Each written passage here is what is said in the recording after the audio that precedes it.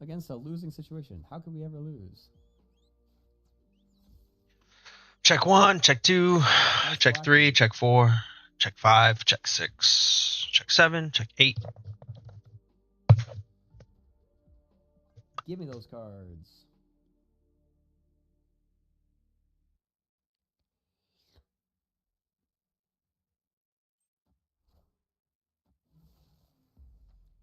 Check 1, check 2, check 3, check 4. Miss Marvel.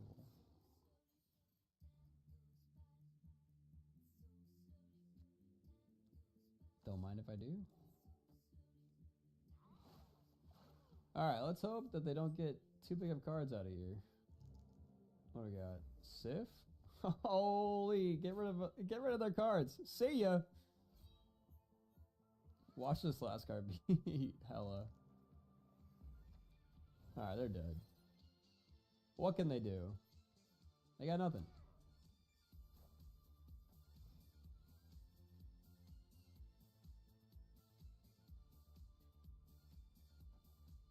Let's see what they got. He has Ghost Rider. Okay. Let's pull it out of his hand. Okay, what does he have now? Doesn't look like Ghost Rider. Chi. Ghost Rider. All right, we're ready to do it. And There's a new where's Marvel the Snap card that Where's came the out, deck? and it's a new season, so I'm I don't excited. see anything. I love this game. Extremely excited. Let's get it. Wait, actually, I want to find something on Stop the YouTube. count.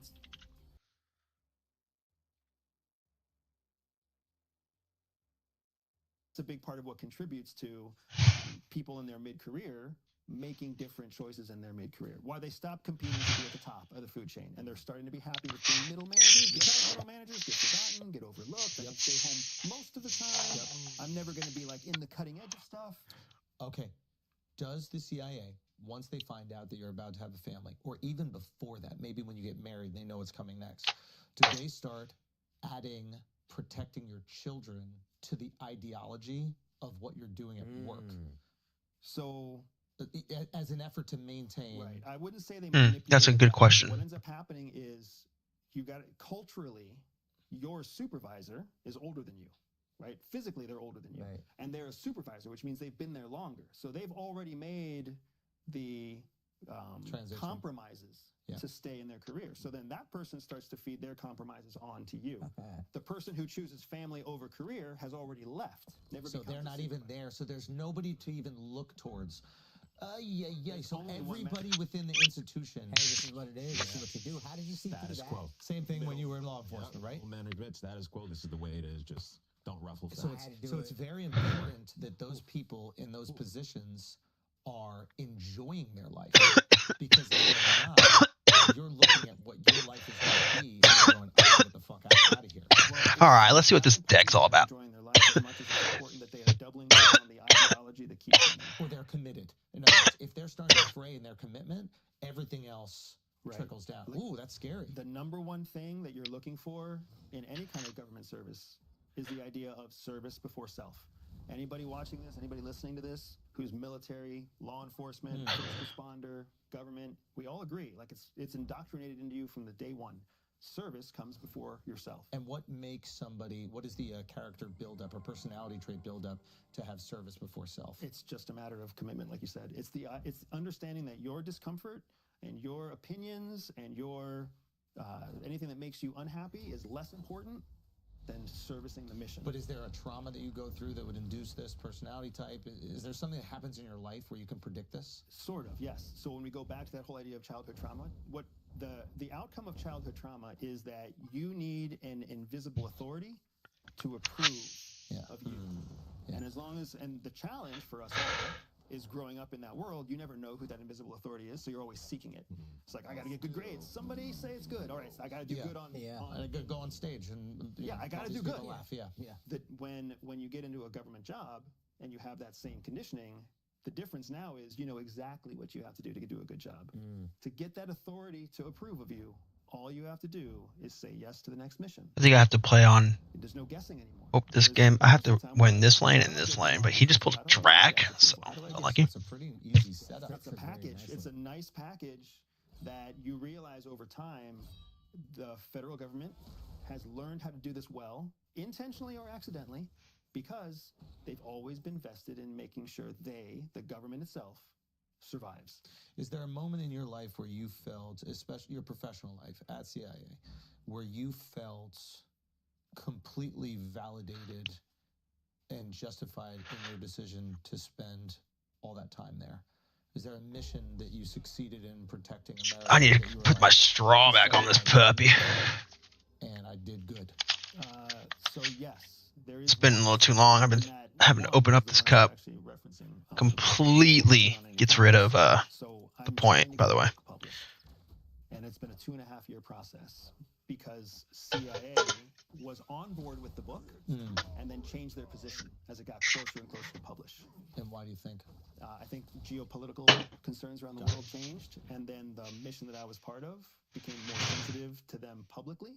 So now they're pushing back. So I actually, after I leave this interview with you guys, I head up to Washington, D.C. in just a few days to sit with CIA to actually hash out how much of this book are you going to keep pushing back on, how much of this book are we going to be allowed to publish, and will we need to involve a court to get this to move forward? Okay. Right? Now, so that's Sorry, I have to pee. go. So the answer to your question is yes. There is absolutely a justifiable mission that I look at, and I'm saying it was all worth it. But you can't share it with us right now. And that's very frustrating because the reason I want to share it, I love you guys. I'd love to share it with you. I want to share it with my kids and my grandkids and my great grandkids who I'll never get to meet. This is a part of your legacy. But this process must be difficult. Is the book already written? The book's already written. So how do you have editors and Great question. people like review it And- if there's kind of like Really? it's not supposed to be seen? So this is the challenge because the geopolitical environment changed. Ryan We had everything approved and worked on. Ryan and written out. pulled a fucking drag. So there's that. National security. So it was approved. It was okay. Got it. But this deck looks fun, so I want to fuck with it a little bit. But that's how it works. I mean, the reason that so few CIA authors exist is because of the exact problem that you said. Like, how do you get an editor to look at something if CIA has to look at it first? And what if CIA looks at it and they take too long or whatever else? And publishers lose their interest and editors lose their interest and whatever else. Whereas for us, we took a different approach to it. We took kind of like a systematic approach where it's like, hey, here's what we want to write about it. Do you approve? Here's our outline for what we're going to write. Do you approve?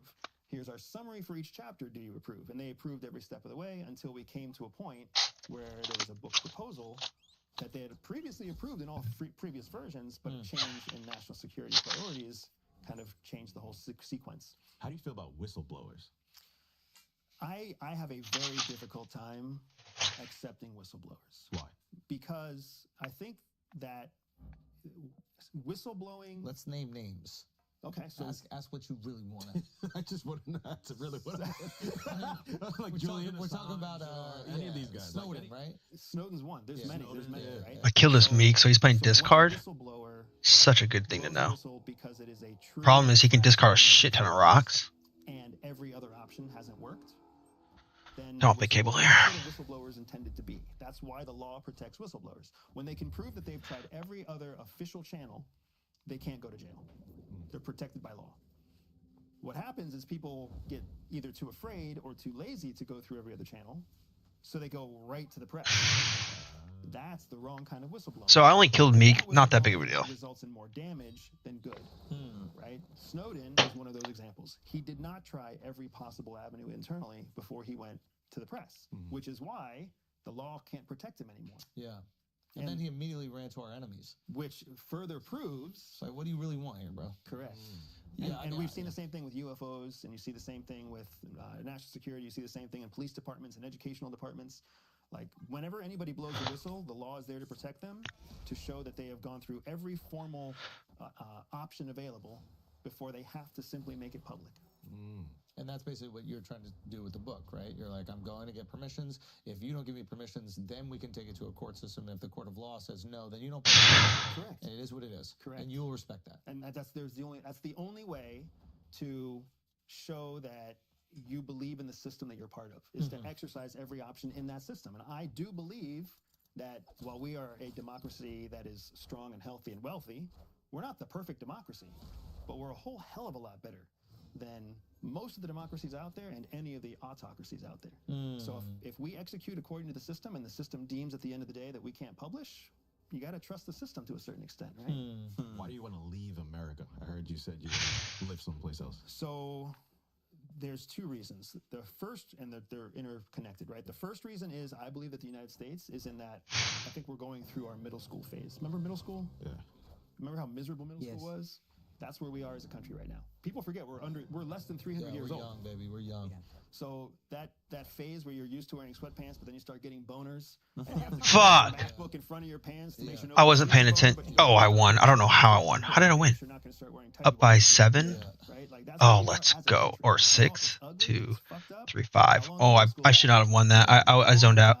And it didn't But I'll get take the better in win. high school, right? Like, so we are going through a very awkward phase as a country, and it's going to be long, and it's going to be slow, and it's going to be painful. You, in your estimation, what is long? 10 years. It's not that Yeah. bad. What It's is the gonna be pain that we'll endure? economic pain, the loss of public influence, of international influence. We're going to start finding that we're friends with the wrong people, right? Like you're seeing that happen now in Israel, Palestine. You're seeing that happen in Ukraine, Russia. Like you're seeing it happen in NATO. 4 years ago, if you were to ask anybody, they'd say NATO is strong. America has all the right allies, right? America's the best. Well, now you've got NATO is fracturing. The European countries are coming out and saying that the United States shouldn't be part of NATO. And those were our closest allies, right? France, Spain, Germany are coming out and saying, we shouldn't listen to the United States anymore. Why do we listen to them, right? You can't get funding for Ukraine right now. You've got the president and you've got the vice president and the head of national security inviting Israel's opposition leader to come to the United States because they can't talk to Netanyahu, right? And that's Israel. I mean, Israel is one of our closest allies in the world. And right now, Biden and Netanyahu are at odds. So you see this playing out, and this is just within the last, 6 months to 2 years. So when you start to project that forward, there's a presidential election coming up in November. There is no good outcome. Yeah, what do you think happens in an election? Nothing good. But give me an example. Can you say that to say you don't like any of the candidates, or First of all, I'm saying that to say nobody likes any of the candidates. Okay. There's nobody out there who's like, Trump is the right choice, and there's nobody out there There's a saying lot of people Biden saying is that. the right choice. There's a lot of people saying Trump is the best choice. There's not a lot of people saying Trump is the right choice.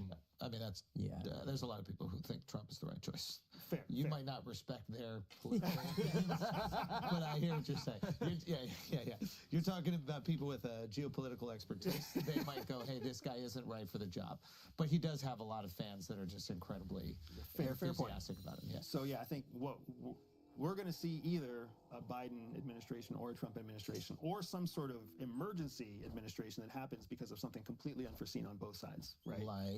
Like Biden's elected and then he has a heart attack and then there's an emergency administration, or Trump's elected and then some criminal conviction comes through that makes it so his ability to serve as president is limited, right? There's all he's sorts also of 82, so it's not like there's all sorts of surprises that can happen. So you have to leave space for surprises, right? Yeah. But in all three scenarios, it doesn't make it easy for the average American. And how is our quality of life impacted, and why would you want to leave that? So I want to leave because I want to leave in the next 4 years, or in about 4 years, because it's not my quality of life that I'm concerned about. It's my children's opportunity. And whatever comes next in our country, one way or the other, the generation that's going to pay the penalty is our children. It's not us. Well, sorry, here's where I'm stuck. I thought you said it would be about 10 years, the awkward phase. Right. What do you think comes after 10 years? Is it not good? After 10 years, it's going to settle out.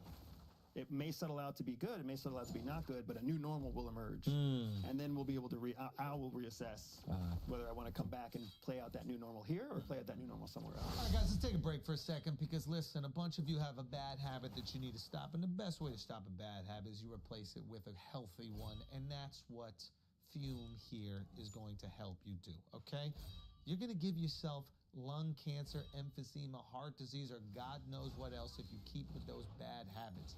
Instead of quitting cold turkey, which is damn near impossible for a lot of people, here's your solution. It's Fume, okay? It's not about Let's see who I can Ireland here. Is there anything worth the Ireland? Not really. Makes it better, healthier, and a whole lot more enjoyable. enjoyable. Fume is an innovative, award-winning flavored air device that does just that. Instead of vapor, Fume uses flavored air. Instead of electronics, Fume is completely natural. And instead of harmful chemicals, Fume uses delicious flavors. Listen, you get it, okay? Instead of bad, Fume is good. It's a habit you're free to enjoy and makes replacing your bad habit easy. Your Fume Fuck. an adjustable air. Yeah, I kind of figured that actually. Right here. It also is great for fidgeting. You hear that nice little clicky sound.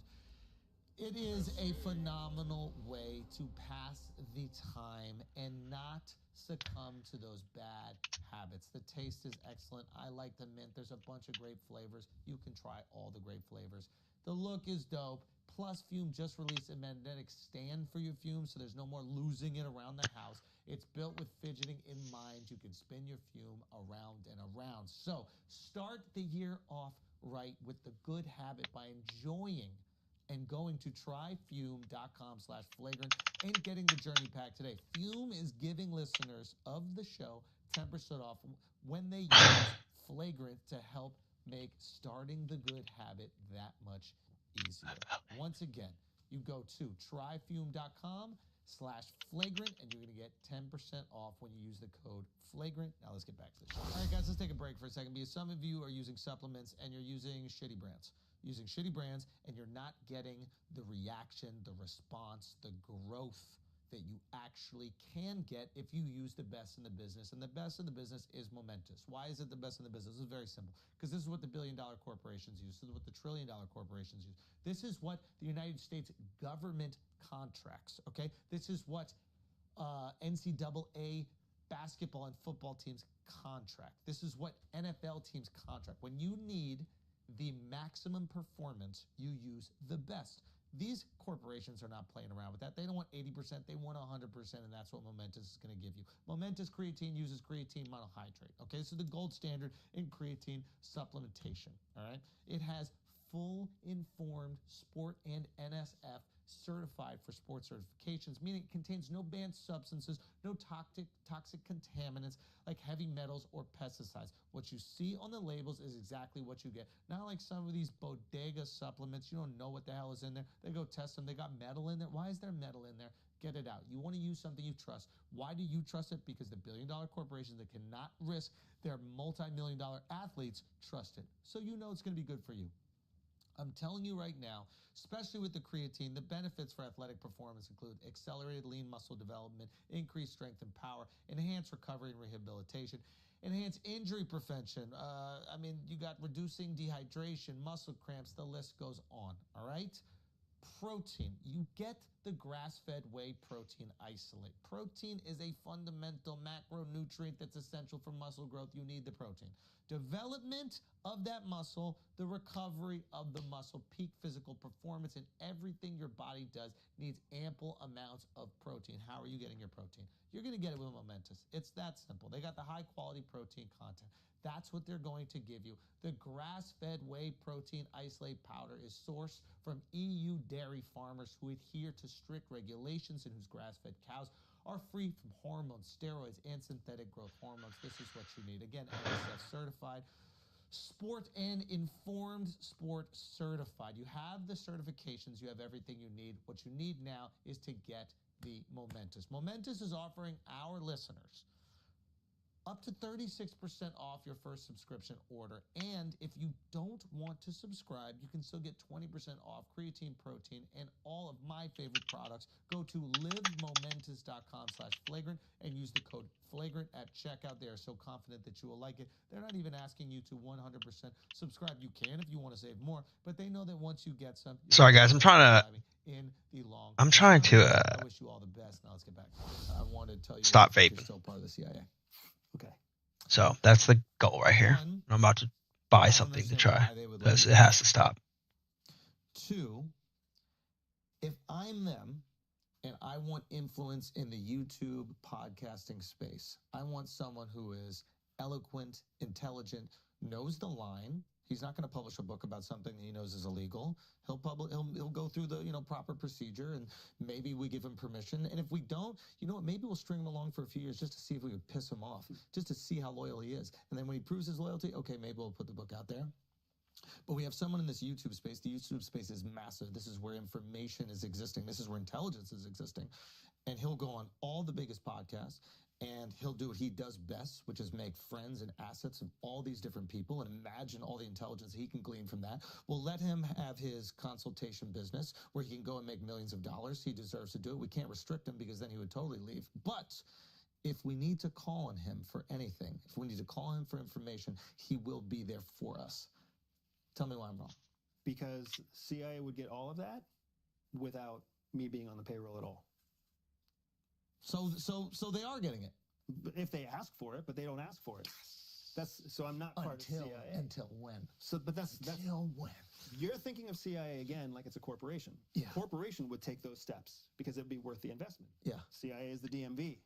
The DMV would take those steps. What about it? Yeah, right go. now, CIA as a bureaucracy, they are very confused about what to even do with me. Yeah, what do they think of you right now? Have you spoken to them at all? Yeah, it's a mixed bag. It's a split decision there. Can you give me both sides? What Yeah, they're saying? so there is the one camp, which is the older school camp, which believes that anything we do that capitalizes on our service and our time at CIA and using the term CIA is just us shilling out our background to try to make a buck.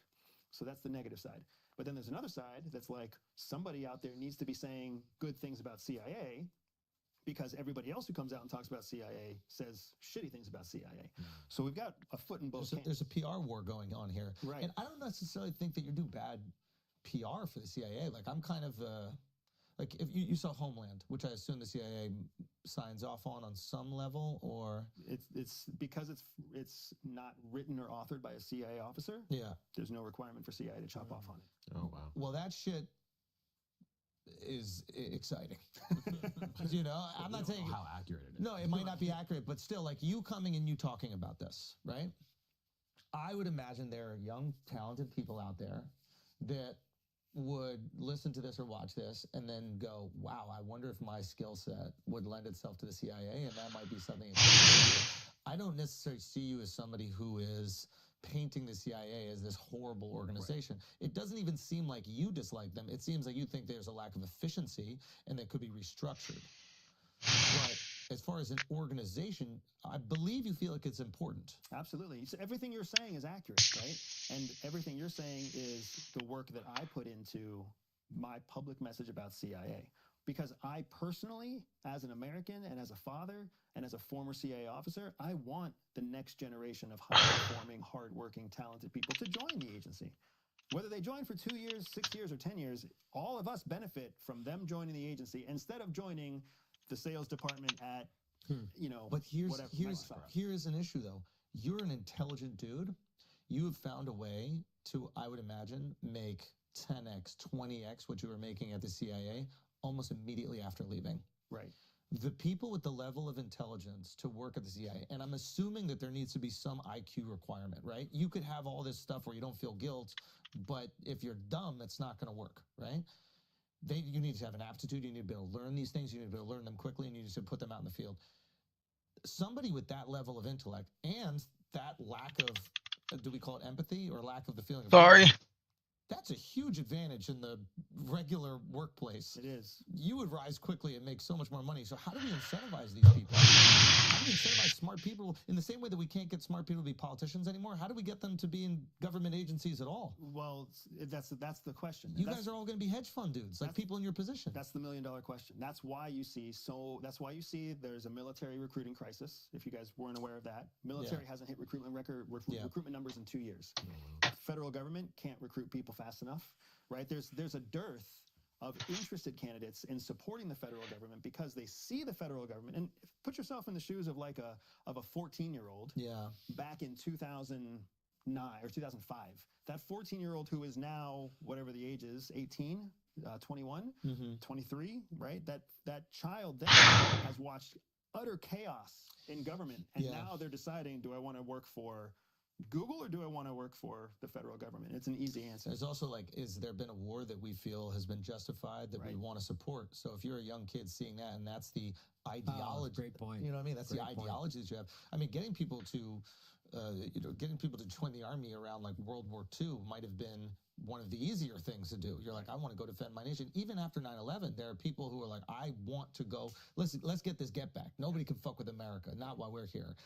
So I guess it is up to America and the powers that be to make sure that whatever wars we're engaging in are just enough to sacrifice our lives. Okay, let's And play some if games. there is waning military support, that's on you. Correct. Do you know what I mean?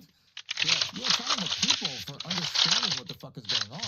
If you look at veterans now, it's shocking how many veterans exist right now that do not want their children to join the military. When it used to be a I didn't Here's a even rite of know it passage. used to be Yeah. like that. It makes sense. Yeah. Completely logical sense. But the only veterans I know are like, I would never. But that wasn't the case. It was They don't my even- grandfather was a captain. A big part of the reason I was military. My uncle was in the military. My mom was in the military. My stepdad was in the military. My aunt was in the military. It's what you do. So because it was so easy to recruit, did that make them lazy when it came to like supplying services for vets? And then now they're in the opposite situation. I think yes and no. I think it was easy for them to recruit, so they didn't pay attention to what you do on the tail end of that person's career. So Right. yes, I think there's validity there. But I think the larger thing that happened there, Man. as the information age, I'm looking for also something real quick. 20 years in the military, Brother. between 1990 and Oh, he's 2010 annoying as shit. is a massive 20-year transformation in technology. Yeah. So then we all woke up to the fact that the reason that there is a veterans affair, there's a reason, the reason you get lifetime medical benefits is because What? the US military, they don't care about your health and your well-being and your mental health. Like, you're there to be a cog in a war wheel.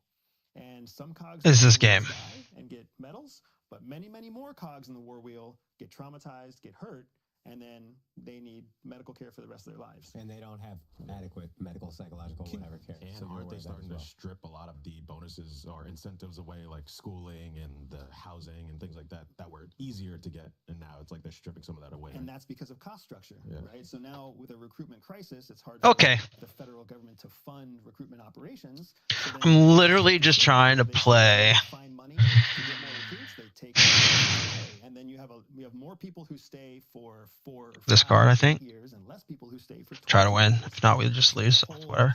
the economics of military and government shift. Can you explain to us Scary stuff. I could snap here, I think, because if he doesn't play anything, I just win. industrial complex is and how the CIA plays a part in it? So the short hard hitting answer is that the military industrial complex is our economic security blanket. That's what it is. The reason that Can I beat this? love I need war is because to war ends recessions. 5, And the reason that war ends recessions 8, is because the military industrial complex spins up. 3, Thousands of jobs are made. Yeah. Massive 5. That's 9. People make a whole hell of a lot. Let's try it this way.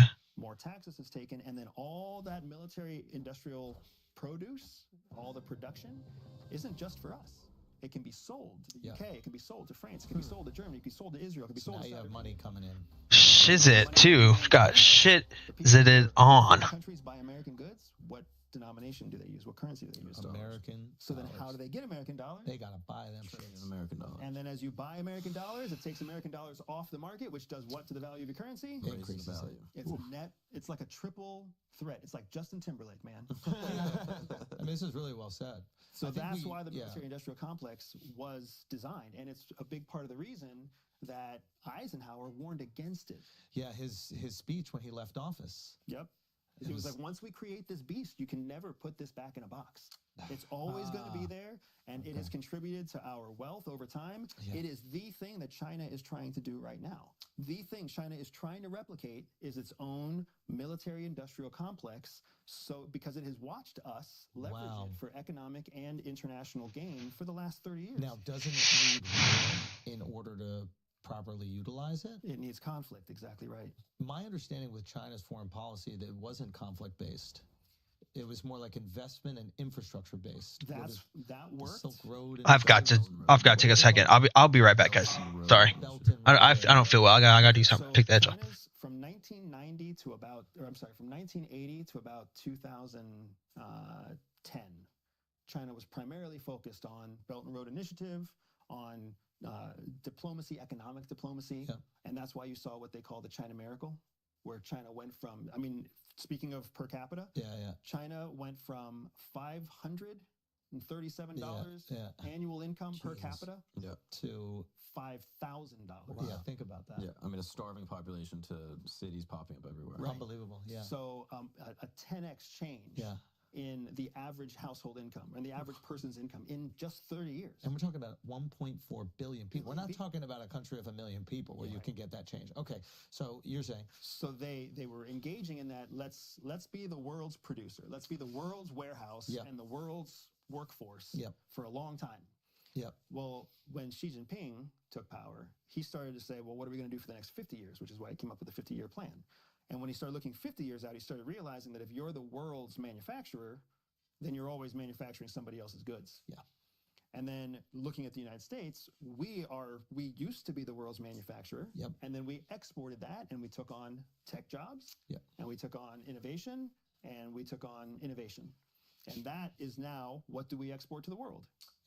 So now if anybody wants to import an American good, like, yes, they might get rice and strawberries sometimes, but most of the time they're importing financial structures, they're importing technology, entertainment, big stuff that has IP behind it, not actual tangible plastic goods. Interesting. So on the military-industrial complex. Real quick, I just want you to explain. So you're saying now China's going to transition into military-industrial complex, which would mean that they would need conflict.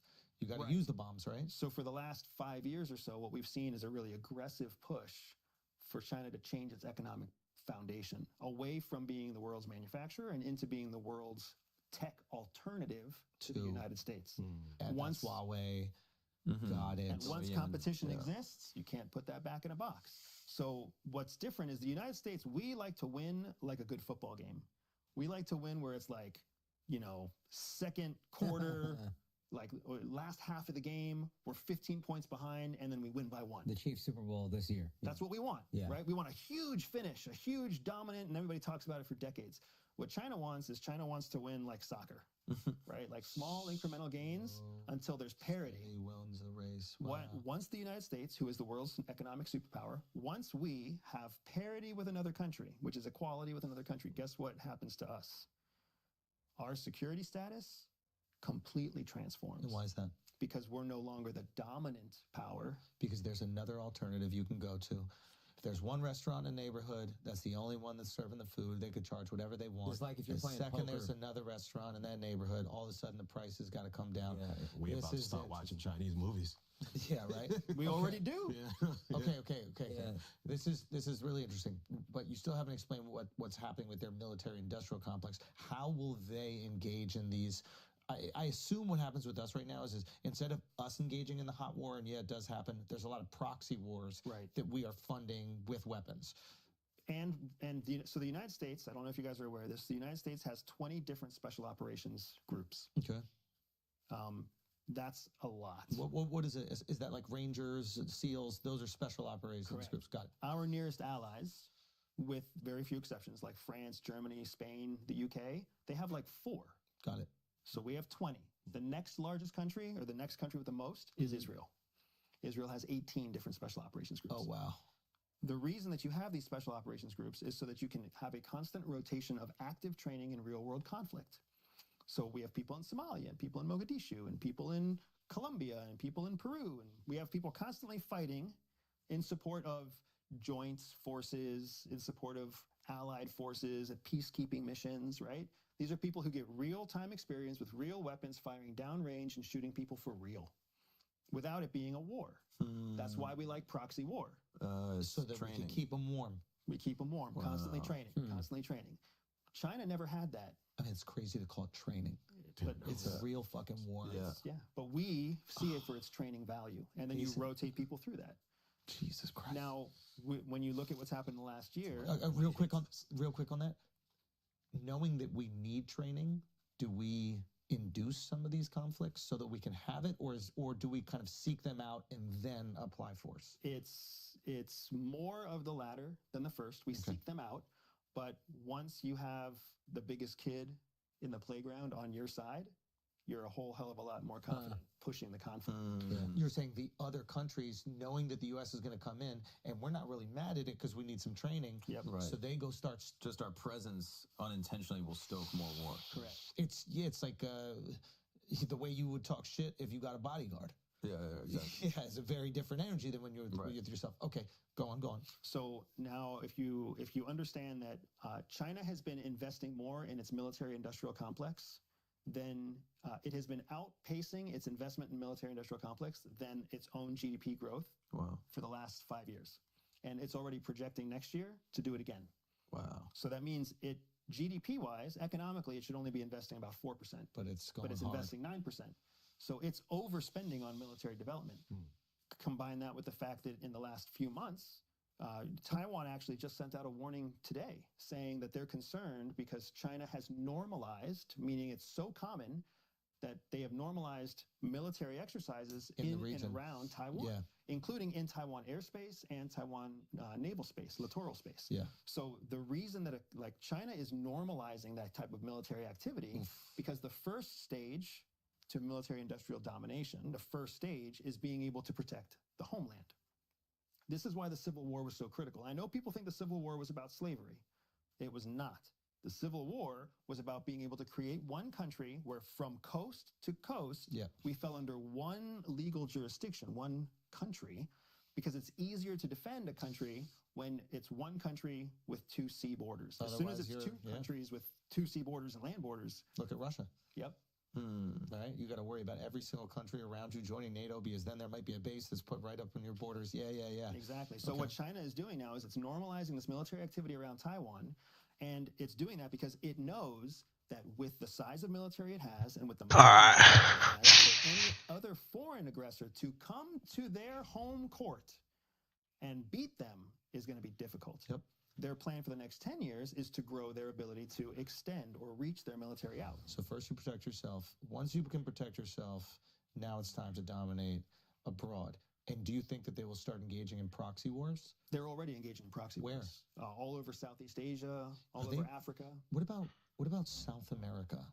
South America Are they involved in Venezuela? So South America is interesting. I can't speak knowledgeably on it right now. Okay. What the Chinese have found is that because of the rapid growth they had from the 1980s to the 2010s, they had a surplus of revenue, surplus of money. So they could throw that money around. That's what the Belt and Road Initiative is. The Belt and Road Initiative made it so that China could extend loans to impoverished countries at rates that no Western country could compete with. Yeah, they were beating the World Bank, right? And the World Bank gives you the loan, right? Specifically low, so they can put you in the debt and whatever.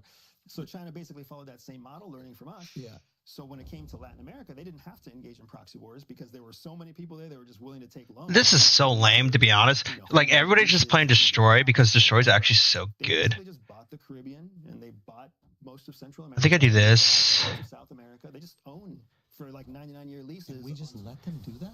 We tried not to, but the United States is a capitalist country. Okay. We don't extend loans that are going to default. We can't do that because of checks and balances. So then we rely on foreign aid to do it. Well, guess what happens with foreign aid? Foreign aid is not reliable because if you're hot, you get lots of foreign aid. If you're cold, you don't get lots of foreign aid. So when you're the corrupt leader of Panama and you're like, which of these two choices do I take? That one. So do you think China is the next superpower? I would assume it's China or one of the Middle Eastern countries. Yeah, so China's the one that's the closest.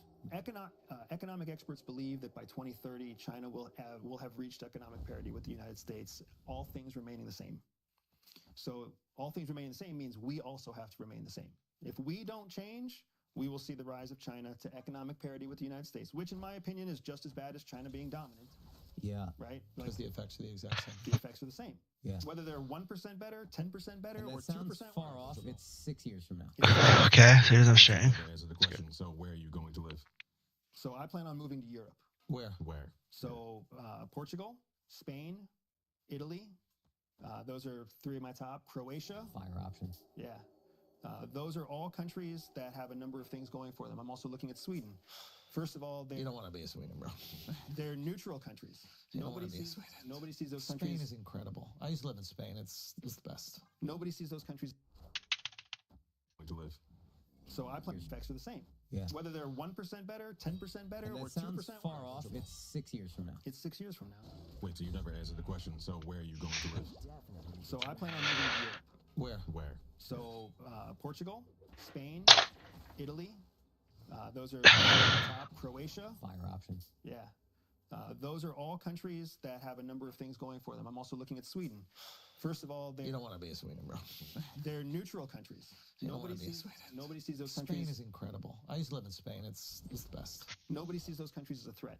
Yeah. So as the economic superpowers of the world start to fight over everything, Yeah. that fight's not going to Poland, or that fight's not going to Portugal. That fight's not going to Spain. Oh, you're worried about hot war. I'm worried about hot war. I'm worried about economic war. I'm worried about the forcing of policy, like domestic policy in foreign countries, because that's essentially what both the United States and China do. The United States, we're no innocent country. Like, we force our policies. We force domestic policies in other countries. That's why democracy grew, was because we forced it. We basically said, you have to have free and fair elections if you want our money.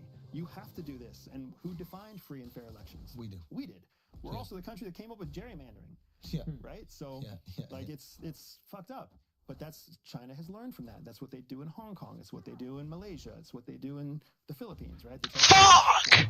Andrew says this a lot, and I think it's true. Oh my god, I knew I pulled. That was so bad of me. Yeah, destroy is just not it, dude. Destroy is not it.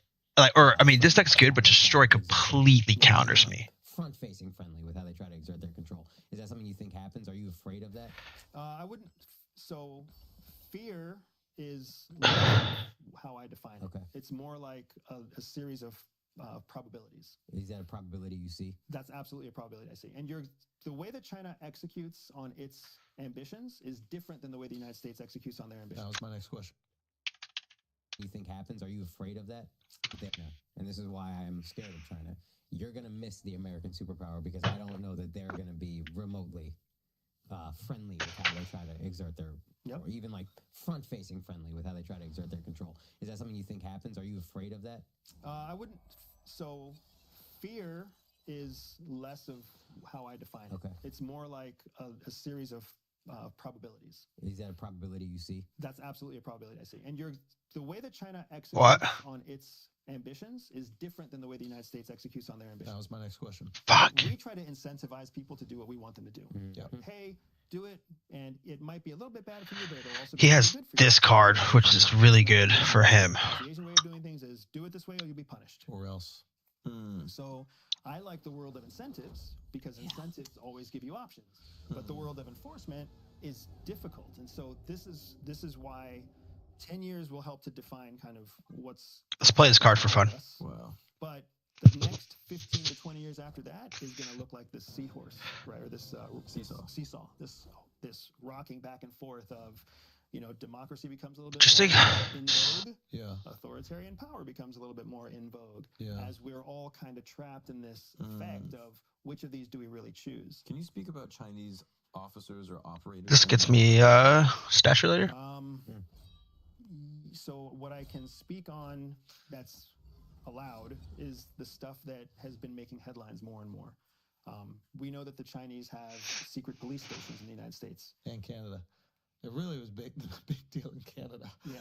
Everything's a bigger deal in Canada. Yeah. Maple syrup's a bigger deal in Canada. Yeah. But and they do that because at the core of the Chinese experience, like we talked about the American experience, at the core of the Chinese experience, you are Chinese. Mockingbird. Interesting. That's ideology that we were talking about. Right. So you have such a close tie to your family and you have such a close tie to the homeland that even if you are a Chinese immigrant, you're still fighting for your family and for the homeland, right? It's still your first loyalty. It doesn't mean it's your first loyalty by like 99-1. It could be 60-40. But This is hard. And you are oftentimes responsible for caring for the older generation. You can't Shang-Chi anything over here. So I don't think I think I could just win like that there. Until you can bring them to the United States. So I could just do something else and just win there. So I think I do this here. I don't think it's a specific. Play this here. Juxtaposing it to the U.S. See what happens. In the United States, mom and dad have a retirement fund, and they have Social Security, and they save their own 401k. Right. And if they didn't, well, why the hell didn't you do that, mom and dad? That's Yeah. on you. Yeah. Yeah, like now you're draining on me. How does it feel that the grandkids are eating ramen because 'Cause you of can't you pay guys. your diabetes bill or whatever it is, Yeah. right? Like that's a whole different mindset in the United States. Yeah. So stuff like secret police stations that are not sanctioned, the incredible amount of Chinese intelligence collection that happens here. In the last week before coming here, we had a military person, a U.S. military officer, or sorry, U.S. military enlisted person, get arrested for Chinese espionage. We had Google, a technician at Google, got arrested for Chinese espionage. Wow. Right? So the Chinese are actually actively recruiting from our tech sector and from our military. And that's just in the last 7 days. When you look at the prosecuted cases of Chinese espionage in the United States over the last 5 years, it's record breaking. More intelligence espionage case arrests, just arrests, than ever before. Every time there's an arrest, our rule of thumb is for every one arrest, there's 9 more operations that haven't been caught yet. Wow. So it gives you an idea of how active the Chinese are against the United States. I don't want to paint the Chinese out to be a bad guy. They're just doing the same shit we do, This is the game. but we're the big dog. They're trying to become the big dog. They're a little meaner dog, though. They're a very different breed. What is their offer for espionage? Is it just money? So the offer for espionage, when we talk about the offer, we have to remember it goes back to those 4, right? Those 4 ideologies or those 4 motivations. Reward, we usually associate with money. But reward is not about money. It's about what you will do with the money, right? Oh, yeah. You guys don't work for money. You might think at surface level, of course I work for the money. No. You work for what you're going to do With the money. with the money. Okay. So what the Chinese have learned about our culture is that in our culture, we all brag about the money and we keep secret what we're going to do with the money. It's really there because I'm worried that my kids might not have enough money for college. It's really there because I'm worried about when I get older and I get sick. It's there because I'm worried about something or something else. So when they make a plea for us or when they make an offer to us for money, oftentimes it's because we're already in debt and we've made bad financial choices because our culture is a debt-driven culture. And we're also worried about money in the future because we're already in debt. So it makes it very easy for them to come in with a monetary salvation. Wow. And we're like, oh shit, yeah. I mean, my secrets are worth that much to you Yeah. because my own government doesn't think they're worth that much to them. 200K in student loan debt. Even though I work at Google, I still have a lot of debt. I'm worried. Yeah. Yep. And then you've got the whole, the ideology of the United States also includes cultural ideology that doesn't exist in Asia. Like, for example, sex is still a taboo topic in the United States. As open as it's become, it's still a very taboo topic, like the whole sexual deviancy thing I was just telling you guys about, right? We don't really like to talk about what our particular kink is with just anyone. We don't really like to talk about how often we have sex or don't have sex with our spouse or our girlfriend or whatever else. We don't like talking about whether or not we explored homosexuality in college. There's all sorts of stuff that we don't talk about that Europe talks about on the front page of the newspaper, that they'll go out and have drinks and like cheers each other and Is talk about China it. way more comfortable with it? No, but I find China, that hard to believe, yeah. they're not more comfortable with it, but they know we are uncomfortable with it. So they know how to present us with what's known as, in colloquial terms, sexpionage. They can feed our sexual interest because they don't have individual freedom. It is what I guess the CIA accused Trump of doing with Russia. Like, oh, you got peed on. You don't want anybody to know that. We got you to get peed on. Now we hold this power over you. China will do that to someone in the U.S. That's the C in rice. That's coercion. Blackmail is coercion. The other option to that is you get a Chinese girlfriend, a discreet, quiet, beautiful girlfriend who goes where you need her to go, when you need her to go there, and she treats you like a king every time you arrive. So every couple in Williamsburg is just spies. I mean, it's not a far off accusation, right? Yeah. But no, but I find China that hard. also anyone. We don't really like to talk about how often we have sex or don't have sex with our spouse or our girlfriend or whatever else. We don't like talking about whether or not we explored homosexuality in college. There's all sorts of stuff that we don't talk about that Europe talks about on the front page of the newspaper, that they'll go out and have drinks and like cheers each other and Is talk about China it. way more comfortable with it? No, but I find China, that hard to believe, yeah. they're not more comfortable with it, but they know we are uncomfortable with it. So they know how to present us with what's known as, in colloquial terms, sexpionage. They can feed our sexual interest because they don't have individual freedom. It is what I guess the CIA accused Trump of doing with Russia. Like, oh, you got peed on. You don't want anybody to know that. We got you to get peed on. Now we hold this power over you. China will do that to someone in the United States. That's the C. We played the same deck. It's hilarious. Well played, Betty. You get a Chinese girlfriend, a discreet, quiet, beautiful girlfriend that goes where you need her to go, when you need her to go there, and she treats you like a king every time you arrive. So every couple in Williamsburg is just spies. I mean, it's not more comfortable with it, but they know we are uncomfortable with it. So they know how to present. They're not more. We don't like talking about whether or not we explored homosexuality in college. There's all sorts of stuff that we don't talk about, that Europe talks about on the front page of the newspaper. That they'll go out and have drinks and like cheers each other. And Is talk China about way more comfortable with it? No, but I find China, that hard to believe. Yeah. they're not more comfortable with it, but they know we are uncomfortable with it.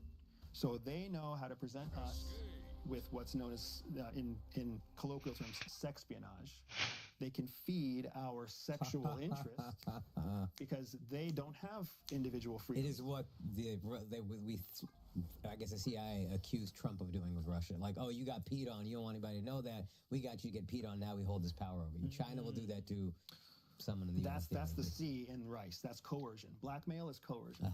The other option of that is you get a Chinese girlfriend, a discreet, quiet, beautiful girlfriend that goes where you need her to go, when you need her to go there, and she treats you like a king every time you arrive. So every couple in Williamsburg is just spies. I mean, it's not a far off accusation, right? Yeah. But you want to know why all those? I mean, there's a real problem with American academics traveling to Asia. And the reason that it's such a problem is because they land in Kuala Lumpur and they have their Chinese girlfriend waiting for them for 4 days that their spouse doesn't even know about. All taken care of by the academic institution that invited them there. And those girls might not start as operatives. They might just be Actual some mistresses. hookers or mistresses or whatever, and then they become an asset of an operative, right? Yep.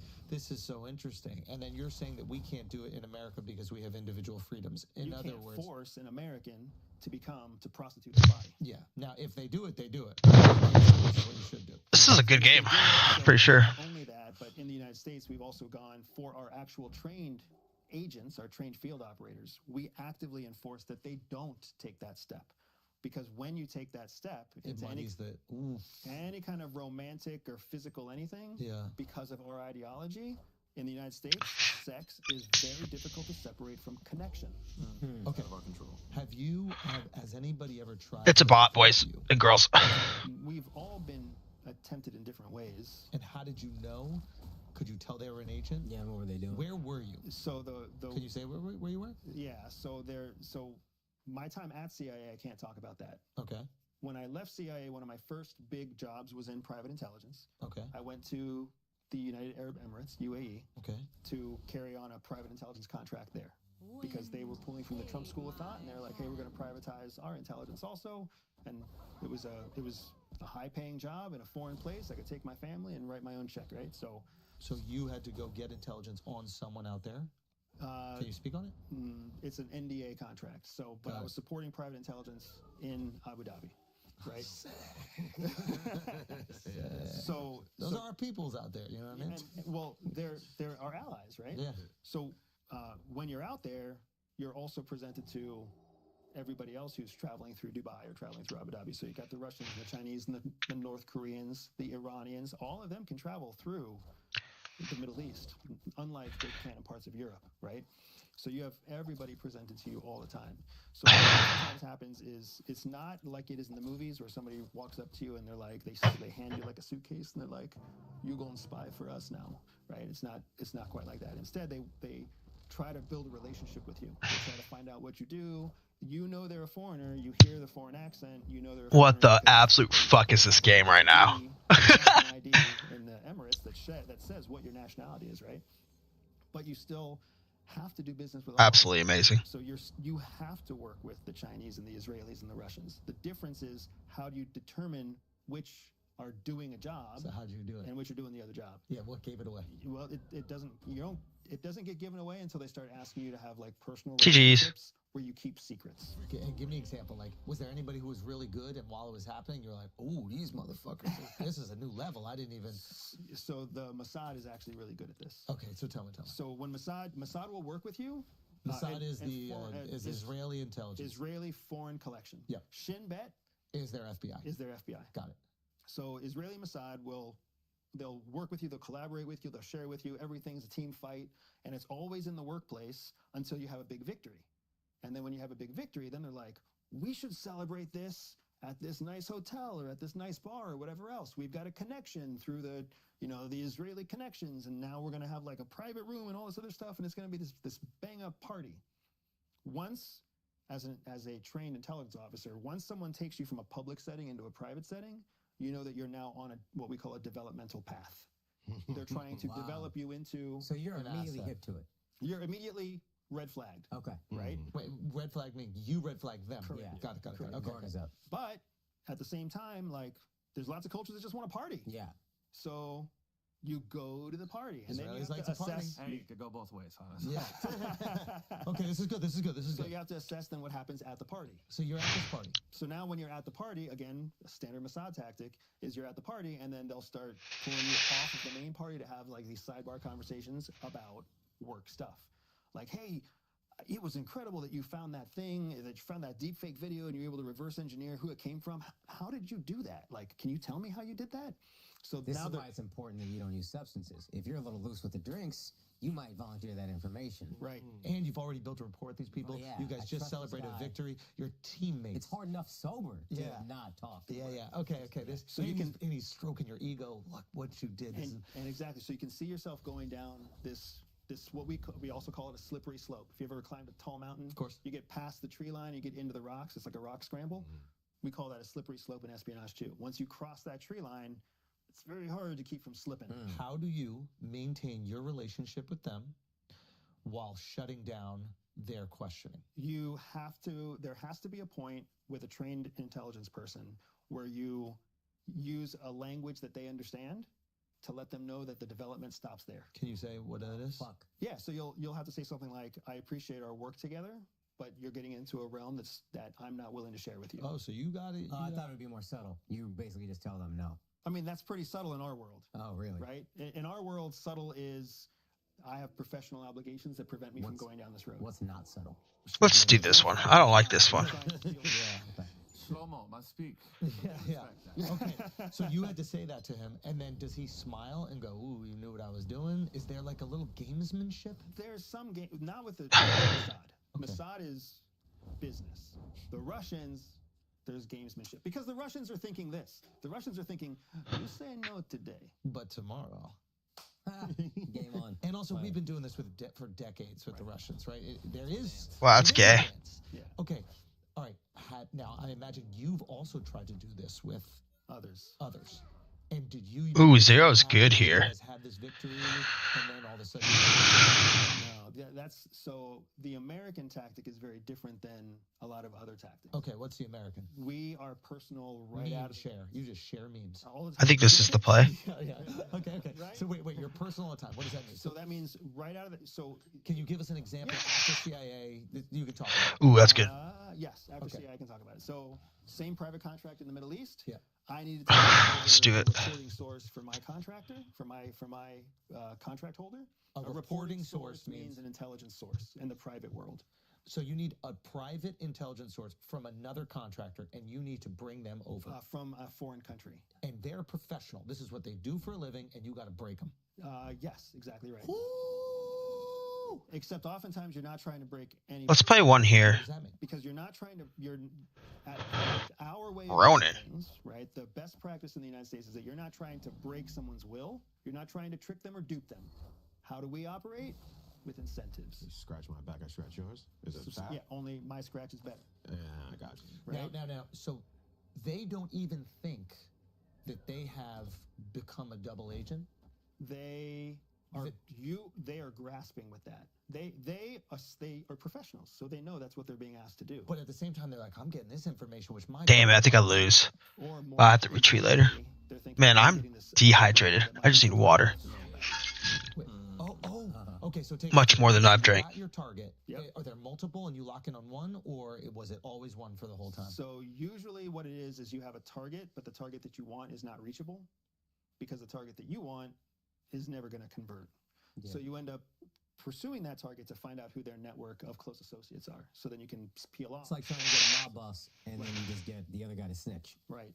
So that's more of how it actually works. And then when you actually find your way to the associate, ideally the associate has the ear of the I gotta get some water. Be right back. So now by influencing the associate, you influence the primary target. Okay, So then when you approach the associate is trained, but the associate also has their own challenges because can you give me the story? Can you give me the story of how it happened? I can give you, it's still NDA, but I can give you some of it, right? Okay. So I approached my associate. You guys are already have a rapport. You're already working together. Well, I mean, day one, as soon as I know this is the person that I think is going to get me connected to the main target, Yeah. I'm not keeping it professional. I am making it personal. Different than Mossad. Mossad wants to keep it professional until there's a reason to make it personal. Our process is different because our process has to fit our culture and what people stereotypically think of us. Okay, so what will you do? What would you? We got to come over for dinner. Come over for a barbecue. Come meet my kids. Come. Oh, you'll use your family. Your whole world is yours, man. Oh, And there's no guilt in that. There's no Fear? There's fear, but you can control the fear. You can control your security, but the guilt part isn't really. This is a foreigner. Okay, keep going, keep going. Right. So then right away you're like, hey, let's find a way to bond over something easy and surface level. That deck was annoying, to be honest. Women, booze, whatever else. Especially when you're talking to a foreigner, because foreigners have much less brain. Well, they have less sensitivities than a lot of Americans do because we are a Christian culture, at heart. Yeah. So it's much easier to be like, hey, what do you like to do? And you're like, I like to gamble. I like to bet big and lose big. And you're like, well, then let's go do the thing, right? And then when you're there and they lose their ass, then you step in and you're like, man, you got better luck than me because I lost my ass 2 hours ago, so let's put another 500 on you.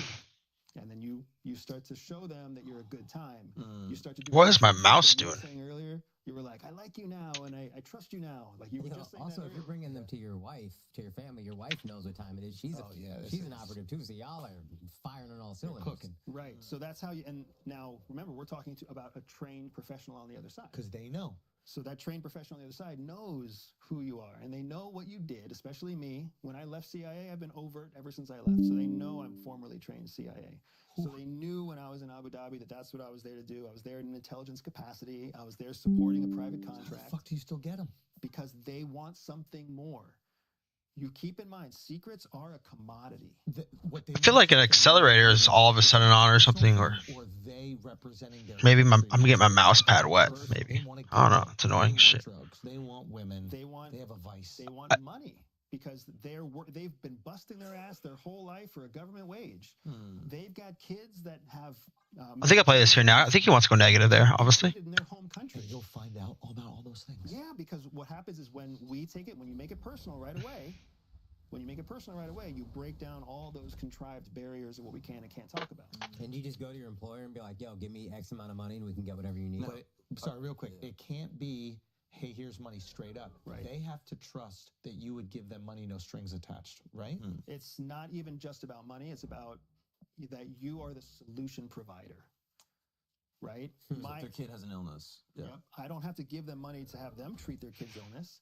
I can make a call to a buddy who's a doctor in Dubai. Again, and you just have to take. I wish I had Shang-Chi in this deck, kind of, because this deck's pretty good, but I feel like Shang-Chi is just better.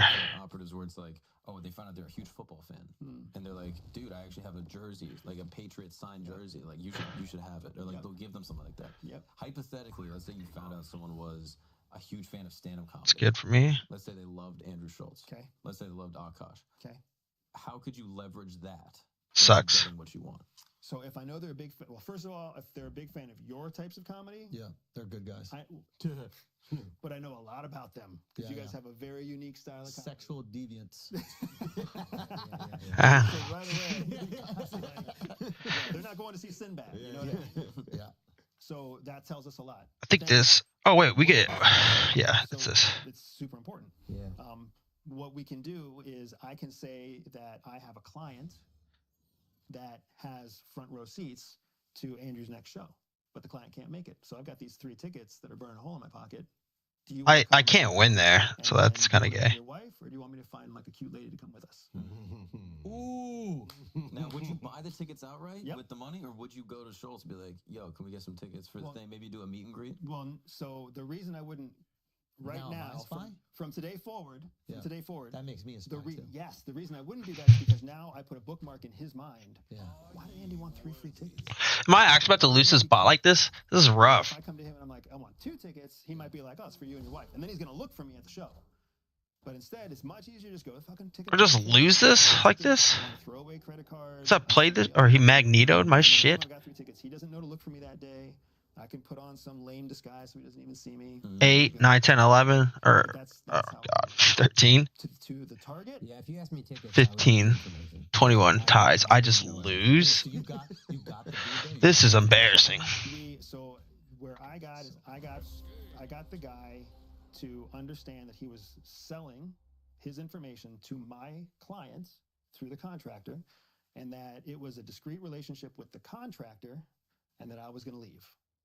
And that's the ultimate goal for us. In the intelligence world, the ultimate goal is to get your target to share its information directly with the institution so that you can exit. That's the ultimate, and that's the game worldwide. So you don't even want to know the information. You have to in the beginning, but everybody who knows the information is. I gotta find what settings is making, it's my mouse. Chain of acquisition of the information. Can you explain why it would be a liability? Like, give me a worst case scenario with it. Sure. So the asset themselves. Is there give you the- acceleration on? Because that shit's awful. Whatever they give you the can of information. Well, now they have to give me that same can. If I take a sip or if I spill it, it's different. And then if I give it to you, you might take a sip or you might spill it. And then by the time it actually gets to the organization, it's only half full. How often are guys like you doing corporate espionage in the U.S.? That must be a massive thing because information is everything in business and competition. So I'm going to be very particular about words. Espionage is illegal. Okay. Everywhere in the world, espionage is illegal. Okay. The only reason that clandestine CIA officers can participate in espionage is because there's a carve out in the U.S. law. Something weird's happening with my mouse. That's really annoying. Trained by the U.S. government and collecting secrets about foreign countries in support of the U.S. government, you won't be prosecuted for espionage. Corporate espionage, industrial espionage, always illegal. There's no carve out to protect those. Hey, we got him. So espionage, as you think of it, the definition of espionage is the stealing of secrets. Corporate espionage shouldn't happen.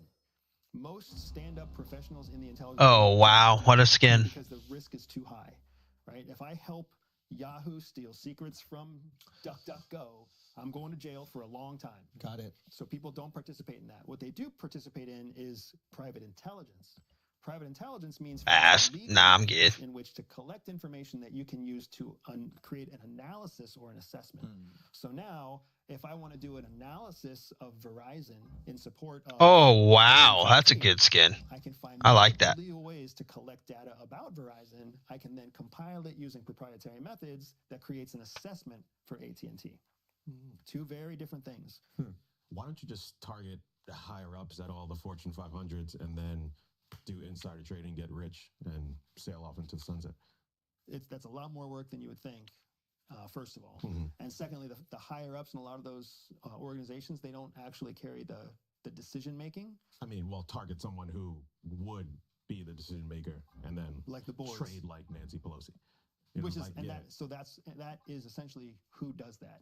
It's the boards of directors in those large companies that usually have that kind of emotes this one? The ones that make the decision what doesn't get approved. You do get this sick ass skin. That carpet. Relationships with boards of directors. Absolutely bonkers. Or other boards of other members of boards. I actually like this season. All right, guys, we'll take a break for a second. All right, we gotta upgrade some shit. Want a way to eat healthy, protein-packed meals, but spending hours in the kitchen to make them absolutely sucks, and we're not going to do it. We're just not going to do it. That's why you got to check out the Flex Pro. We sure love you, but I'm just not in the mood right now. Flavorful food and deliver it right to your door, ready to eat the next day. Tell me that's not amazing. They also have keto, gluten.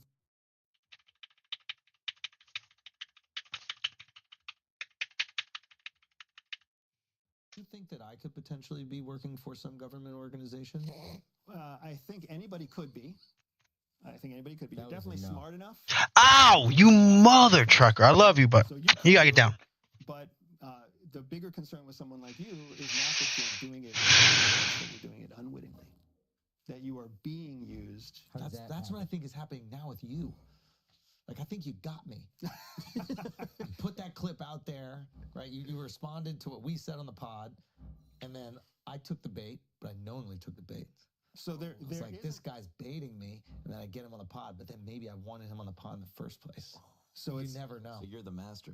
I could be. It's show enough. What country do you think that I would be working for? All right, let's do another Zabu, I guess. Jesus Christ. Everybody knows Mossad. I really have this many Zabu boosters? Too obvious. I've been doing all this rah-rah. I mean, this is no reason to do one after this. This is so sick. That's true. You To be honest, so I'm probably not going to do that. Good Latvian intelligence. Sick. Yeah, he's got that. So that's like, Eastern Bloc. that's like a Division 3 country. I know. I could do Null. Not even a basketball player. No. Is there a country that's I would like a Null. but has outside of Israel that you were surprised by their level of intelligence? Cuba. Really? Makes sense in Cuba's hindsight. yep. Cuba's poor. Cuba's small. Cuba's ostracized. Their intelligence is amazing. And how are they getting their intelligence? This death is sick, but I already have a few death skins. No way I'm buying that skin. That's what's so impressive about it, right? What we've learned to do in the United States is leverage our economic incentive to get people to spy for us. Cuba leverages almost exclusively ideological motivations where people feel bad for the plight of Cubans.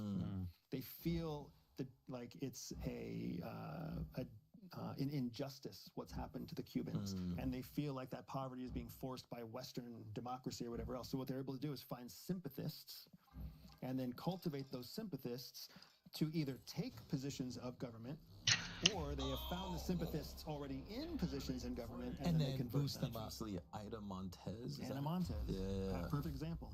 The Anna Montez case is really interesting because Anna Montez was working for DIA and recruited by the Cubans at the same time as another gentleman named William Burns, who was working for the Department of State and also recruited by the Cubans at the same period of time.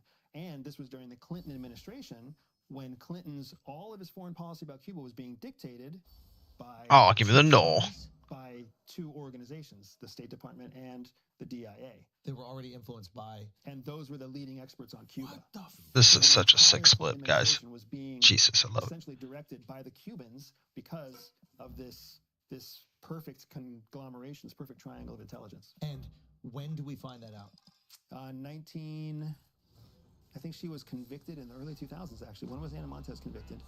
Let me find out. Now, okay. So he's out of office. We Arrested 2001. 2001. Okay, now. Wow. Yes, so the damage had already been done. It couldn't be undone. 10,000. Let's go. 8 years theoretically. Let's go. You don't necessarily need What to a grind that was. and then trick them into allowing them into government. You can get the sympathists in those countries into government. And wow, you probably even see that happening now, right? That's why ideology is the most powerful of all the motives. Think about all the things that fall under, like religion, ideology, nationalism, ideology, academics, ideology, family, ideology. Ideology is a super powerful thing, man. Has any other countries done that to us as well? Yes. So the Russians. Oh, that's right. The Russians. There was Russians are. What was that story? There was a guy who was like he was the head of the investigation unit. I guess what was it in the FBI? It was head, yeah. Robert You tell the Hansen. story. Yeah. Yeah, This is. I mean, I don't know if they made a movie of it, but it should be every one of their movies. Robert Hansen and Aldrich Ames, again during the Cold War period. One was FBI, one was CIA, and the Russians had recruited them both for upwards of a decade. What? So they were It able gets to even more interesting. So they were able to collect information on what CIA operations were in Russia and what FBI operations were against Russia in the United States, while simultaneously being able to influence because these two organizations were actually looking into. And on top of that, the people within those these two guys were so senior that the people within those because these two organizations were actually look for the mole. Yep. Were them. Yeah. So then organizations were actually looking into. And on top of that, the people within those organizations that were hired to look for the mole. Yep. Were them. Yeah. So then Wow. these two guys were so senior that when the mole hunt started, They're like, we'll take long. They hired the mole. Oh. So how does We are the easiest to fucking That's insane. what's the fall then? How does is it? I mean, you would think that's such a powerful thing. That's like having Good a queen on question. a chessboard. Yeah, how did it not work? so how did How did the U.S. essentially win the Cold War? At least that's what I understand the happened. U.S. didn't win the Cold War. Russia imploded. If you remember, the fall of the Berlin Wall was the Soviet Union collapsing. And is that because communism is sustainable, or what? I mean, the way the USSR was trying to run communism wasn't sustainable. And then you But- think China's worked out those kinks? I'm very worried about China. If you can't tell.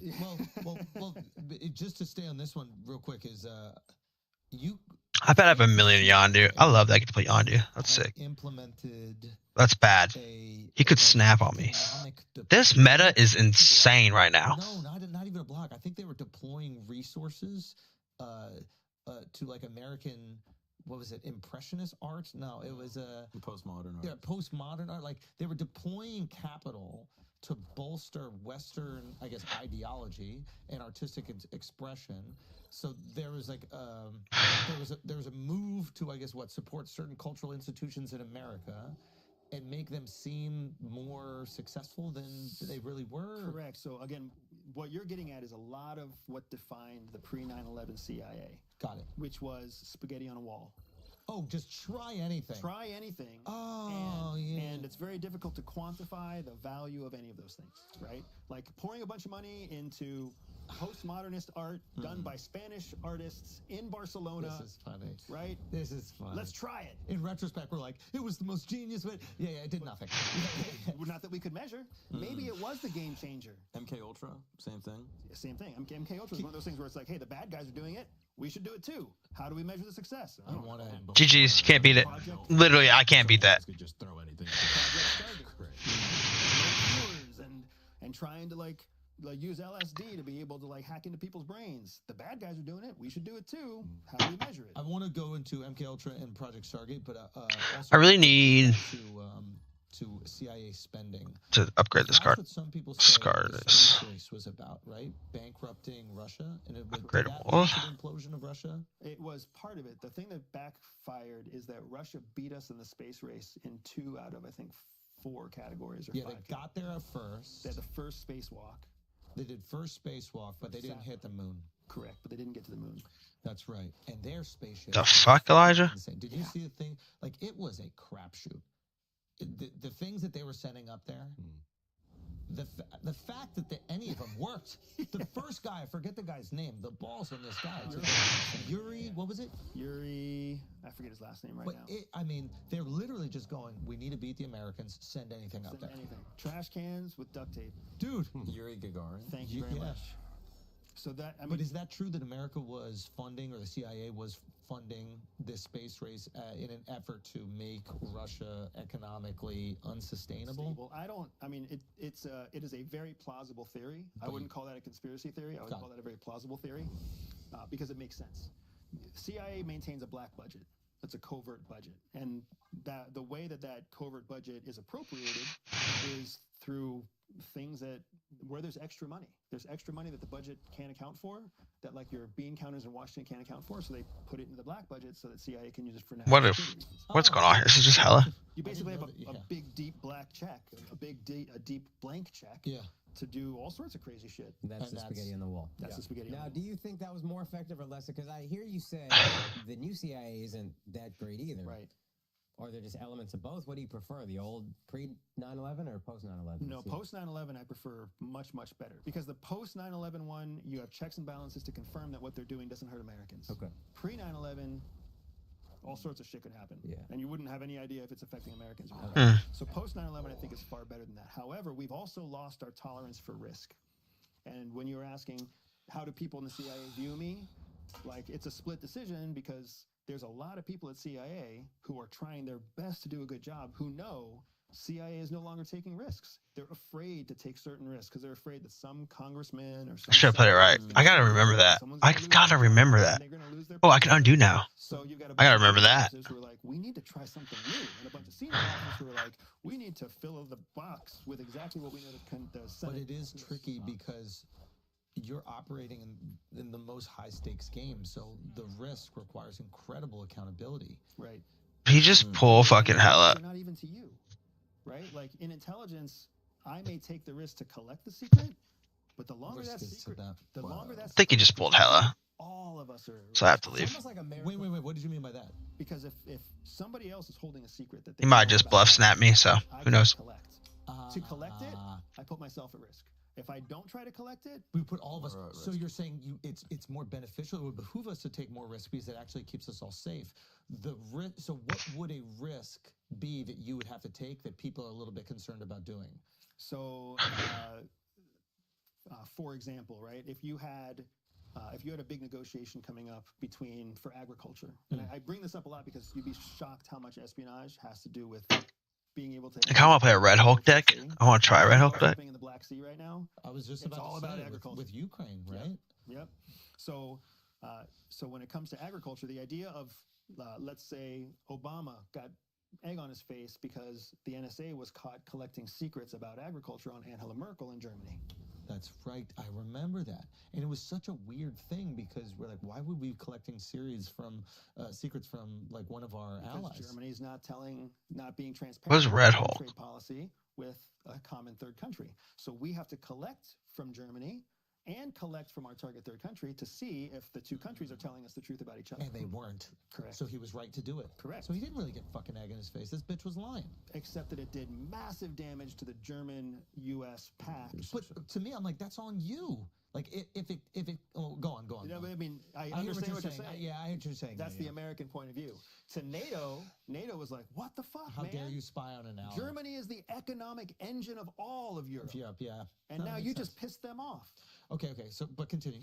So that's kind of how it works. So the kind of risks that you need to take are the risks that there's going to be some kind of flap that makes a rift between the diplomatic relationships between two countries that are supposed to be strong. And everybody's worried about losing their fucking job because if it turns out that the intelligence doesn't really support. Wow. Now we took this big risk to piss off. Destroy, huh? Piss off Germany or piss off Canada, one of our allies, and we got nothing from it. You get canned. Right. So And that- Get me out of this game. When you're talking about Latin America, or These Africa, are you're some talking about crazy meta going on right now. completely lost access to. I don't know. What, this is a whole new world to me. And then we lose all of our global influence.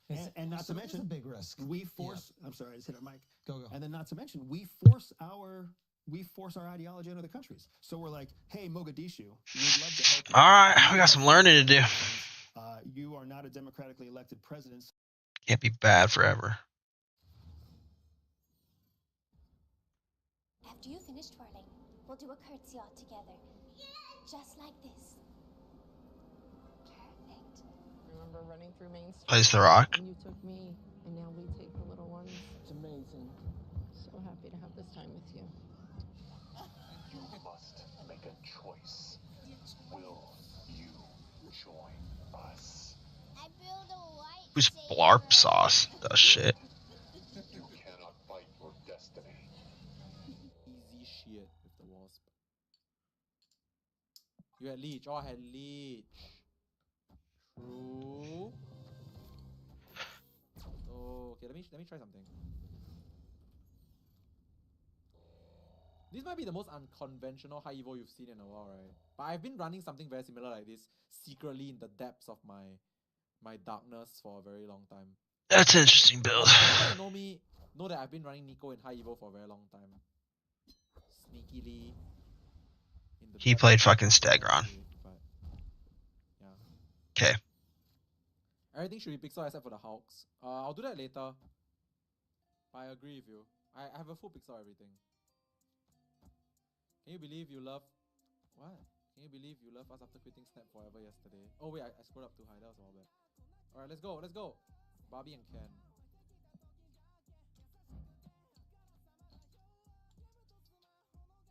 So if you're wondering why I run Nico in this deck, right? I found that the ability to Nico plus Wasp is like some levels of god tier. Okay. And hits me in all the right places. But of course Evo is still Evo as a deck. And when it comes to the Evo problem of being an Evo deck. This is the sus one, right? The person that was sus just now and made the sus plays. Oh my god, we win. What's for McDonald's today? McDonald's today, good question. I need to go and buy the Yu-Gi-Oh toys. Do you guys know in Singapore, are you guys any Singaporean people in here? I need to buy the Yu-Gi-Oh toys. I have 2 sitting in the back, let me show you. Unbelievable play. This is Blue Eyes White Hello Kitty. And this is Dark Magician Girl Kitty. Yes, from McDonald's. Never mind. I win. Anyway, I think I should do this.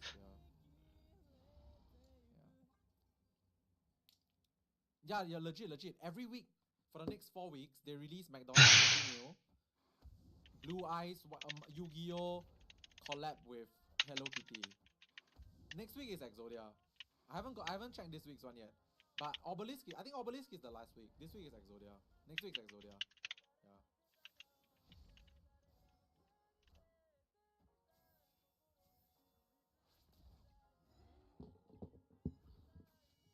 Okay. So I'm a bit not focused right now, but I think I can still win.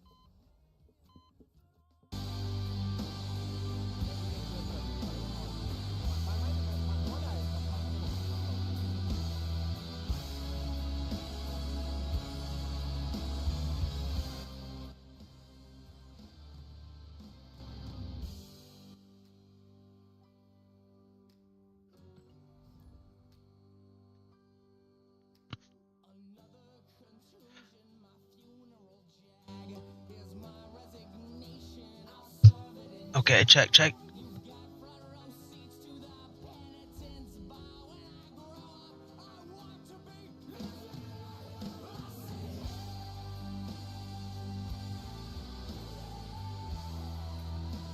This deck's kind of hard to play right now into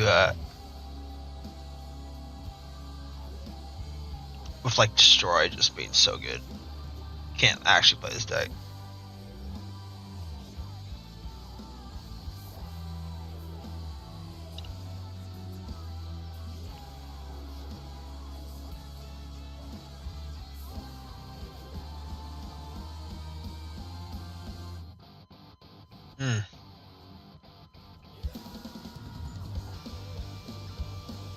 You piece of shit.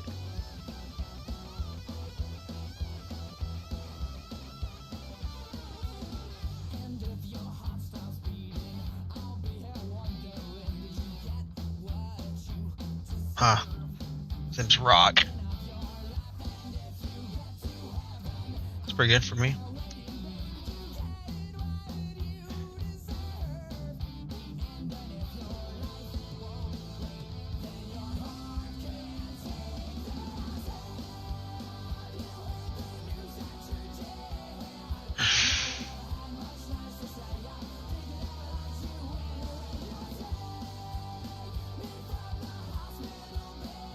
Fuck.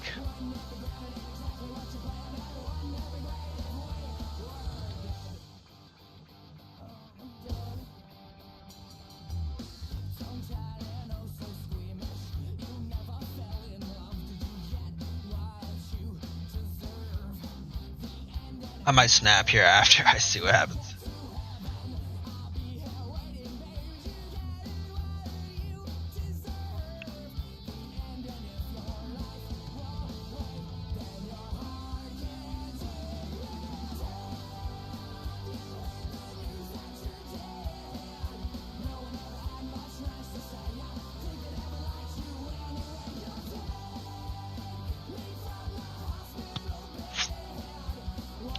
I don't know if he should have retreated. He doesn't really know what I have by deck. I don't really have many big cards. Probably could have won that. Maybe not.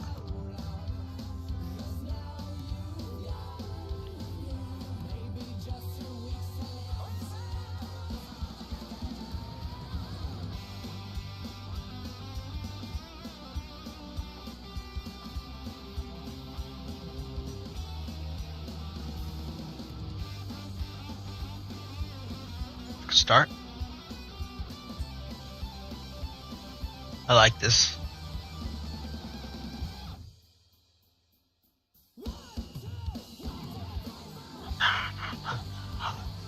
La la la la la la la la la la la.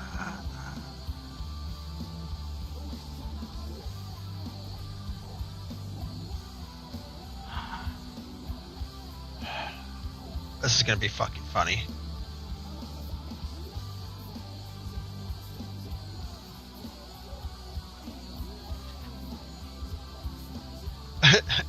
This deck is so fun.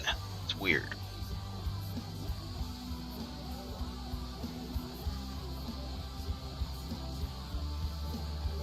That's not that good. Lockjaw.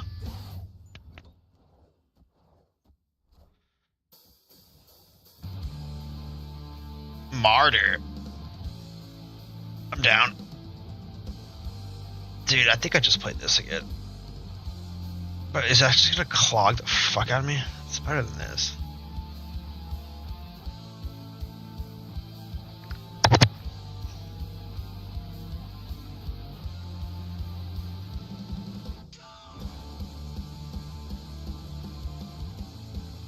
This is amazing.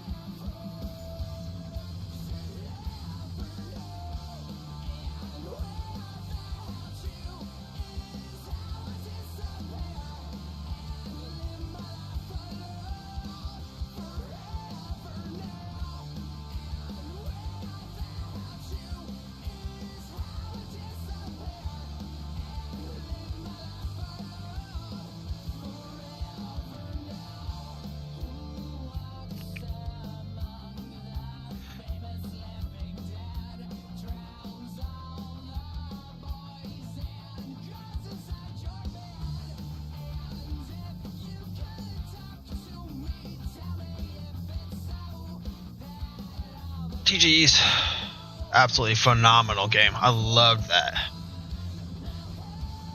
What are you talking about? This game. Like Snap in general? Right now, this dude, I haven't liked this game this much in a very long time. The meta is so fucking fun, dude. These two I haven't even played Red. Hold on, let me turn my music down because I can't. I haven't even played the Red Hulk yet, which because kind of have PTSD over that, by the way. Because for the last like fucking 4 weeks, I've literally 1 or 2 rolled, and I had a 4 roll this time. But whatever. Damn. But this card, this battle pass card, has changed like everything. I'm pretty sure of it.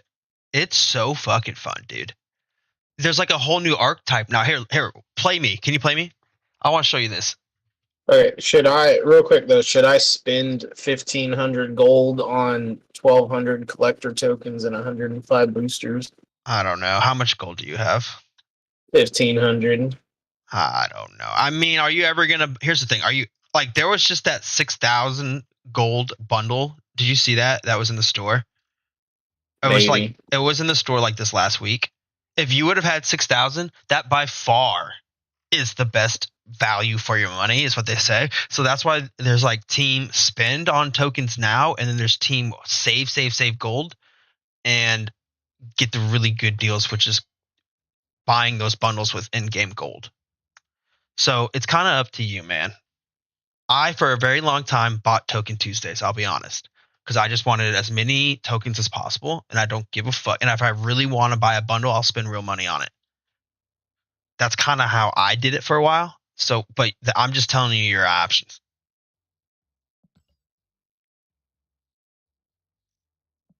Oh yeah, your Discord fucks up. Did I go blank? Can you hear me? I can now, yeah. Okay. This Red Hulk is going to fucking end High Evo.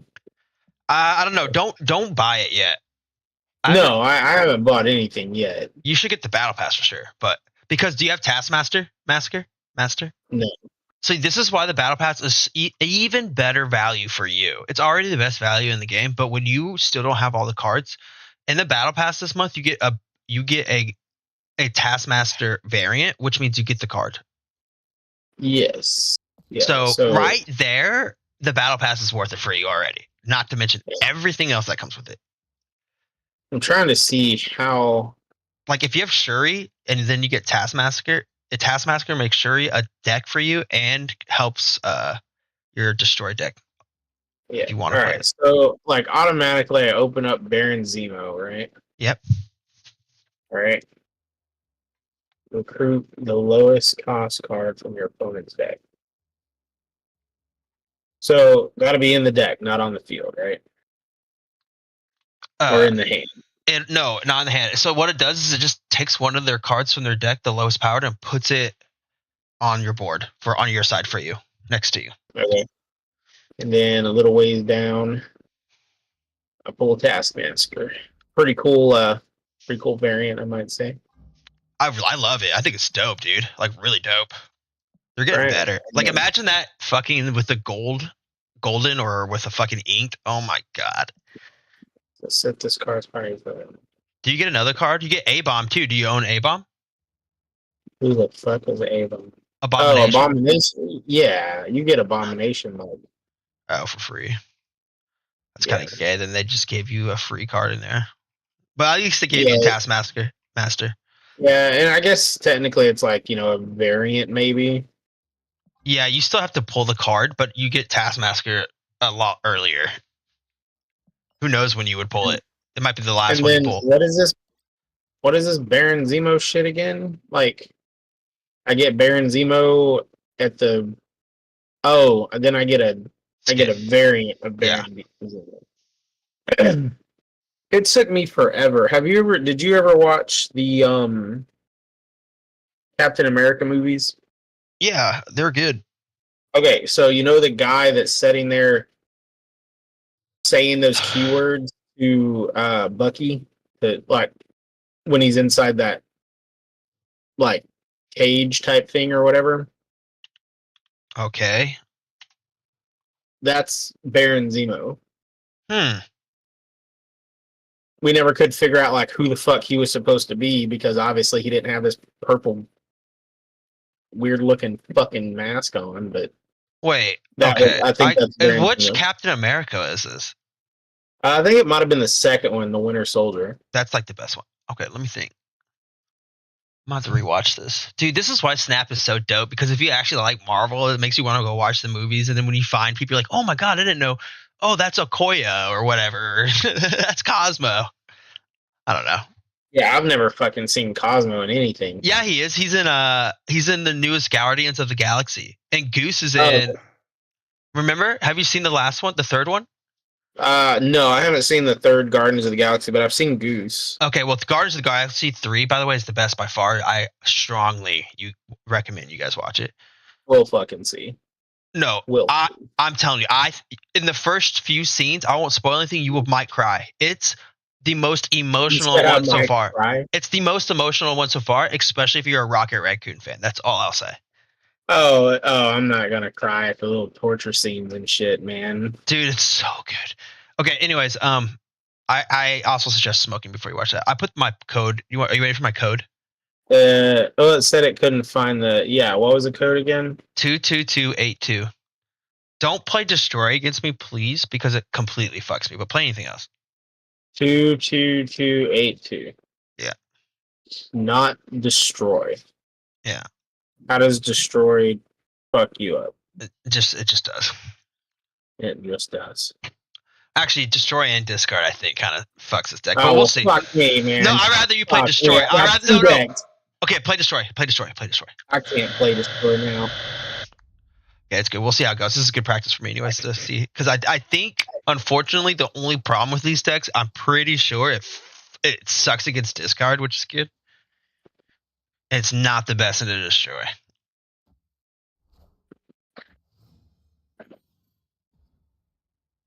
What you doing? It's not. It's boring.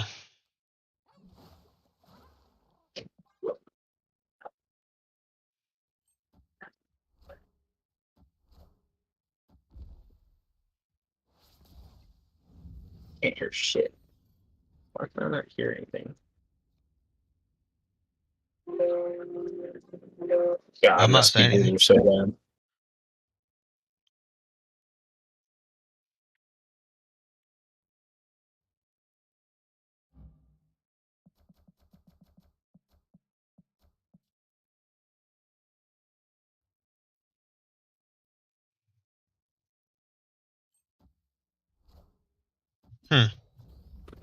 Interesting. We're gaming.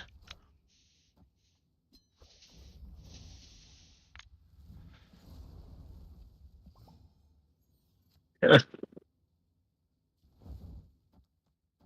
right, let's start this process here.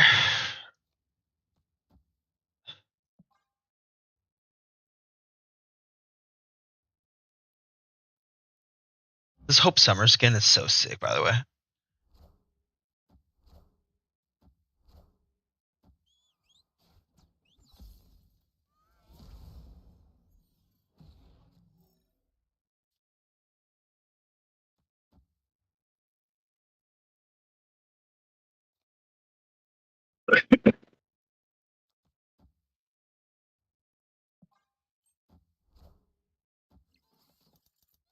Okay.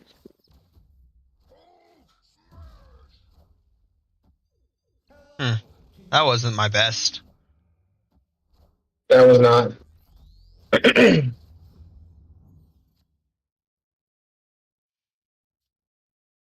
But now Red Hulk will get some points though. Wait, do you have Red Hulk in your hand? No, you have it. No, I don't have Red Hulk. I'm not playing that deck. I think I just lost this round. You should have snapped it. You're gonna get 6 here. Sucks ass for me. Wait, what can my Iron Land hit? Nothing good. So, ooh, it could hit that card. That would be kind of nasty.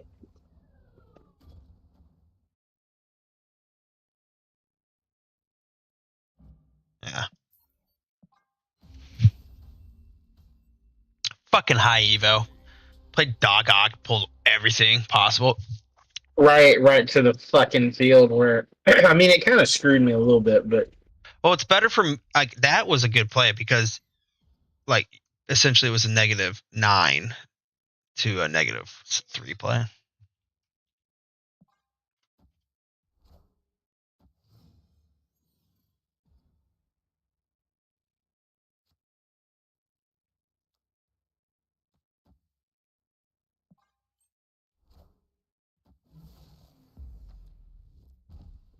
That's a gay card to pull. It just helped your card. I just helped your deck. Pretty sure.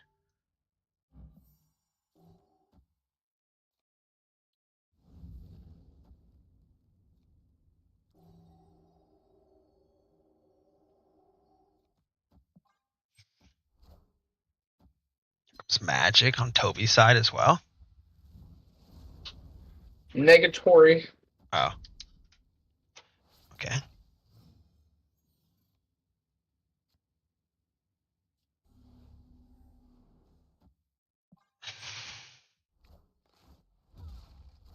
High Evo's fucking gay.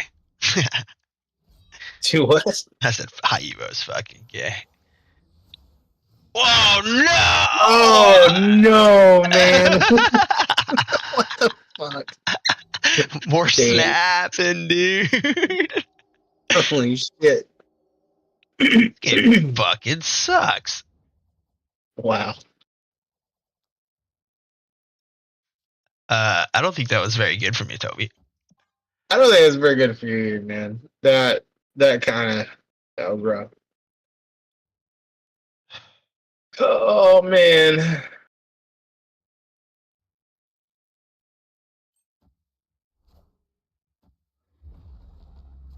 Really? You're playing Leech? Get me out of this game. Dude. Okay, Toby, I get it. You're better. That's all right.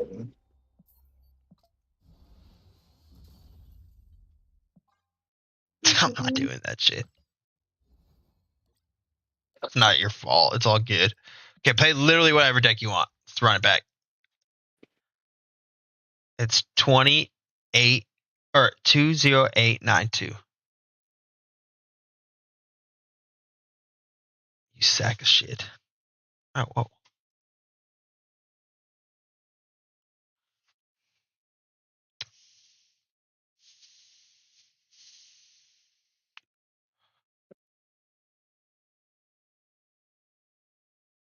Are you there? I'm totally here. Oh, okay, you're good. Hey, man. You're good. You're good.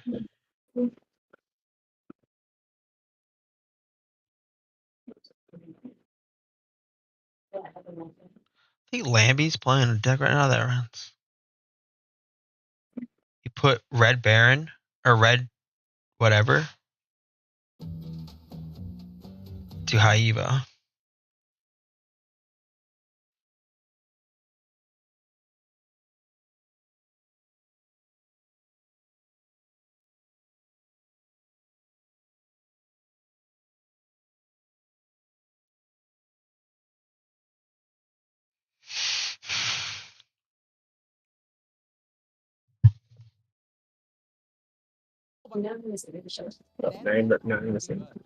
Sorry. What was No, that you're number good. again? You're good. 20892. All right. Any deck, huh? What'd you say Any to deck. put in high evo? Nothing. I said Lambie, who's like a really, really, really, really, really good player, like top in the Asia server player. Yeah. He's right now he has Red Hulk in the high Evo deck, and I'm kind of interested in it. So I'm watching his stream to see how he's doing. How come they didn't put like Red Hulk in the? I guess I can't give away all the new cards. You know. In the battle pass? Yeah. Nah, dude. They release they release a new card every week. So the battle pass All right, card comes out. What am I trying to play, man? I don't care. You don't fuck me up either way, right? I don't care See, what you play. I feel like I feel like Leech is like he's not as. I feel like he's not as good as he used to be, but He's not. he's still like okay. But you know, what do you call him? Like the flex spot? Yeah. Like you know. I mean, She-Hulk's way better. Do you have She-Hulk? Oh yeah, you have She-Hulk. I would probably take him out and put in Red Baron, Red Hulk, just to see what happens at this point. That's where I would start if I was you with your deck.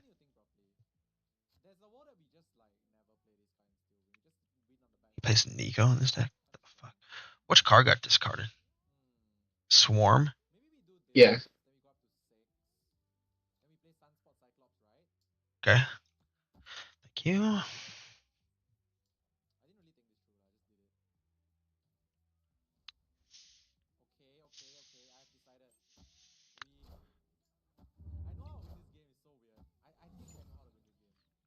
Stupid ass stature. Pretty good card.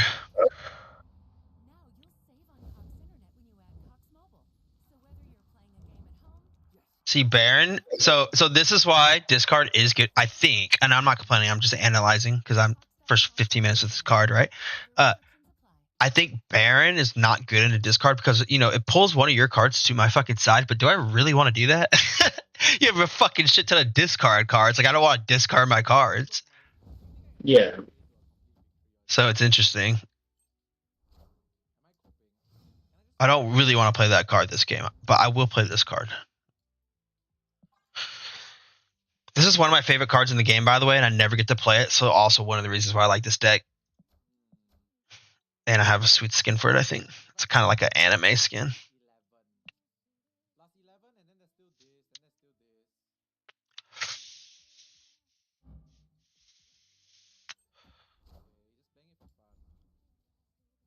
Silver Samurai. This is so bad for me. Fuck!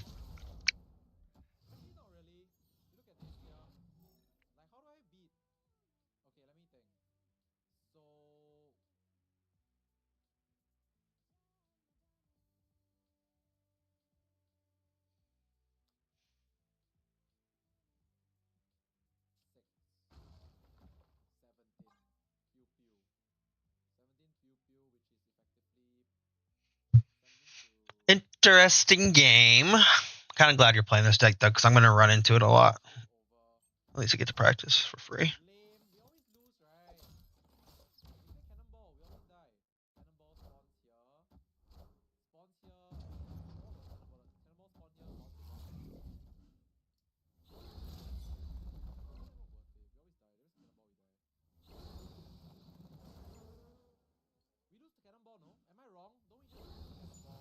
Oh.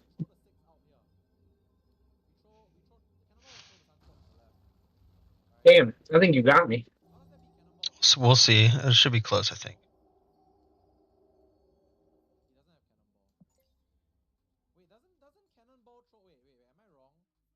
Dude, I might troll this game. Okay? This is going to be for science, brother. I love you. Don't get mad at me.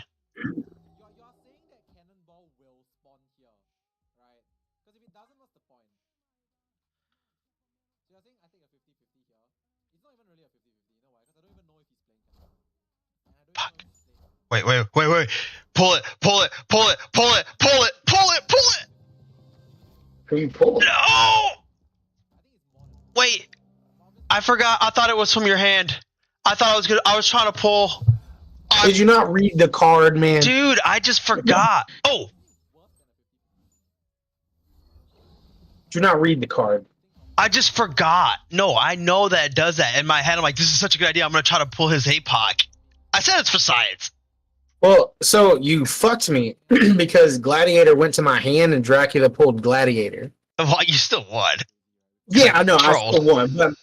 But that dicks me. Because all I had to do was, I could have won without doing that because I had the power.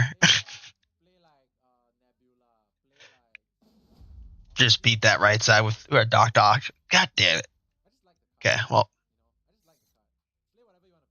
Fucking squirrels, man. Kind of annoying. But it's not that bad if you have Dracula. Basically wins that lane.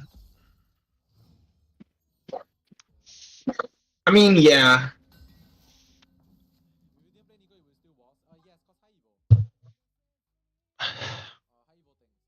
Yeah, that's. I want Shang-Chi in this deck. I think Shang-Chi belongs in this deck. I don't have a minute.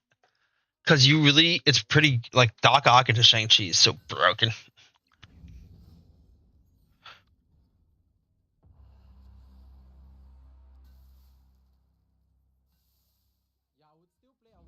Are you going to magic that side, buddy? I don't know. I don't know.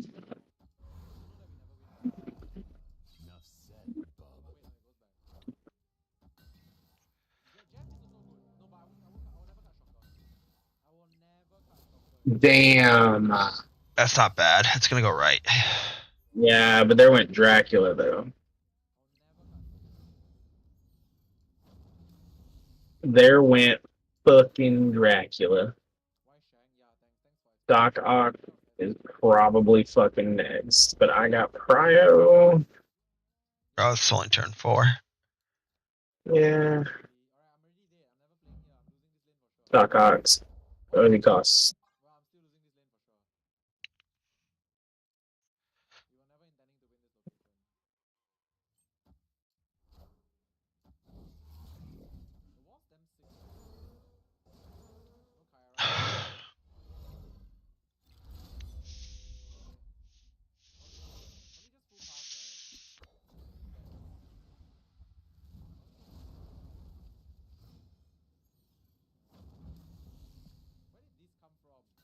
Oh, man, your deck is actually so fucking good into mine. It's unbelievable.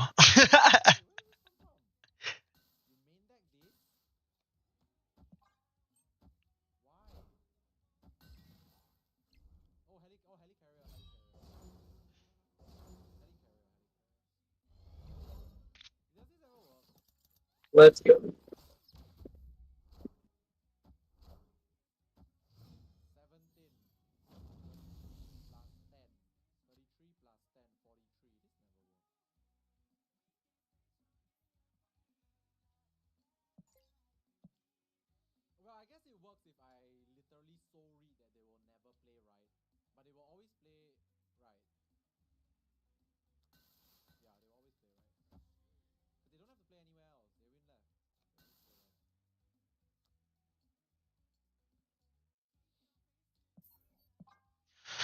I'm not giving up. I have to learn how to beat this deck with this deck. Because I can't really use my Silver Samurai, Black Bolt, Baron. Like, I can't use those cards very well. Yeah. At all. Like, I don't, like, Baron does not want to pull a discard card, right? I don't want to pull that. Silver Samurai, when I discard your lowest powered card, oftentimes it's fucking Swarm. Again, don't want to do that. Black Bolt, lowest cost card, often Swarm. Don't want to do that.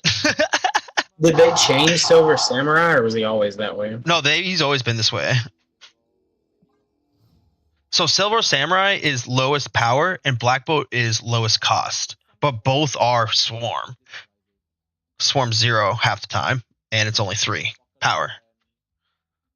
High roll, and then worst, and then, yeah. Okay, so my options are to hit your, most of the time I'm going to hit your Swarms, or Dracula, or Wolverine. All bad. I mean, Dracula's fine to hit, but Wolverine's not good to hit. Proxima's not good to hit. But I knew this. I said that before we started, so I just want to see if we can fucking make it work. It just sucks. I'm just depressed about it because when a new card comes out, I want to be able to play it. People are going to be. I'm telling you right now, this is going to happen. People want to be able to play it. And if a popular deck's just going to counter it right off the gate, it's annoying. This is a crazy project, Pegasus, by the way. Nice.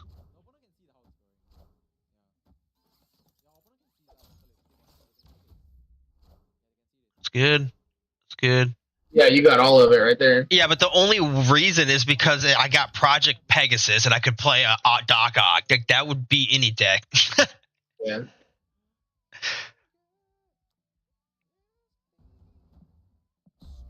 Be a dick.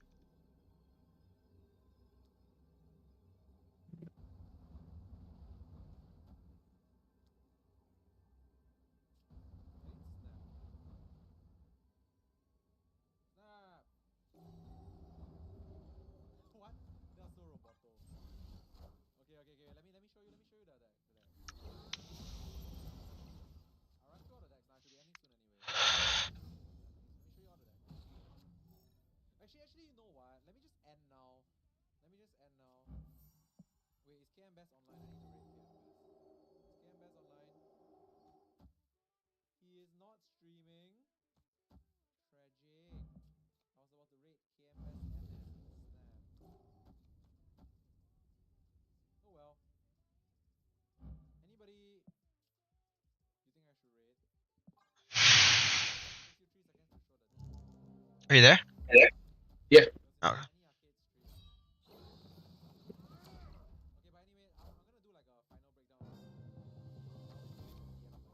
Okay. Thanks for that.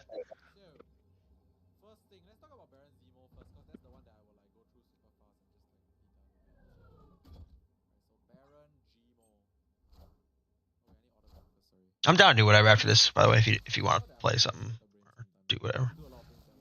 Oh, I don't care. I think you should try to put a. If I was you, I'd try to put a what's his name in High Eva. Who's that? I would put Red Hulk if you got him or not. I don't know if you got him, but you could put Red Hulk No, in for Leech. I'm worried about spending the keys because I don't need Shaw. Oh, I see. You don't have enough tokens either. No, man, I only have like 1,200 tokens. I was a bit wrong. I'll admit it. I was a bit wrong. Because okay, what I was not wrong about. It's like legit stats. The stats matter. 3-5, that is often at minimum 3-7, 3-8, and after that it's like the sky's the limit. But the problem is I feel like he's still relatively fair compared to a lot of the other season pass cards. Maybe it's the deck, possibly as well. But yeah, I think he's a relatively fair card compared to the other season pass cards. And Could have played her on the left. A Mockingbird deck. I feel like I have been sleeping on that one. Maybe I should go and figure out some Baron Zemo Mockingbird deck. So which basically means that you don't really care what you pull with Baron Zemo, right? because it's just Mockingbird fodder. Makes sense. I will go and figure that out later. But for now, I think relatively average for a season pass card. Because for a lot of season pass cards, they've been busted. AKA Loki, AKA Miss Marvel, AKA Elsa. But for the most part, not spectacular. Okay, but you know what's spectacular? This card. So this one. So he actually likes Red Hulk more than. Like, this card cannot be bad. Red Hulk more than. The worst thing you can do in this deck, the most non-creative. Then what? Than the card I'm playing right now. This, right, is you just buy it, put it in Thanos, and you cannot be upset. It's just a good card. 615, 619 on average, 627. We saw it a few times as well. Fuck! See? Fuck this deck. Yeah, man. Like, fuck this deck. Yeah, dude, that was smooth. Do you like that play? It was nasty. Absolutely nasty. It's a auto-retreat button of sorts. If this is an auto-retreat button of sorts, then you are just like grinding out free 1-2 cubes. And in Conquest, since you only need to grind out 10, it's not too bad. Yeah, it's really not too bad. So yeah, I think like the worst thing you can do, or like the easiest thing you can do, is just buy this because you want to play this in Thanos, and you cannot be wrong about it. It's just like, it fits. It doesn't even have to be this Thanos build, by the way. You can play it in like the classical builds, like this. You can play it in this deck. Cut the card that you like the least. Just dump the Red Hulk in there. And like, it cannot be bad. And someone asked about the best in slot thing just now. I don't know if Red Hulk is best in slot in this deck yet, but I can safely say that if you have none of this and you want to buy Red Hulk instead, it's like very easy. GG's. Yeah. Alright, there's other things. Switch it back up. Yeah, I'll try this Red The Baron. person that wanted this deck, right? This is not. Or I mean, I can. The problem is like I've been climbing like super like as much as I can, but I still haven't gotten hardly anything so if you guys in the way of like new cards. It's nothing to do with Yeah, well, how much you climb doesn't really determine that, you know. Well, I know that. I'm just saying, like, I gotta. The only way to unlock the new cards is to like get to those little caches, and so we played this like, as well. Yeah. Like they're just not. They're not giving me any fucking cards, man. They're just giving me variants. So if you are using a Sandman deck, there's a good chance you're It's a forced to float. bunch of bullshit. And when they are forced to Hold on, I wanna try this deck. Hold on. You talking about playing me? I can if you want. It doesn't matter. I want to try this. Specifically is because the theory, which is actually 100% correct. I don't think it's really good, but we'll see. I want to try some decks out if you're down. By turn 3, like all these new Red Hulk decks and shit. Just see what happens. I'm just finding them online and trying them. So yeah. All right. Yeah. See, like Echo. Exclamation point decks.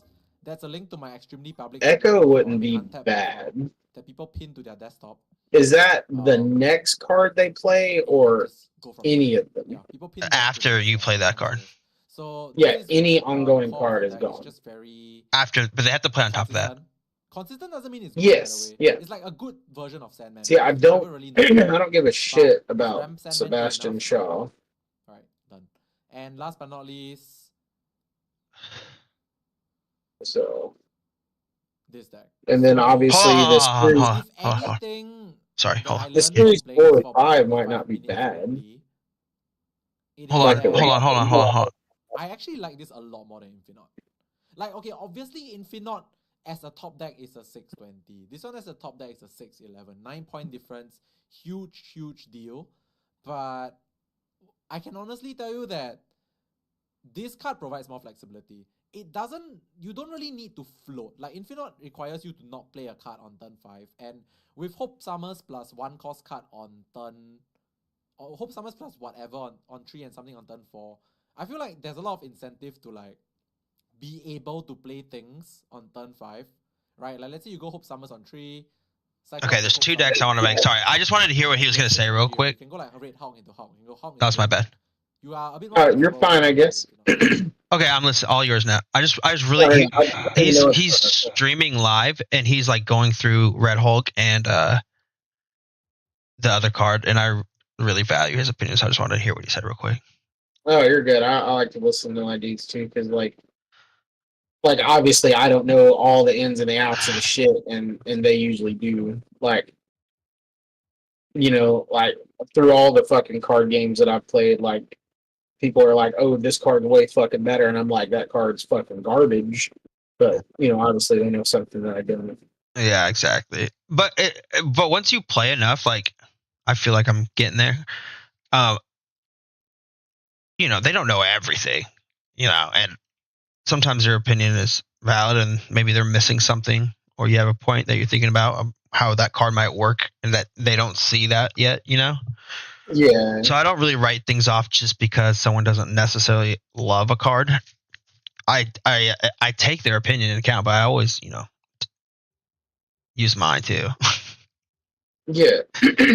Like most of my card game experience and stuff comes from like my my meta, like the guys that I play against.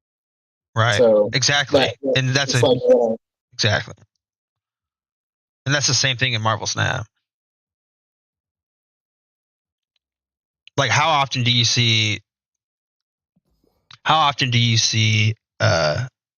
what's it called? Phoenix Force decks. Yeah, very rarely. Yeah, and it's like literally one of the hardest decks to beat in high, like super high infinite. But it's like too hard of a deck to play for most people, so you don't see it where we are because there's just simpler, easier ways to climb. Yeah. So if you if you split a card that has something special on it, does it have a higher chance of getting something? Like I have several cards that have like flare on them. What do you mean special? Okay. Well, not special card. Like I have a split card. I took Nightcrawler, hit infinite with it again, and got like a green tone flare on the foil finish. Okay. So if I go infinite with that one again, is it like a higher chance of getting something? There is like a whole table out there, dude. I'm really bad. I know I know this like basics about it. So basically, like I've told you before, on 5 splits you can get inked, and then on 6 you can get gold plus stuff, and then somewhere in there are crackles. Yeah, and crackles are dope, dude. Like that's what yeah. Because right now I've got like an armor that has a red tone flare on it, and like all kinds of shit like that. So yeah, but that's why the new thing is awesome. Custom card. Yeah, but these aren't, as far as I'm aware, they're not custom cards. Like I had them before that was a thing, I think. No, I just mean you can freely just upgrade them without being like, damn it. Like before, I had a gold Zabu on a gold border, but I was never going to upgrade that card again because if I did, I couldn't ever get that border and crackle and every combination back. Gotcha. So now you can. So that if you like a card a lot or a skin, basically, the more you upgrade it, the more combos are unlocked. Okay. With higher value stuff. Plus, in the future, Ben Brode and Second Dinner have been very, very, very vocal about how like customization is their main moneymaker and their main point of this game. So they're so they're going to put and they said for sure they're bringing new split types and crackles and flares, but that also means you'll probably need higher splits. So you're never going to regret splitting a card you like, basically, because in the future, what if you need 10 splits to get rainbow border or whatever, before you get a chance to unlock rainbow border or whatever. Yeah. Yeah. So I would just split the fuck out of it if you like it. Okay, one more deck to make, then I will run that with you. Okay, it's Jeff.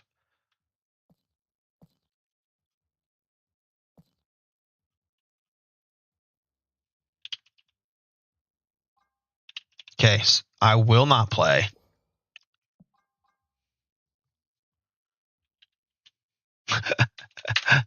I will not play.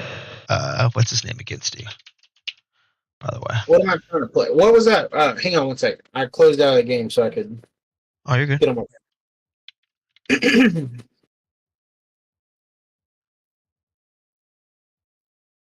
What's going on here?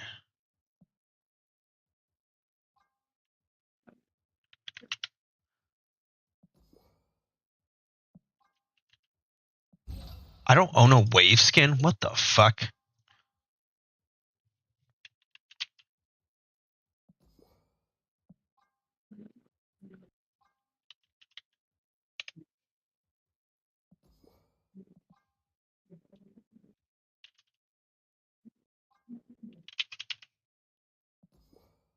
This deck is fucking hilarious. Okay.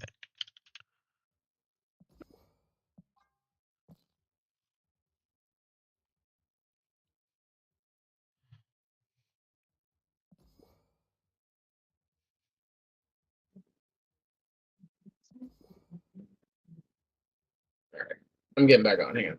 Okay. What was that side again? Untapped GG? Yep. Take your time, bro. Is it .gg? Yeah. I was just gonna browse and like see if there was anything like worth building again or like trying because I don't know. It's not that I don't mind playing the decks that I have. They just get kind of. Yeah, no, that's just what this Marvel Snap's all about, is trying new decks and shit.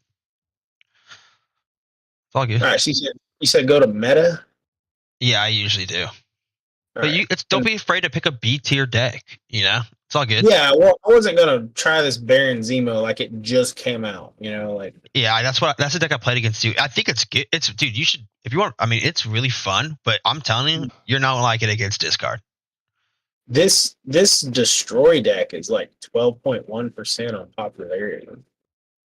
It's probably the same one you have. I'm telling you right now, it's really good into that deck too. Maybe that's why. The only thing I don't have is Nico. Yeah.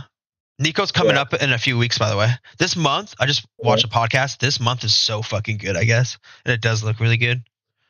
I don't have X23 either, but yeah, damn, you need that card.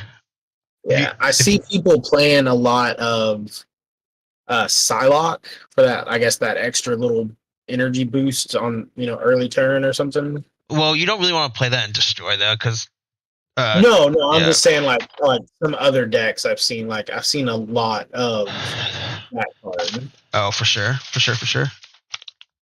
It's really good in Thanos. Everyone uses it in Thanos. It's meta. I don't have Hela. I don't have Thanos. Actually, let me check. I might have Thanos. I don't know. I haven't seen a lot of luck with Thanos though. Like people that play it. Thanos is literally the most broken deck ever created in this game, and it's gonna get dumpstered soon. It's literally been the best deck for like 3 months now, bro. But it's just the meta you're in. Yeah. But I don't have Tribunal. I'll play Thanos against you.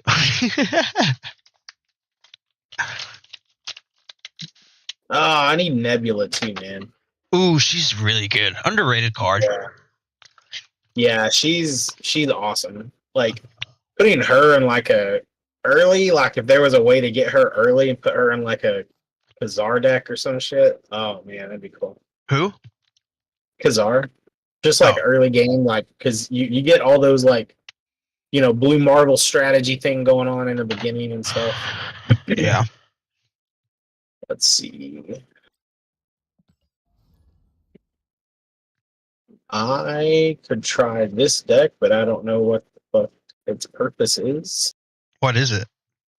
I guess it's just called a negative. It's got Mr. Negative. Do you have Mr. Negative? Yeah.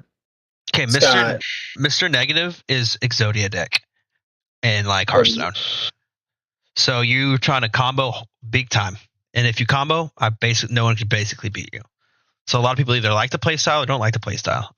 It's kind of like so that's that kind of deck. It's really fun. I think you should try to learn it, especially in a casual one-on-one with me. Okay. If you're interested, I mean, I don't care.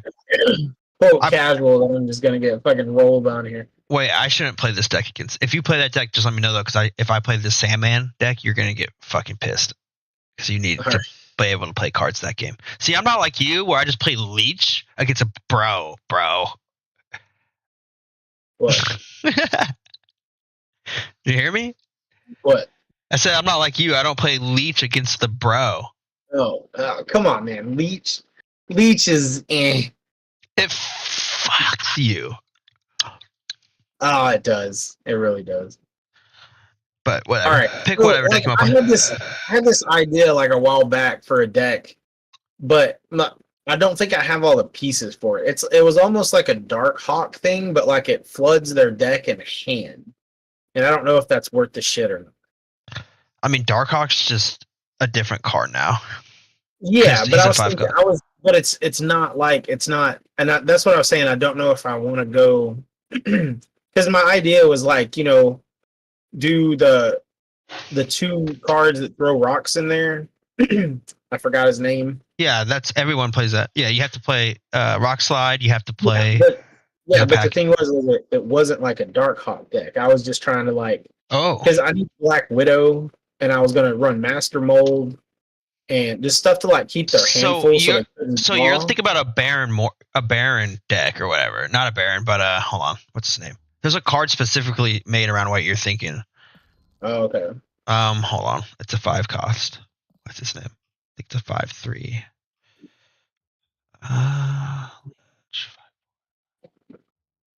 Wait, Ronin. Do you have Ronin? Let's check. Ronan. It's a 5 cost. Yeah. Look at what he does. Oh wow, that's cool. Yeah. Okay. That's the exact deck you're describing. Now, I will say people love this kind of deck, but it's not very good right now. But it's one of those decks that it's like a card or two away, and Riot will, or not Riot, but Secondary will do that eventually. Like it'll just happen. It just happened right now with that new card that came out. Okay. But anyways, so I would stream your shit, and I'll help you make this deck. What deck? This deck you're just talking about that you were just describing. Oh, but it's not worth the shit. You could still have fun with it if you want to play it. You were trying to design it. It's up to you. I was just saying. Well, I was looking at I don't really want to go below B tier if I don't have to. Oh yeah, I mean this deck wouldn't be something that you would invest into. It'd just be a fun deck to play. So there's this lockdown deck. Now I'm missing too many cards for that one. I don't have Tribunal. Let me go to op.gg. Surfer deck. Surfer's good, especially if Shaw. But this one runs Hazmat and Luke Cage though. Oh, that's kind of nasty. Does it have Wong in it or something? What deck is it? Okay, Surfer. Hold on. It says Surfer next to it? Yes. That looks interesting. Do you know what you're trying to do here? Let's see. This is a fun deck. I might try this one. You want Luke Cage. You want to hit Hazmat on Wong. Right? You also have Mystique, so you could go and Magic. So the combos are unheard of. Plus Absorbing Man. You could Wong Absorbing Man. You could Wong Mystique. You could let's do Brood Absorbing Man, Wong into Mystique, into Hazmat. There's and then Odin on top. Oh my god, Surfer Mystique on 6 on top of Wong. You have a million options. Yeah, there's just a lot of ways to go with the deck. Yeah, it's fun. That would be fun as shit to me if I was you thinking about it. I love decks like that where there's not just like High Evo is fun, but it's literally one play style. You play the same cards in every single sequence at the same time if you have it. There's no really any else to do. But a deck like this, you get to play all types of shit. You get to play Sarah, which means who knows what you're doing on 6. Well, yeah, because that's the majority of your shit. You're playing 3 cards. Well, most of the time on 6. You're fucking gonna Odin on turn 6. No, but that's not always better because let's say you play Sarah and you have a Wong down already, even if you don't have Wong, by the way.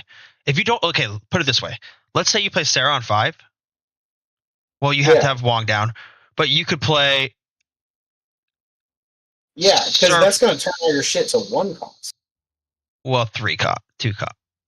Oh, it doesn't. Is she not? No, she's not on she's reveal. ongoing. She's not on reveal. Gotcha. Hey, I think you should try this deck. It's very fun, and we're just doing a casual game. I actually pretty sure I already have this deck made. Yeah. Let me Surfer. All right. You know you can just copy the thing, right? Yeah, I have this deck made in my. Literally, I'm looking at it right here. I forgot that I made this deck. All right. Let's do it. Let's do it. Okay, I'll invite you to a thing. God, I know that you put 0 backs on your shit. You didn't do anything. What are you talking about, man? Okay, I'll play High Evo. I'm working on it. I'll play High Evo this game because if I play.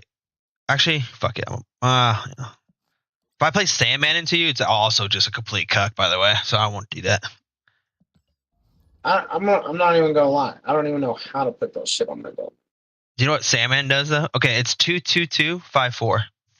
Okay, hang on 1 second. I'm getting my shit. Oh, I thought you said you're ready.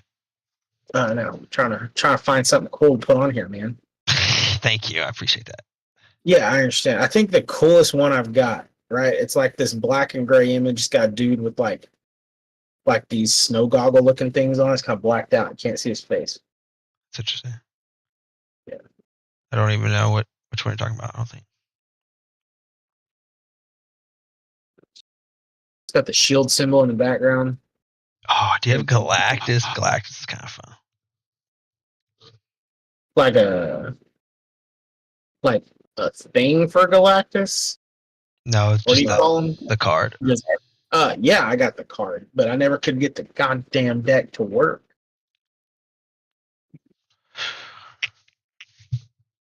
Like the deck is, I like it a lot, but I just can't get the shit to work. Yeah, you really need well, you don't need anything, but Elias does help a lot if you can get Elias.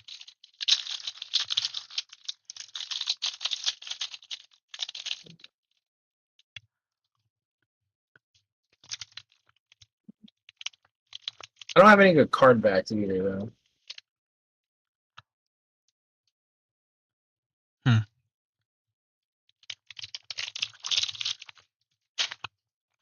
All right.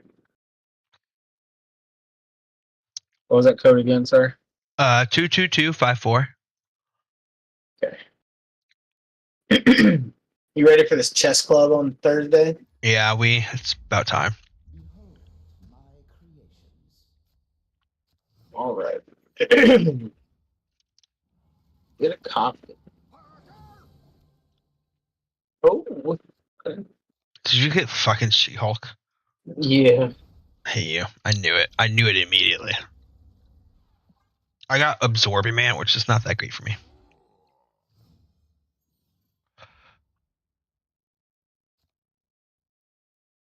Oh, okay.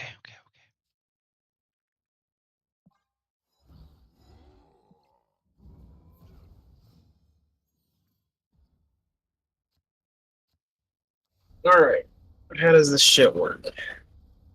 I think I do this. Because that doesn't look like an option right now.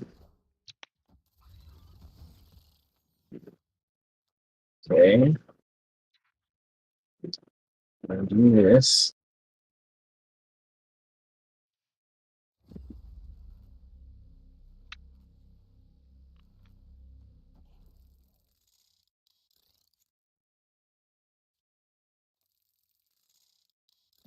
Damn, I should have played. Yep, you win. GG's. Well, I don't know yet, but that's the combo right there. Good job.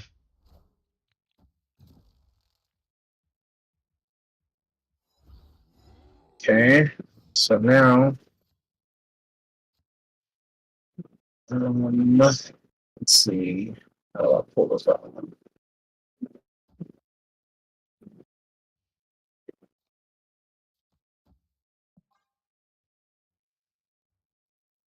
Damn, I needed that Cyclops on one of those other cards. Lanes. I knew I should have played Cyclops.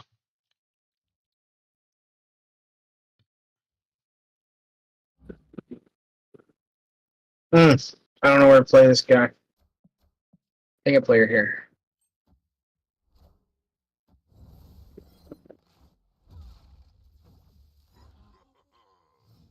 Wait, I forgot. Does your deck run Shang-Chi? Oh.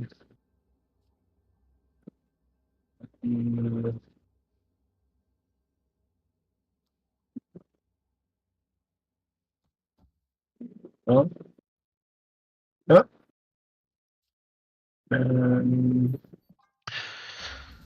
No, you had that. You had that one.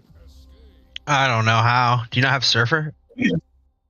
I do. Then I but lose most likely.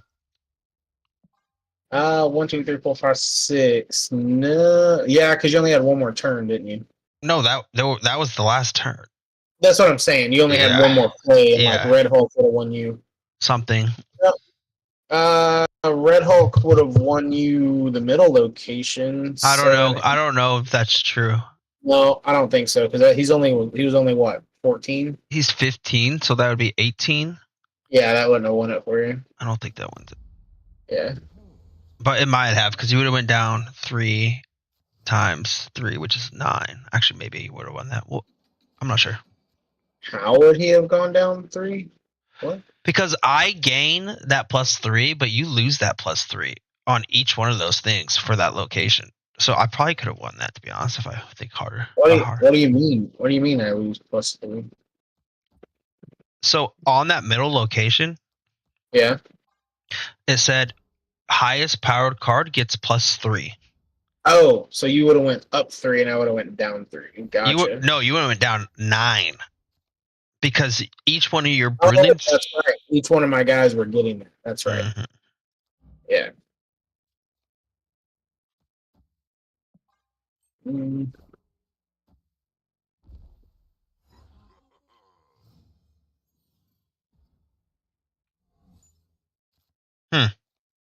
Well, that's pretty good for me, I think.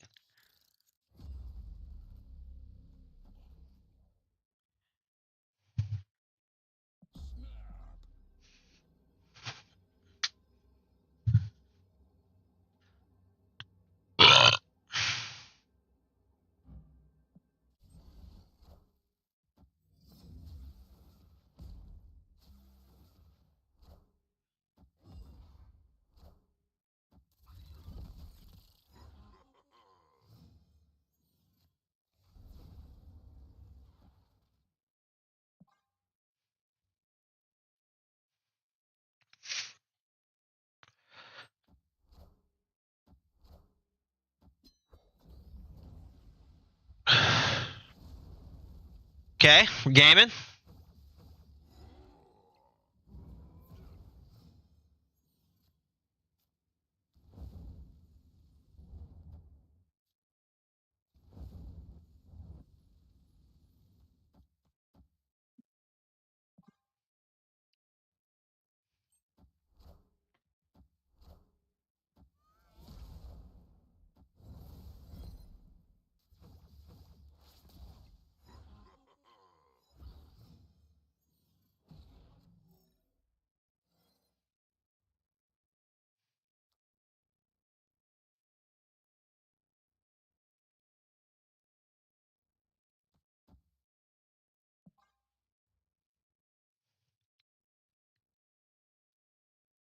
I think Red Hulk's better than Infinite in this deck. You want to know why? Why? Because you can always play Red Hulk without having to skip turn 6. Like skipping turns or 5. Like skipping turn 5 kind of sucks. You know, a lot of the time. Like maybe you don't have Sunspot down, so it's just useless, and all you get maybe is Cyclops. You don't have Cyclops or a Sunspot or whatever, and it sucks. You can't win anyways, but at least now I can play something, and if you don't use your mana, I get +4. And I will always get something out of it. Maybe not 20 power, but I'll get what, 15, 19? That'll work. Yeah. On turn 6. I don't know. I think, well, I mean, we'll see how it goes. But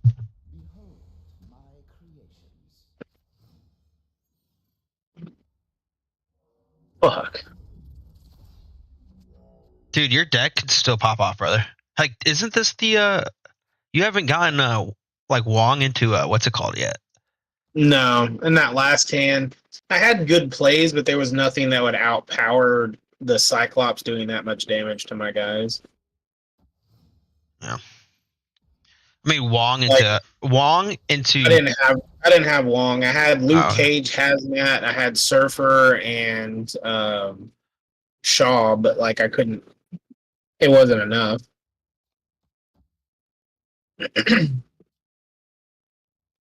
Fuck. Does your deck run Shang-Chi? I don't think this one does. I don't think so either. I think I decided that last game.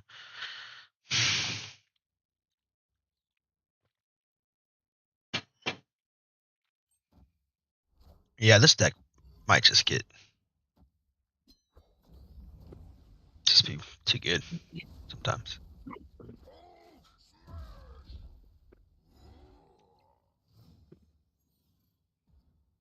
Yeah, GG on that one.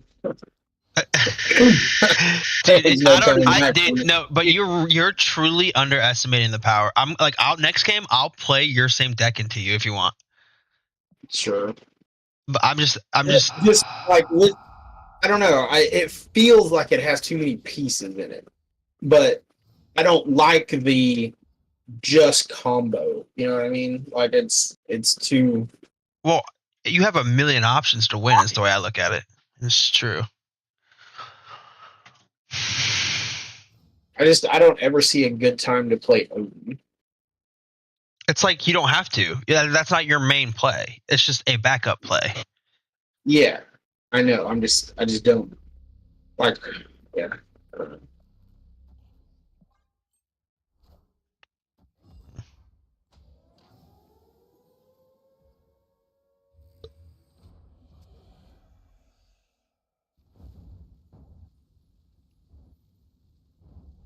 Ooh. Oh my god, this is so annoying.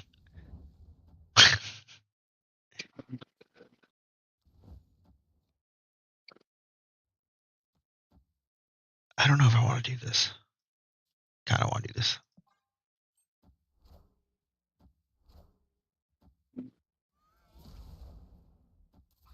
I like that. I like that gamble, especially with that middle location. That's a good play right there.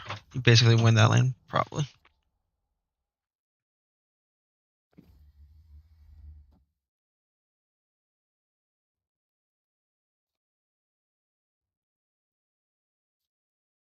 Oh, like this play is kind of nasty.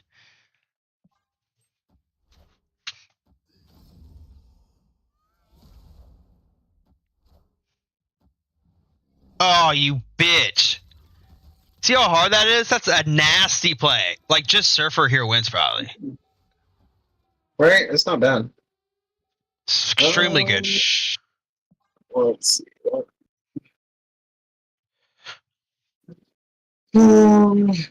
Fuck, man. I don't know what to do here.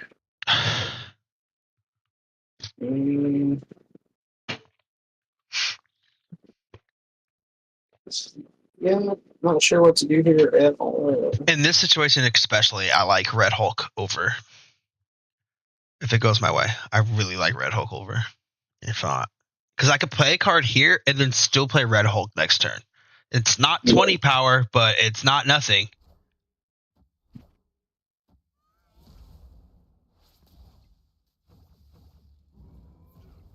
I think you won, buddy.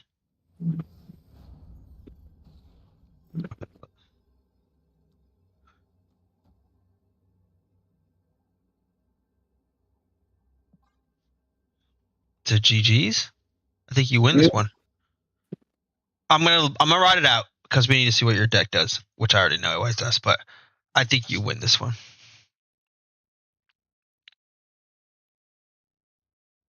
I don't know what to draw.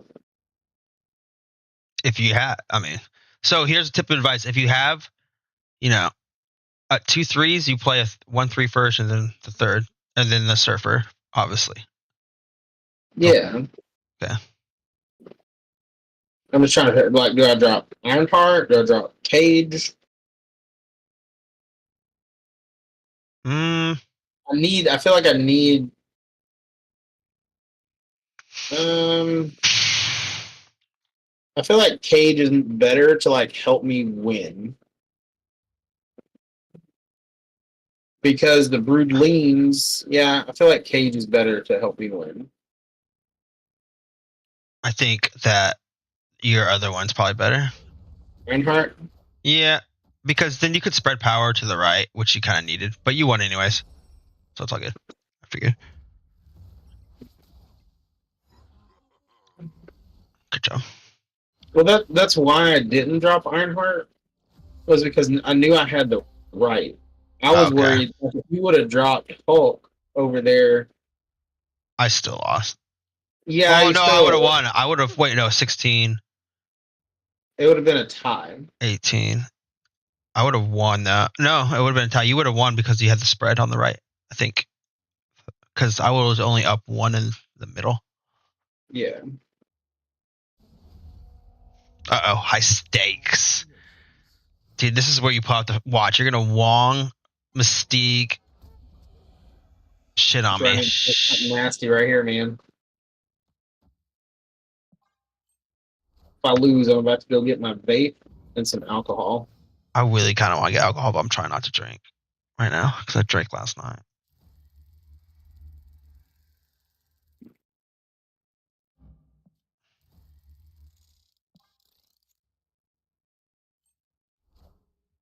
Wait, I should play that middle without a doubt because it was as one of the highest cards. That was really stupid of me.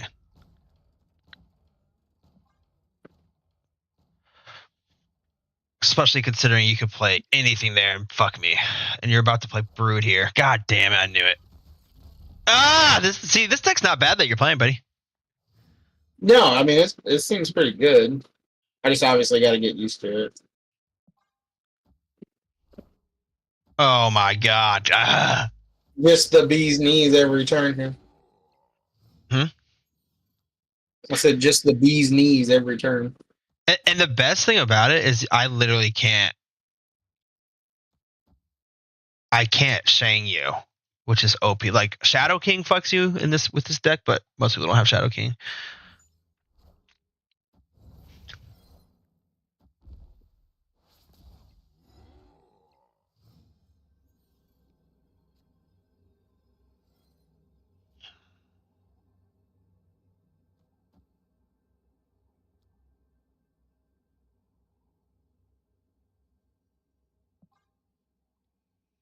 Oh shit.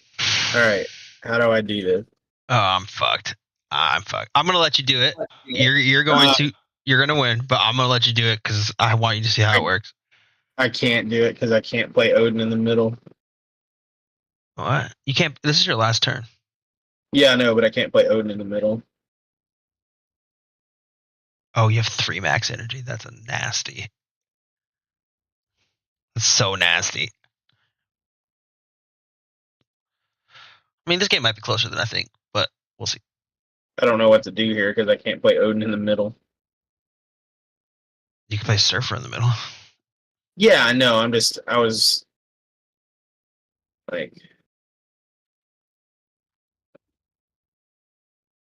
I should leave this in a heartbeat. Wait, actually, I'm not gonna leave, but I'm gonna do turn. Is it ongoing? On the wheel. That's useless, but maybe it'll get boost, so we'll drop it anyways. Let's see. Shit, I don't have enough time to back up. I fucked up the play. Jeez. Good play. Fuck! Oh, you fucked that up. Yeah, I did. You beat me though. Spread fucker. And you fucked it up. And I fucked it up, yeah. I knew, but it didn't really matter. I knew you were gonna most likely win that because it didn't matter. You had 3 power, 3 energy plus Sarah, so it was all good. And your mid, the location was perfect for you.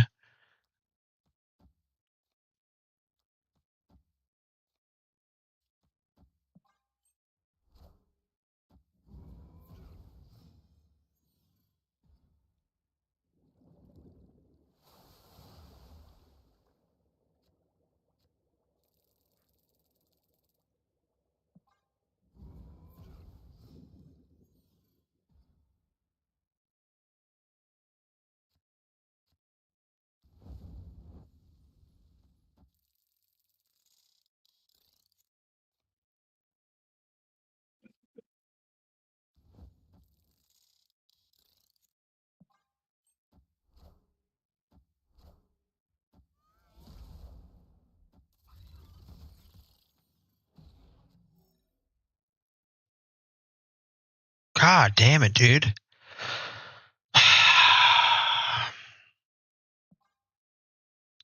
I lost this game. That might help me.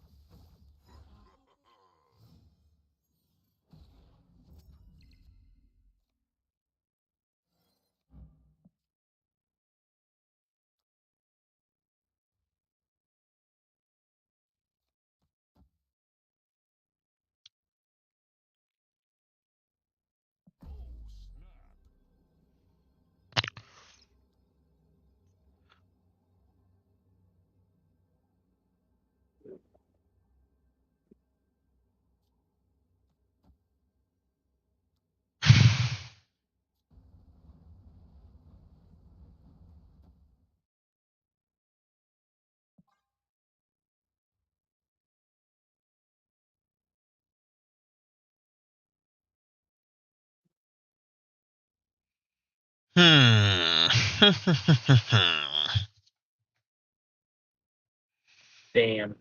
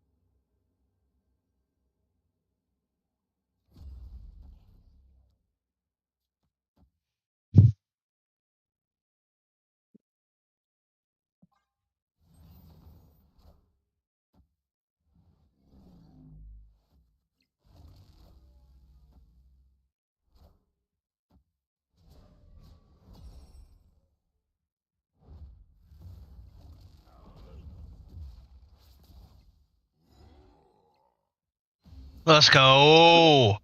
Good game, buddy. Yeah, I think I was just trying to see what it would do with Hazmat. I don't feel like against your deck, Hazmat's strong enough. Like I should have played Surfer over there and then Odin on top of the Surfer on Wong. Perhaps. Or you could have played. Okay, so you played Wong. Hold on. I don't want to go to the next one. Oh, wait. Wong? Wait, we have to. Wait, you played. Yeah, like You had to play Absorbing Man mid? I didn't have Absorbing Man until like. I think that was your best chance, dude. Because how else? I mean, how else were you gonna get my power down on the right side? Well, I was just. Yeah, I don't know. With your high-powered cards, I can't. I don't.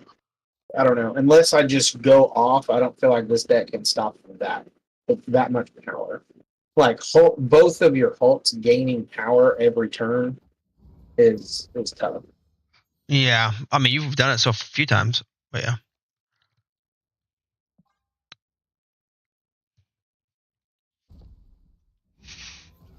But yeah, times like this kind of busted.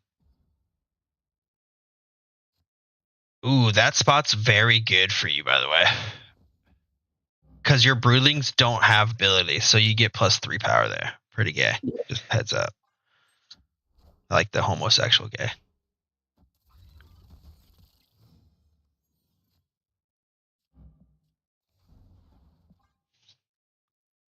Pretty good. Pretty good. God damn.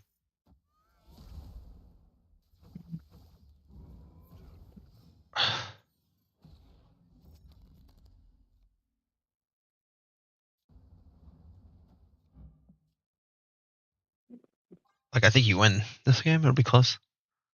I'm not sure how. Red Hulk is unbelievable. Red Hulk is unbelievable. Yeah, I'm really not sure how the fuck I win here. Red Hulk has some really good possibilities. Like if you put it with like that's a pretty good start. Dude, I fucking hate Hazmat. Wait, why didn't Cyclops? Oh, I didn't spin mana. Fuck. I lost. No, he didn't. No, I did. Yeah, you did. You can win one location. Because you can play one of those cards. Yeah. Well, you don't know I have both either. I only had Red Hulk. Yeah, I'm just like trying to account for them. Right. I miscalculated. I should not have played She-Hulk there because I needed Cyclops to go off. And I played her on 5 when she was 5. I'm like, fuck. Oh, that's nice. For you. I mean, I don't have Red Hulk. But yeah, that would have been... Oh, now I have Red Hulk. That's kind of crazy that Red Hulk's not even a fucking... They'll probably change his ass. They might, because I see some big-time potential for this card. It's kind of broken. +4 power every time. Maybe +2 like Hulk gets. Or 3. Why give him +4? I don't know. That's busted, man. That is fucking busted. +4. I really don't know. I mean, it's a fair fucking question. Like even the regular Hulk only gets a +2 in high Evo.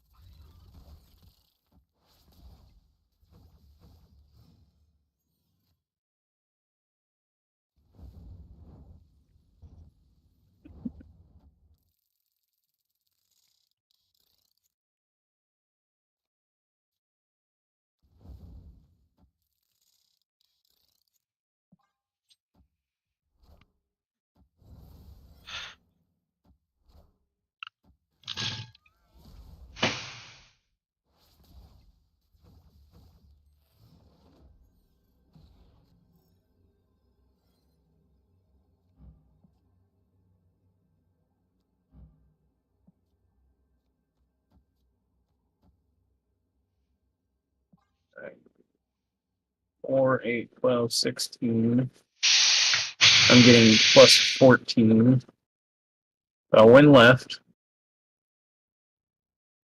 But you can drop a Hulk and a She-Hulk. No, because you played stuff this turn, right? Yeah. So you can't drop She-Hulk, I don't think. Mm-hmm. I don't, because I'm pretty sure you played stuff this turn. Play Hope Summers.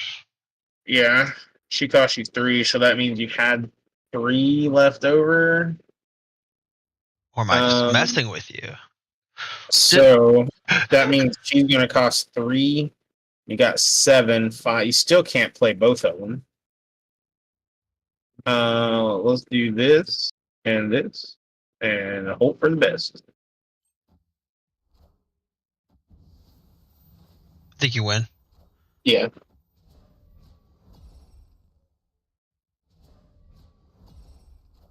It depends on the Cyclops and shit and whatever. Cyclops is only going to take 2. Fuck! Good job, man. See, that deck's pretty good. Yeah. Like, it's real simple, too, man. Just, like, It's not Brood real. of Golden Man. Oh and then yeah, just, yeah. That's your bread and butter. That's your bread and butter. It always has been. And when you get what's it called? A lot of times people play Iron Land in that deck because it's busted. I kind of want to play this deck again though. I have a hard time figuring out where to play Mystique. On top of Wong. Yeah, but like, when do you have the time? You know what I'm saying? Like, you Magic on 3.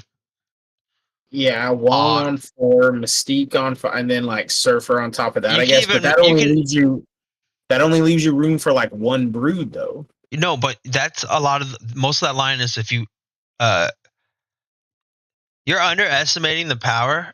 Like literally, you can win. Should I play that deck against you? Yeah, dude. Yeah. Okay. Let me. I'll play some high Evo.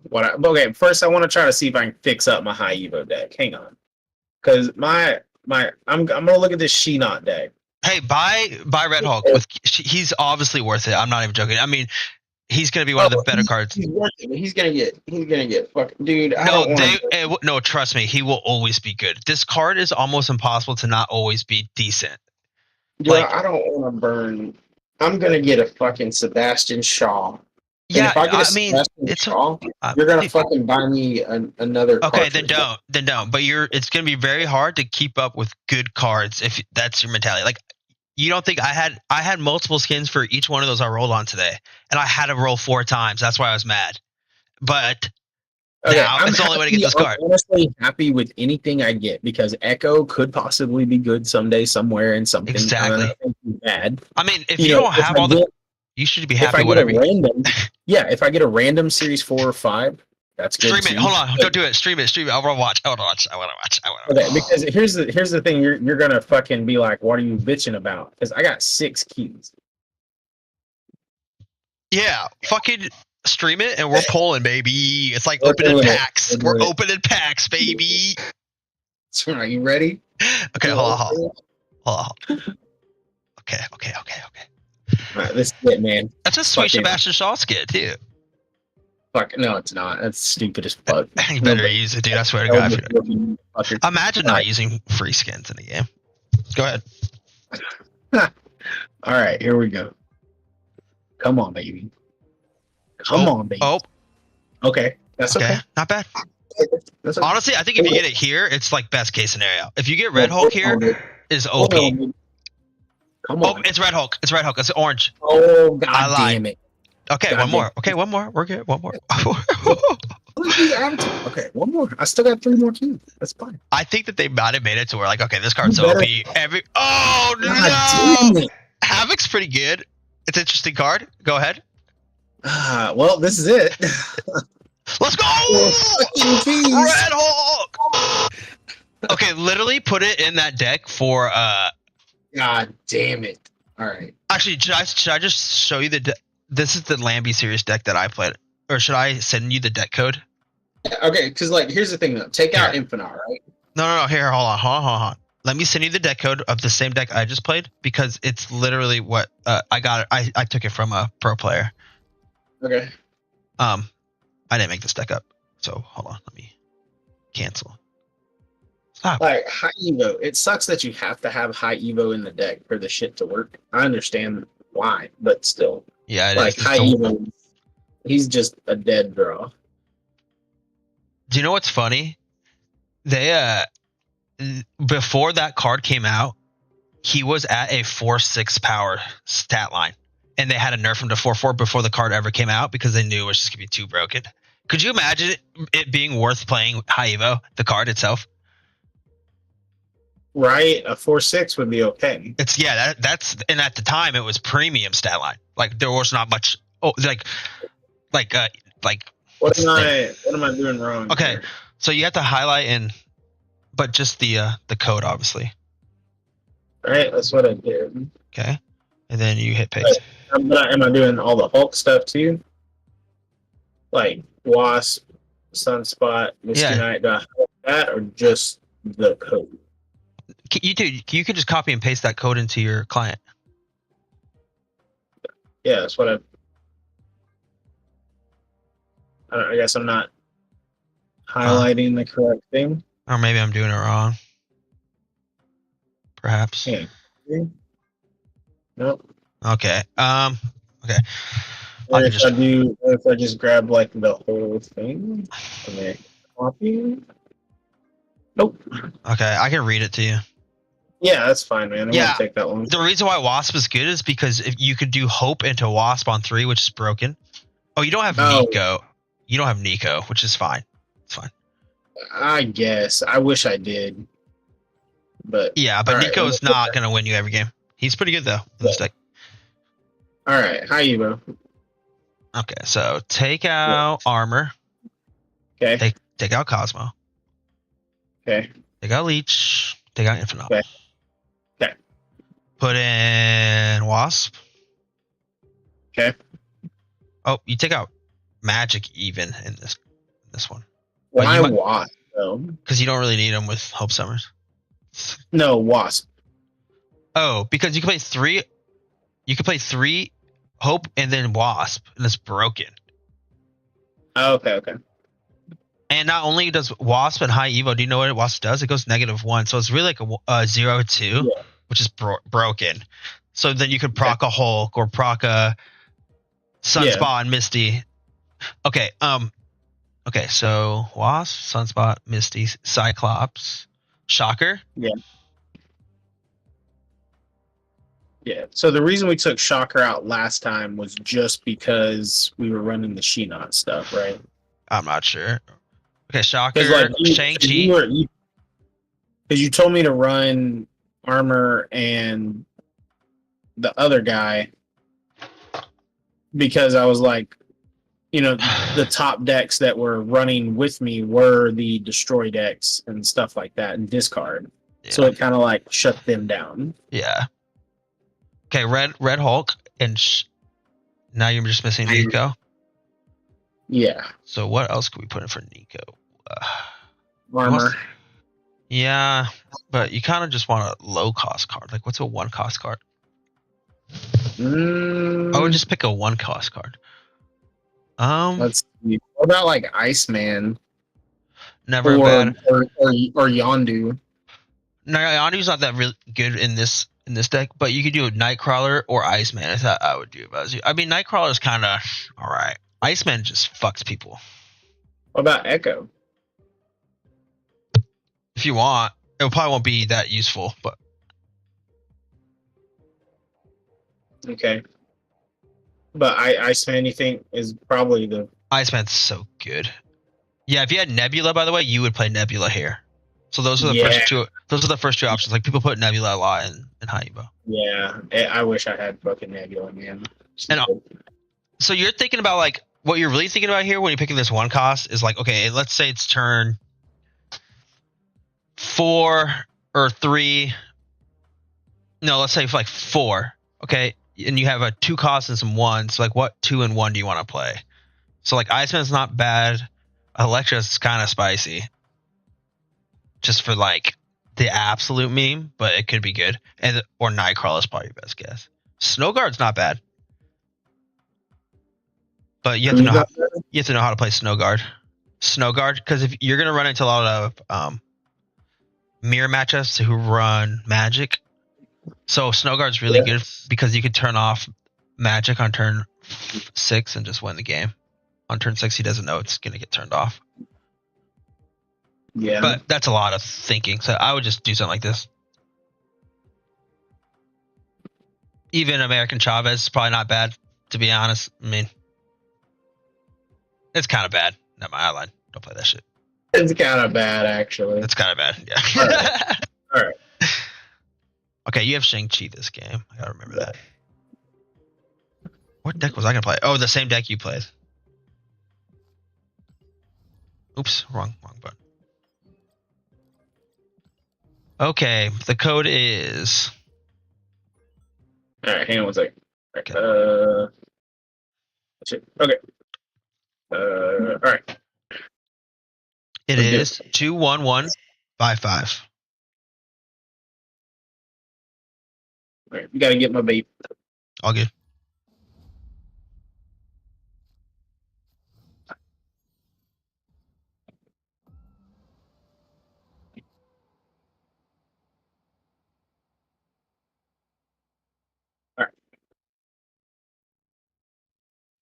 That kind of sucks. Sucks for me.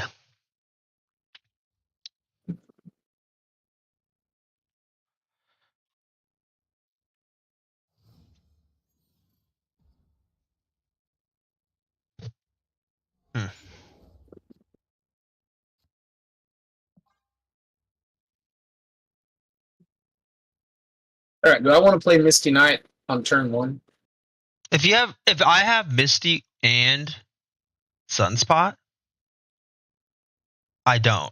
I play Sunspot. If I only have Misty, then yeah, of course you play Misty. I don't know why you wouldn't. Because you don't really want to risk having to spend a mana later that you wish you could have had and shit. Yeah, that's what I'm running into now because I drew Iceman. Now I'm like, fuck. Like, no, I mean you could choose, but I mean you could choose. It's up to you then. You should play one of them.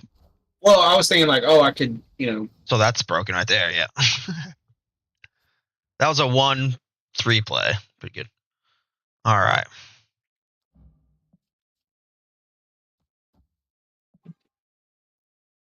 I love this Luke Cage skin, by the way. Yeah, I think you have this. No. Oh, that kind of fucks me, dude.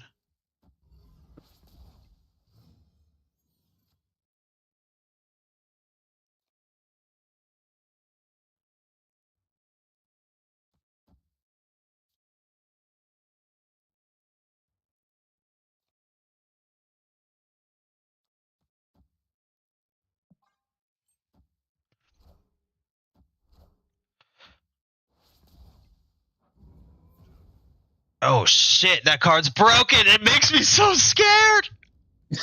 I'm telling you, it's fucking busted. Dude. It's absolutely busted, bro. It is busted.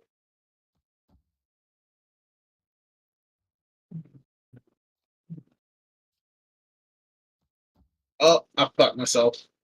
Go back, undo. All right. Dude, the undo button's so broken. I won me a game earlier. Because I was so brain dead, and I was like, oh, duh. Wait, and I undid. What's the best fucking play here? What do you have? You're running the Surfer deck, right? Mm-hmm.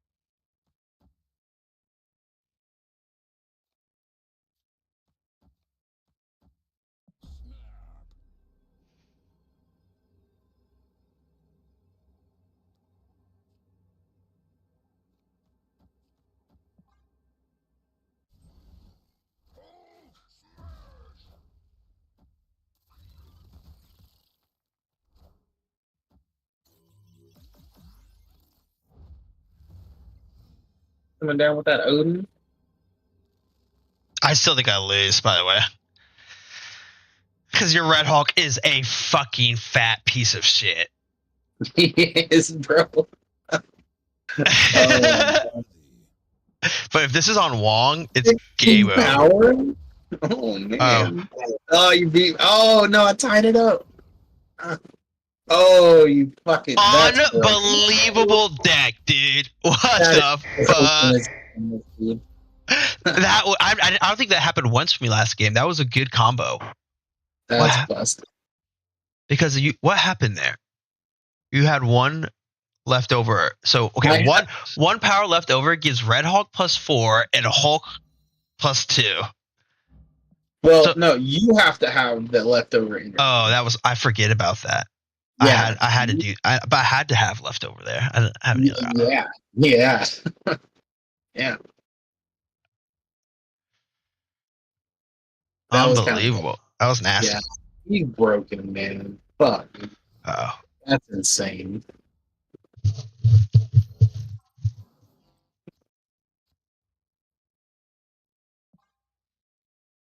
Okay, I'm gonna try to do this the right way this time. Wait, I don't have fucking Luke Cage. God damn it, this game.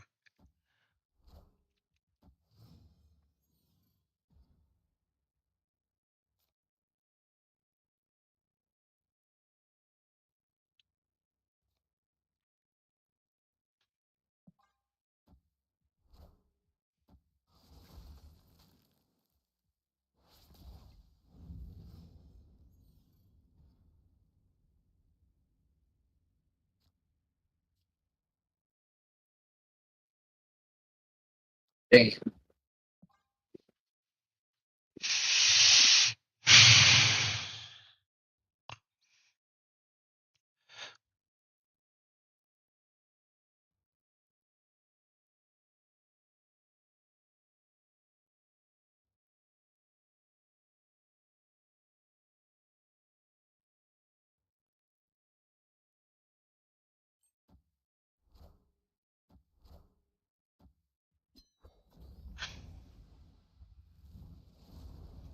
Damn.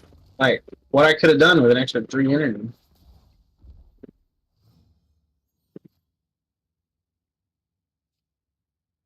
Fuck this. Yeah. Okay.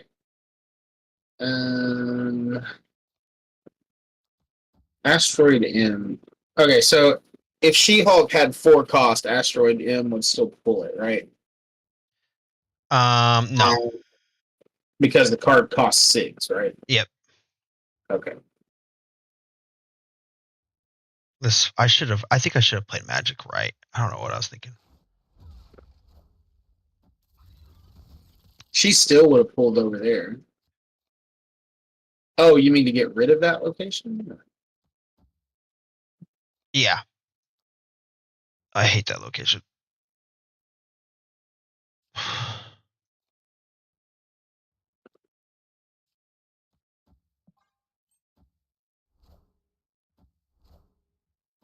Uh-oh.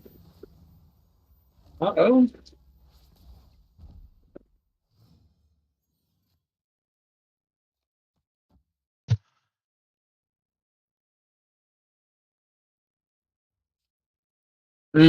Now, here's the thing.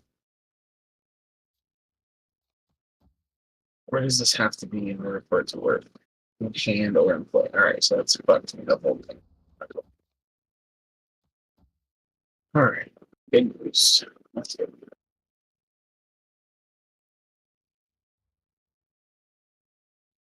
Kind of sucks. No, it doesn't matter. Okay, sorry. Here? Nope, that's wrong.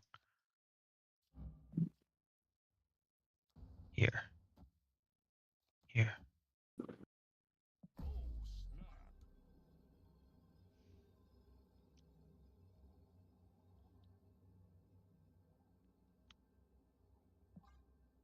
I have to make sure I do this right.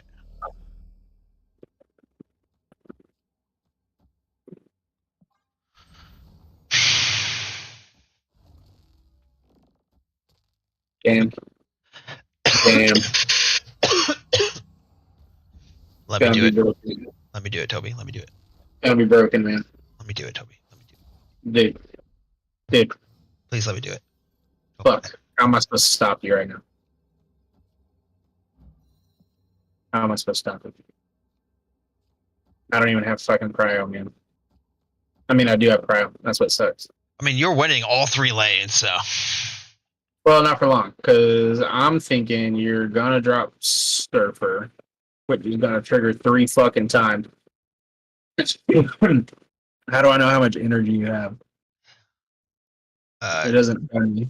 I have 7. Yeah, it does. It should. Or no, Really? my app does. Sorry, I have 7 though. Okay, so you have 7. Which But means I didn't play Sarah though, so I can't only play 2 cards. So I'm Yeah. gonna have a mana left over. I'm gonna have a mana left over. I don't know what to do, man.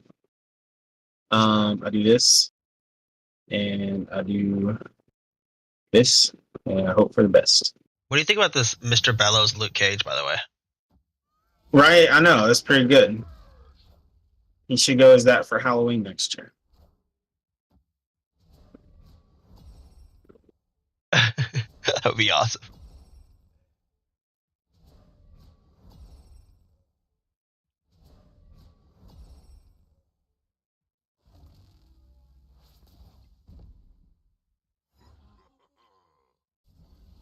Okay, I can't play that one pretty well.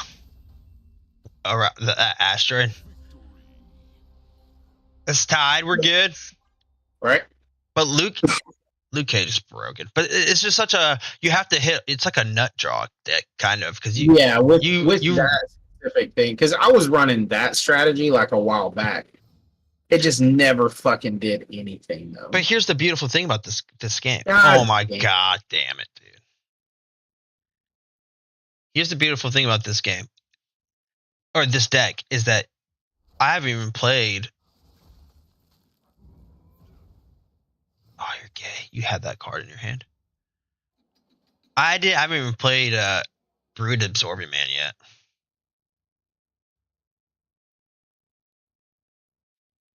So you can win in a lot of different ways. Yeah. Yeah, dude, I think this one's a nut draw, buddy. For you? Oh my god. Wait a second. I have none. This doesn't matter for me. Stupid. District Location X. just fucked you, man. Yeah, I mean, you had fucking all you needed was Red Hulk. Literally, why that I card's had worth. it in my hand, bro. Dude, that card is so worth the fucking 4 tokens you just spent. I bet you climb a shit ton, especially today, because like not everybody's gonna have that card in their high emo deck. That's interesting. I think that's better for me than you, by the way. Oh, probably. We'll see though. I mean, that's pretty good. Depends who you had in your deck hand.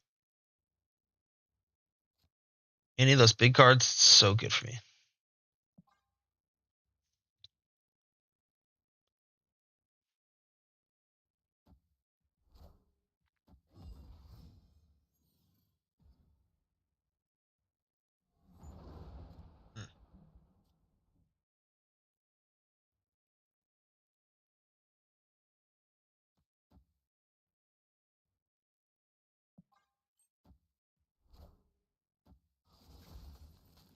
You hit him twice.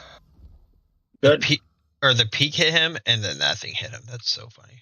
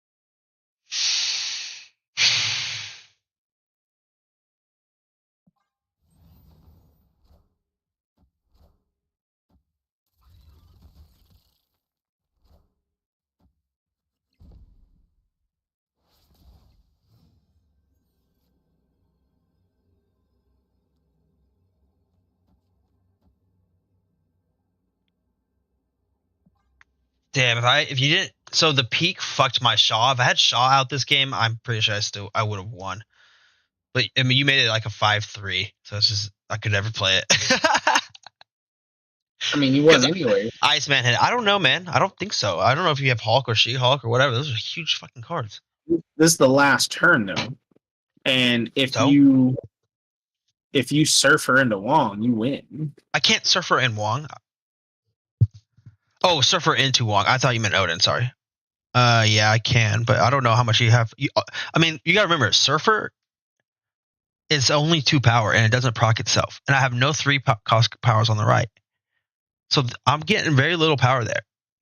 Yeah. The problem is the mid's already lost. I'm already losing 2 locations. I can only play 1 card. Oh, you can only play 1 card. Okay, yeah. I didn't know that. Like if you had She-Hulk or something. Well, here's the thing though. Like She-Hulk, the only way to make She-Hulk playable is to hope Summer into turn 5. No, She-Hulk's very handy a lot of times. Like sometimes on turn 5. So I'm not looking to do like the 0 cost, play 2 cards on turn 6 combo. Not very often, no. You just have a lot of options. Like a lot of options. Like now, if you have like you're winning a lane pretty handily, Yeah, and you can have see magic I played. know you can see my hand. No, I'm not watching your stream. You can look. Oh, okay. Okay, because I haven't been watching your stream. Yeah, I got fucking Hulk, Red Hulk, and She-Hulk. Okay, so let's say you. Okay, I'll play Magic this game. This is for science. I'll play Magic on turn 6. If you pass, you could play She-Hulk and then what? Yeah, whatever you want. I know that. Gotcha. Because I have. Well, you told me to take Magic out of this deck. I know if you play. Oh yeah.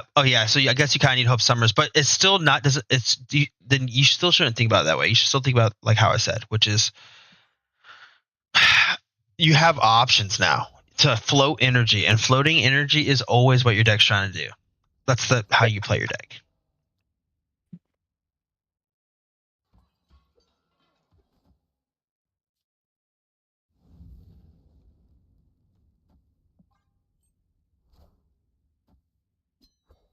Oh, come on now. We're trying to see some like hundies on here. Like, come on. I'm good, dude. I knew better than that.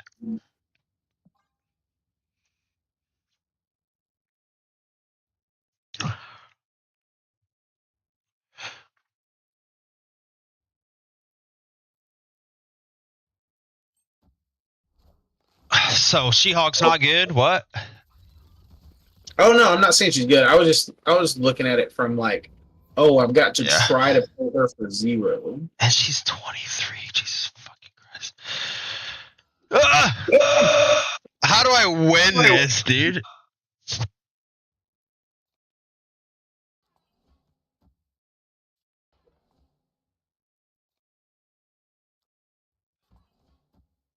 How do I actually win this? I don't think you do because I'm dropping Hulk and Red Hulk. That's what I'm saying. You better spread out. You better. Oh, you just keep making him bigger, man. Shit, dude. He's almost fucking 30. And here's the thing. I'm going to have leftover mana for Hulk this game, too. Oh, okay. Yeah, I can't do it. I mean, I snapped. Didn't I snap? Didn't I snap? Yeah, I think you did, yeah. So I had to leave. Gosh, dude. That deck is abrasive. It can be, yeah. I definitely see the pain. This could be this could be very bad for me. Either way, this is good. This is bad for me no matter what. Oh my god, dude. I'm getting fucked. It's worth 2. It's high stakes, that's why. That's fucking yeah, okay, yeah, alright. Well, here, let's bam. I'll do it too. Yeah, I mean, hey man, if you win, shit, it's all good. Then it's over after that. Fucking hazmat combo shit. It's dangerous.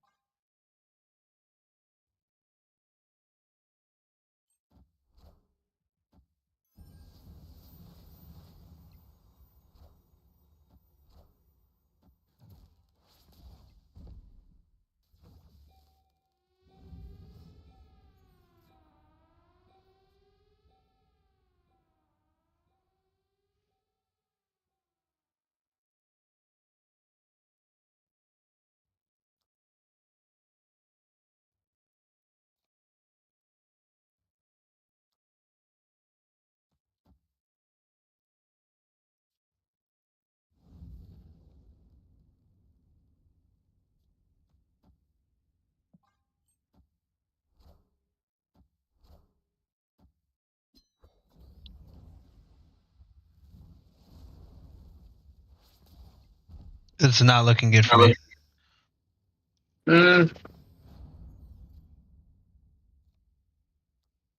Yeah.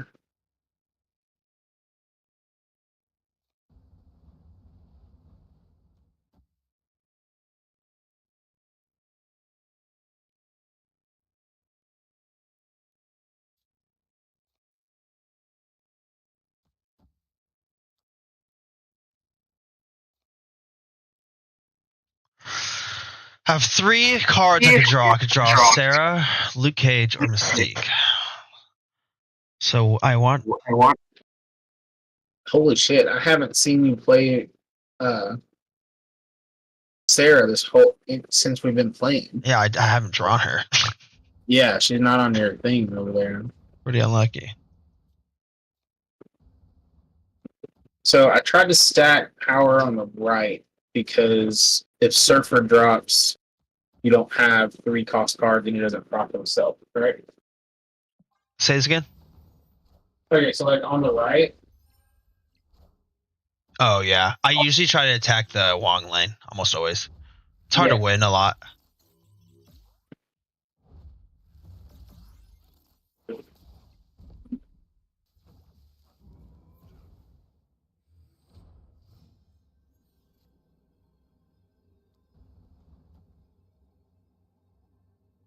Fuck, I'm so fucking close, dude. If I would have had Sarah, this would have been so fucking nasty. I need 1 energy. Oh, wait, let me think. 8. Because if you drop Wong right now, you have 8. I mean, Surfer, it's 10, 11, 12, 13, 14, 16. He goes up 16. 24. All right, I think I got it. It's fine. I think you got it too. I think I got it. As long as you don't do something.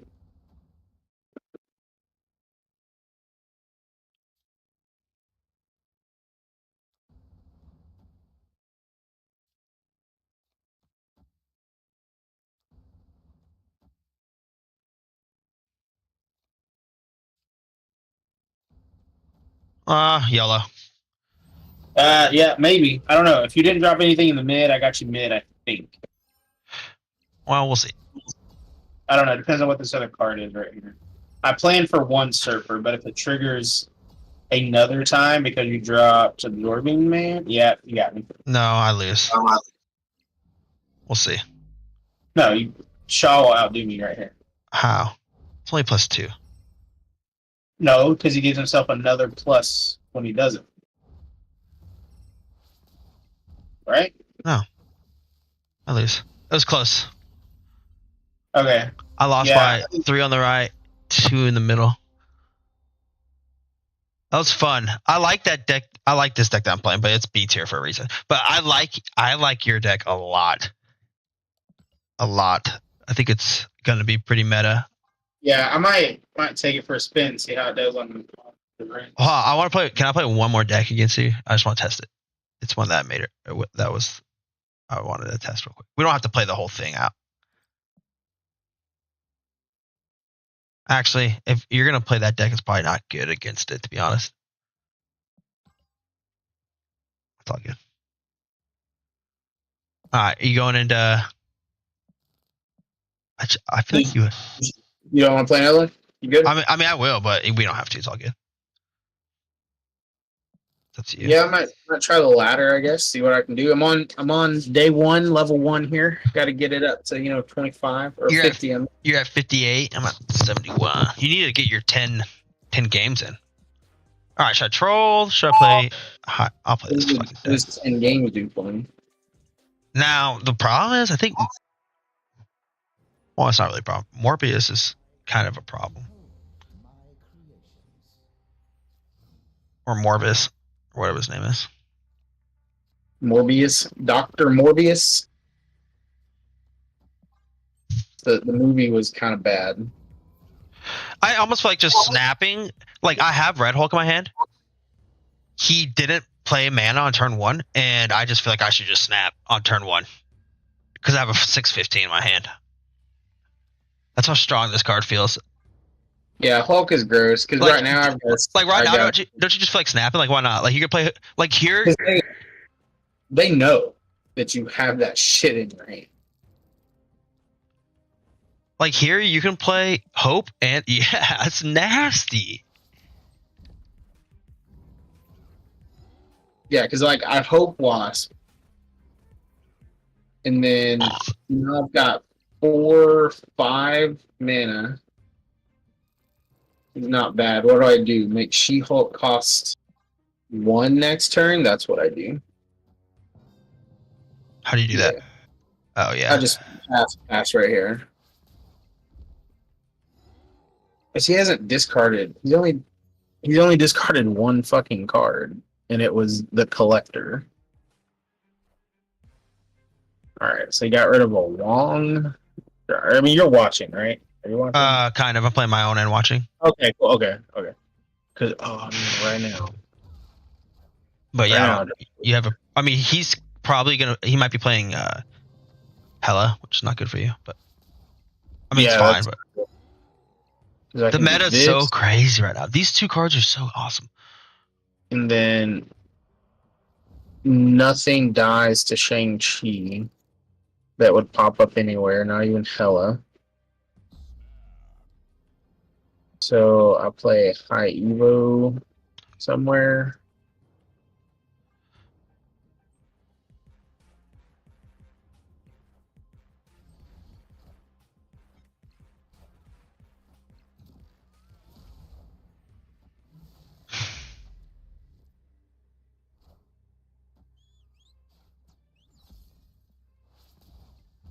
I feel like he still wins.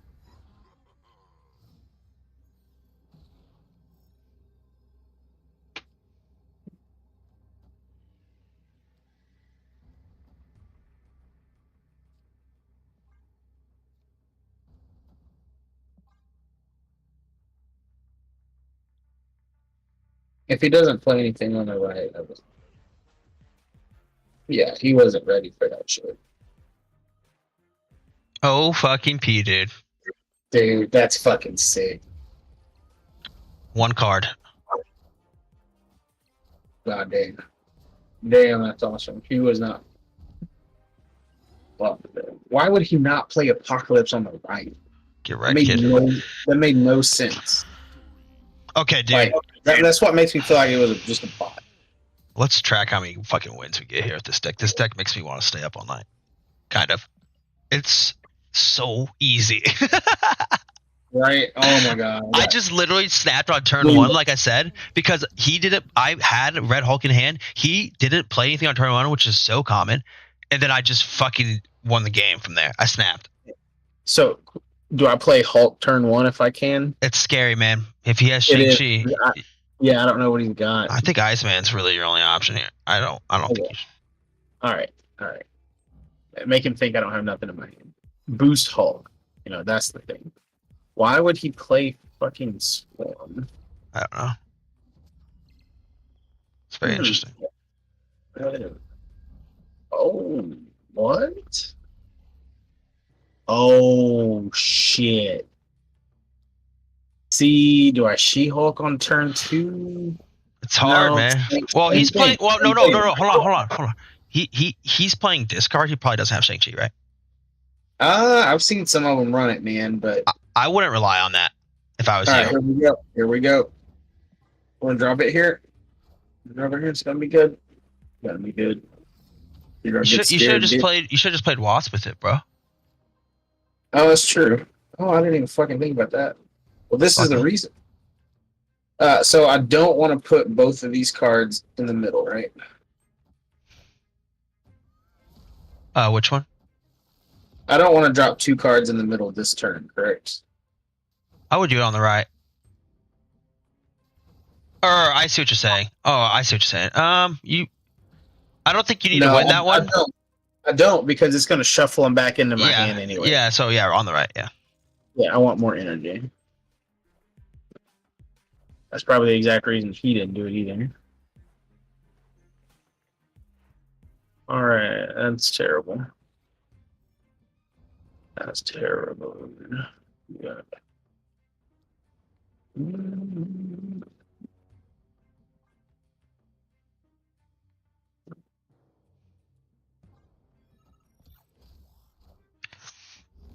All systems go.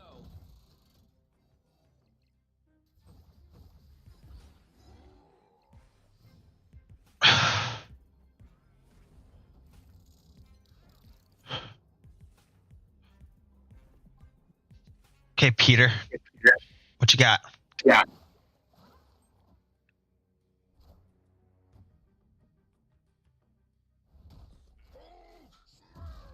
This guy just played cannonball on me, dude.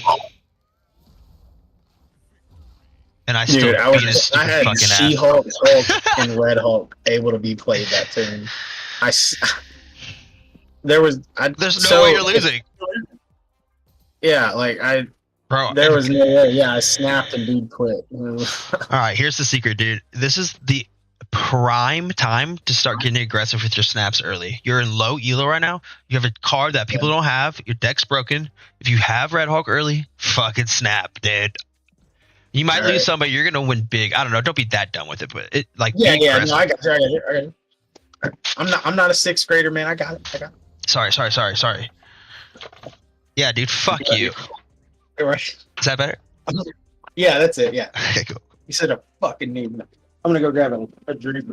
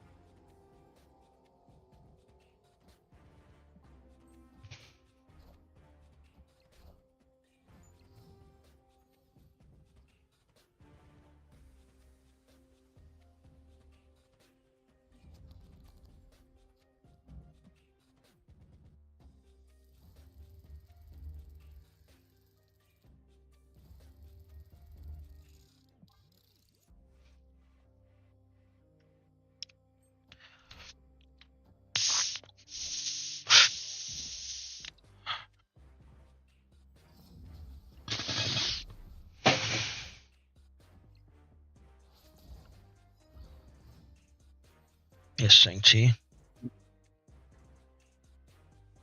So do I.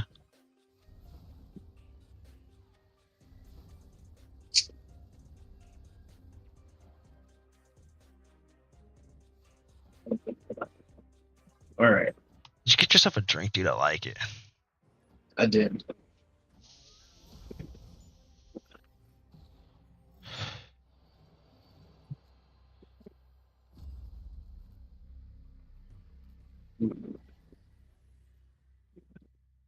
That's tricky.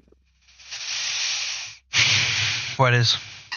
It says the first play here adds its power to the top of your deck. Play Sunspot. I guess it's fine.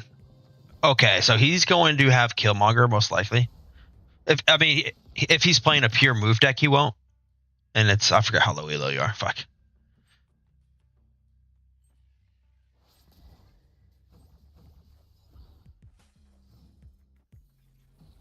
He might be playing just a move deck. Because what he's probably going to do now is like cloak or not cloak, but fuck. It's like fucking person's name.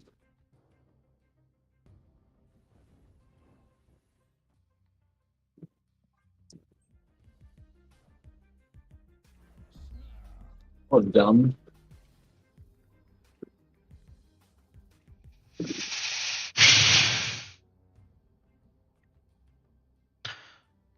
Dude, my shocker hit Red Hulk, so I'm on turn 6. I'm about to She-Hulk, Red Hulk. Yeah, my shocker's gonna hit Hulk, and then I'm gonna Red Hulk.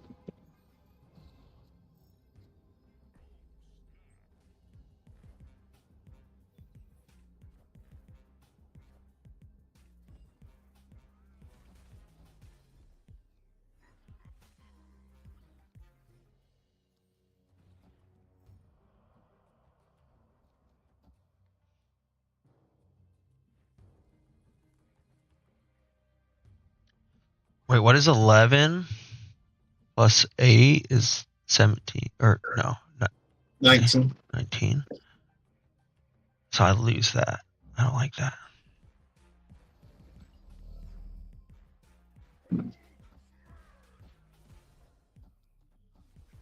Yeah, that's broken as fuck. 3 for 3 so far. Are you 3 for 3? I'm 3 for 3. Yeah. It's unbelievable. Did you snap? Yeah. Oh, are you about to get 4? He did. Yeah. Oh, this is a bot, probably. He No didn't- offense. Yeah, it's a bot. It had to be. I mean, I didn't Like, really watch it, but just look at the cards he played. Yeah, and he played Cloak on the same location he had Human Torch. Oh yeah, bot. Absolute. But That's all right, man. That's why I said snap early. Pushes me to 60. That's fine. I'll play bots, no problem. Yeah, me too. I'm gonna get this 6 cost cards. I'm gonna get that pretty quick. Man, I was lucky. Like, I guess I never noticed that it only cost 1,000 points to jump a level. Every level. 1,000 credits. Yeah. What do you mean jump a level when you say that? Level like not a level, but through the monthly thing. You know how you go up to like at level 1 or whatever, all the way to 50 when you unlock all those things. Yeah. Like, so I didn't realize that it was only 1,000 points to go to the next one. I was like freaking out this morning because I only had 5 hours and 3 levels to go.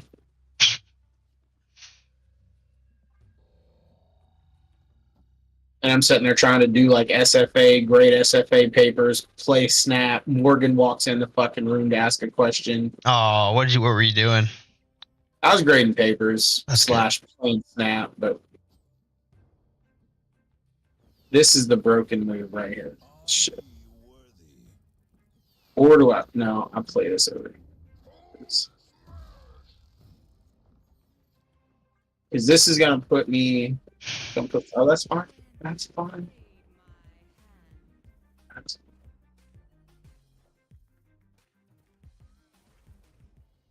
Gotta play card there though. I think the card to play there.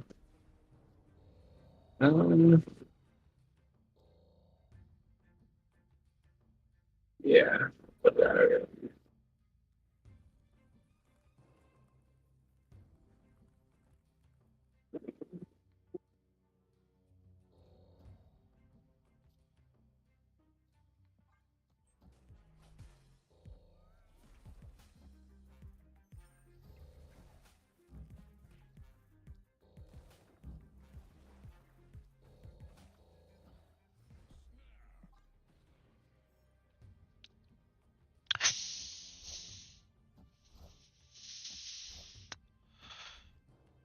Fuck.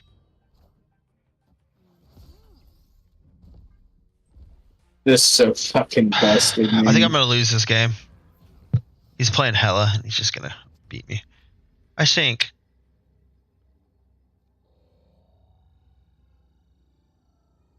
Damn. 8. That's gonna be 12. I'm only gonna be able to bring him down by 2. I'm gonna lose that one. And this one.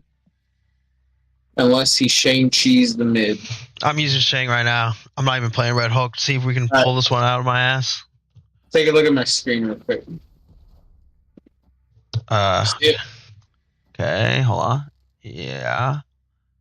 Alright, so I'm thinking if he Shang-Chi's the mid, moves vision to the left, he wins it. If he Shang-Chi's the mid. Yeah. Moves vision to the left, he wins. That's very true. Yeah. Wait, what card were you trying to play there? I played Red Hulk on the right.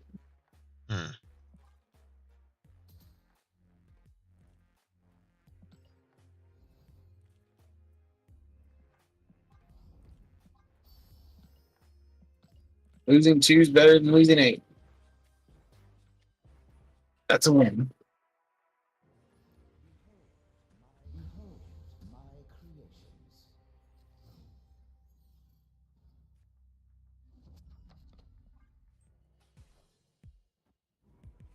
Already bam.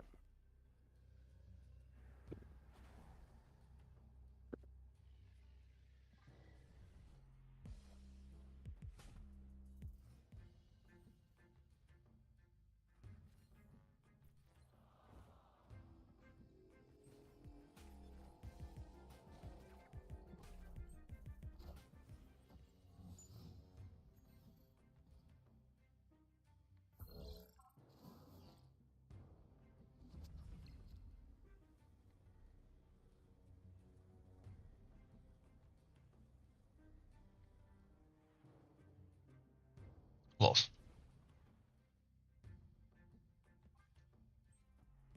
Wait, how did I get the blob? I just got the blob? Oh my god. That'll work.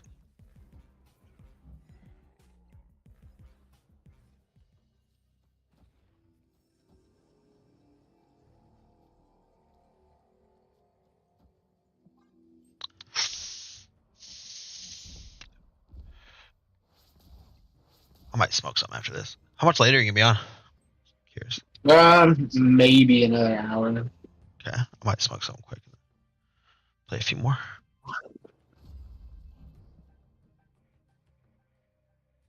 Probably closer to like 45 minutes.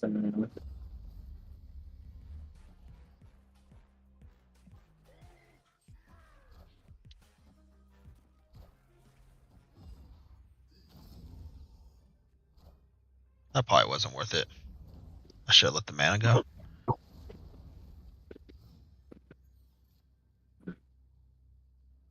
We float.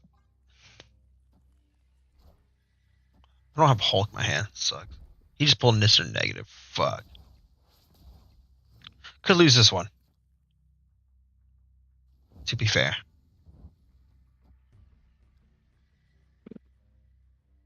Wait. We'll see what happens.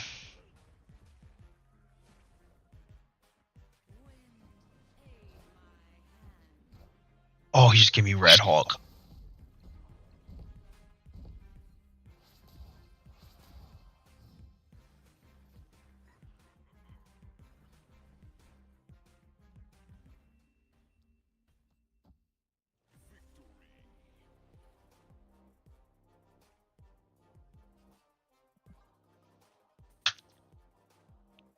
Did you win another one?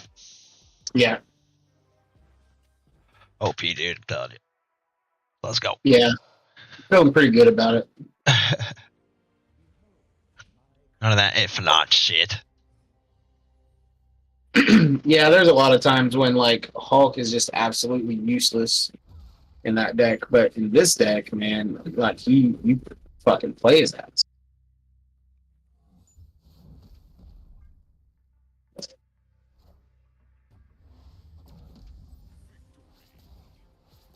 Oh shit! Won another one. Iceman won it for Oh me shit. right off the go.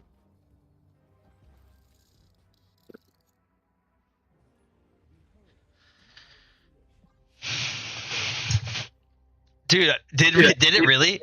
I'm telling you, that card is so underrated. What, Iceman? Yeah, it's so good. Because it literally makes people do that. Oh, damn, they're going to blow up your one cost, so just be careful playing them. Yeah. That's OP. Yeah. Yeah, but Misty's probably dead. But Doesn't matter. Right. Yeah, that's all right.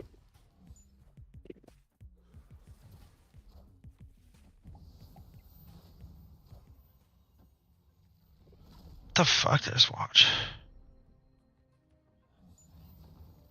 It's gonna Zola this shit.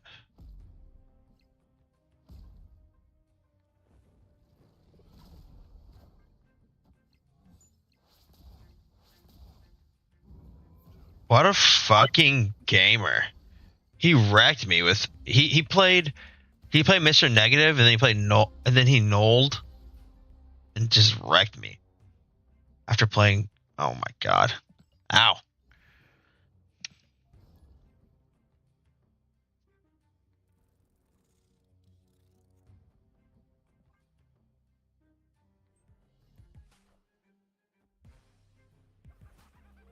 Hmm. interesting for you? Yeah, it's not great.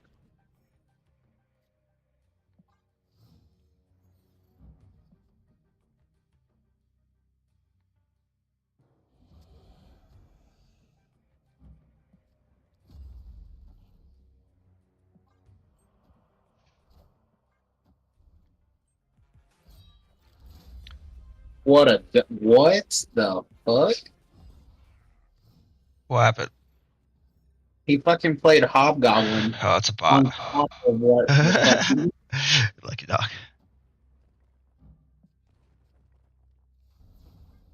I think I lose this game again.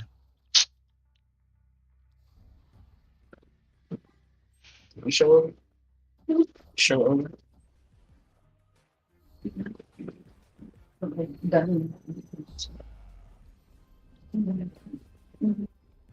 Sorry.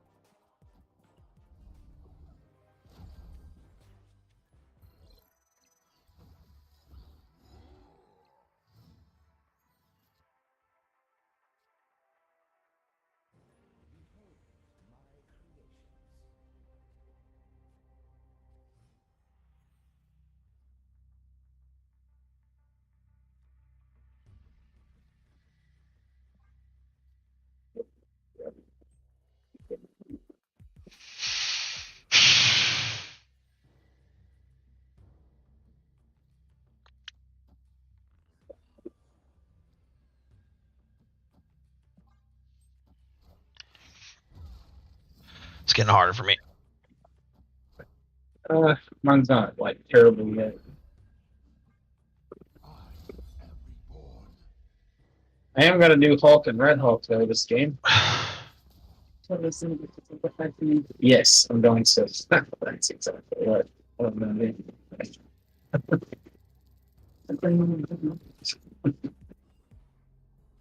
I don't know. I think that would be wrestling. Do some last. I'm just gonna ask it. No, he told them. Oh, Quinn was like, I'm all for it.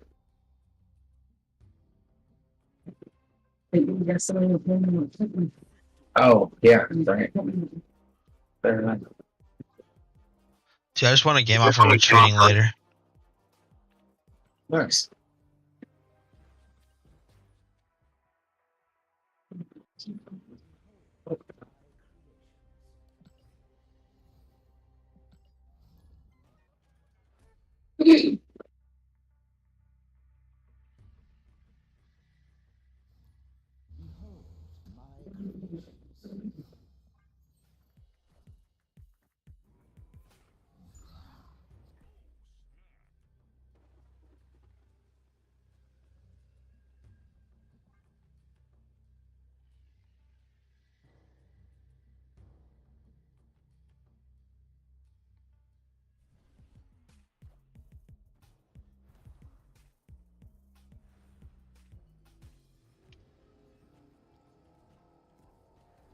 Let's play this here.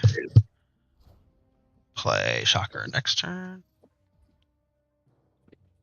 Damn it. Damn it. Damn it. Double damn. Damn it. Fuck. I played Sunspot mid before the thing came up, and it was super flow where you get mana if nothing's there. Unlucky.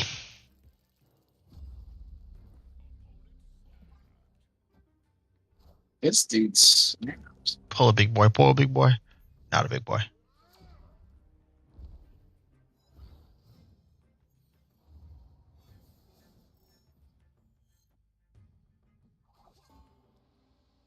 We're gonna Red Hulk turn 5. We're using 2 turns to go into Hulk. Okay, I'm not gonna play against this fucking guy. What the fuck is this? Fucking idiot. It's gotta be another bot.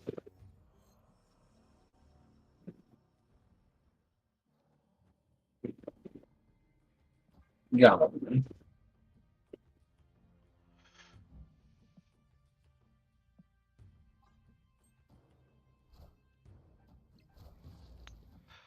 so glad I played this card here. That kind of sucks. But sure. Hey, duck. All right. I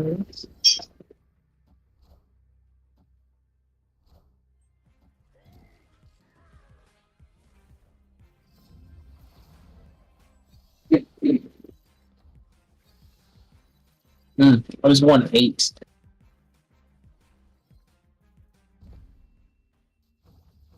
Attaboy.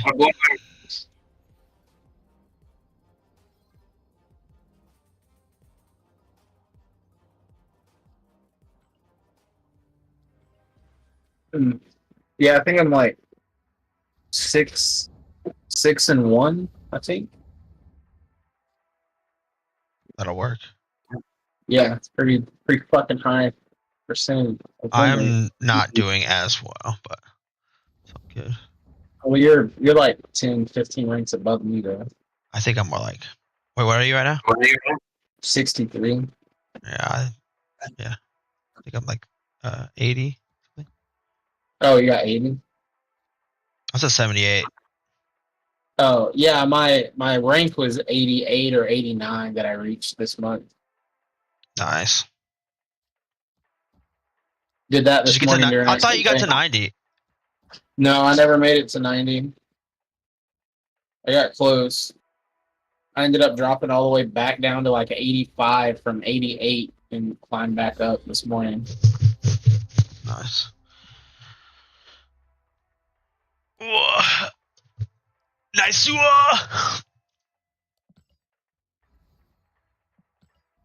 one more 6 cost card. I get a challenge.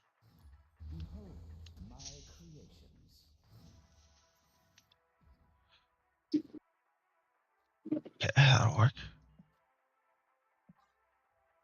Like I have Hulk and Red Hulk and Hulk in hand. Do I not just snap here?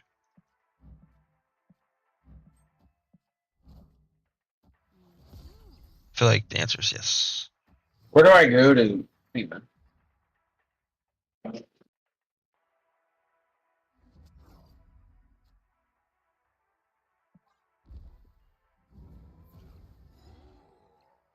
Where is like how do I watch your stream? On YouTube. Oh, you don't do it through Discord? I can. 1 second.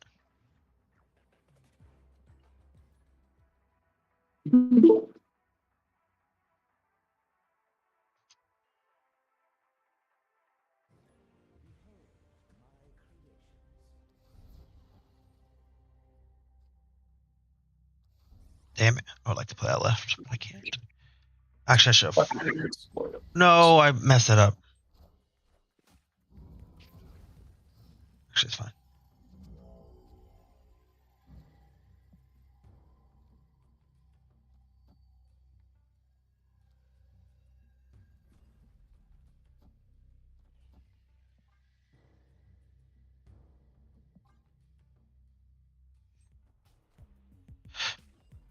I snapped early. Could bite me in the ass.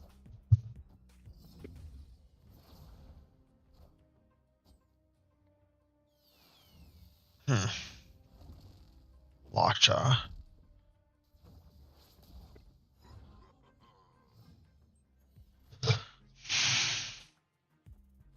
I'm streaming, by the way. Yeah, I'm watching. Oh, okay.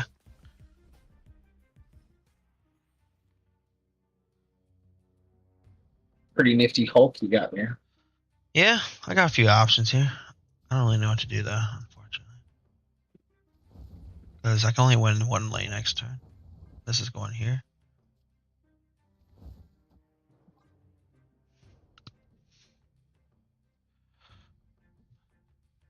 But I don't know how he wins left. So I think I'd win mid, I'd be alright. Oh, fuck. Well, I think I'm fine. That hurt. Well, it doubles its power, right? For what? Or no, she doesn't do that. No. Jane Foster doesn't do that. That's right.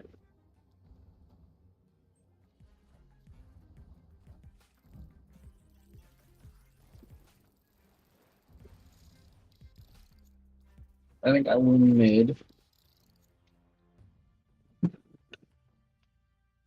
I love Cyclops. Such a good card. Is that not a bot I just played? Sick, dude.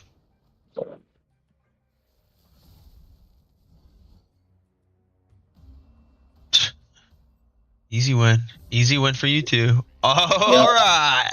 Oh, I'm only 74. What the fuck? I guess I was 68. I thought I was 78. Yeah, I'm 64 now. So. Nice.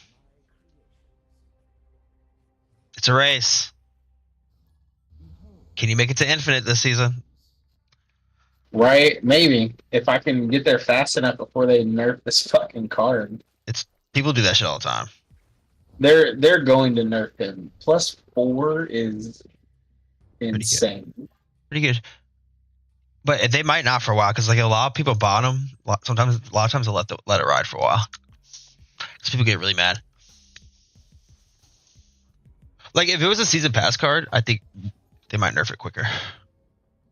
He's got Red Hulk this game.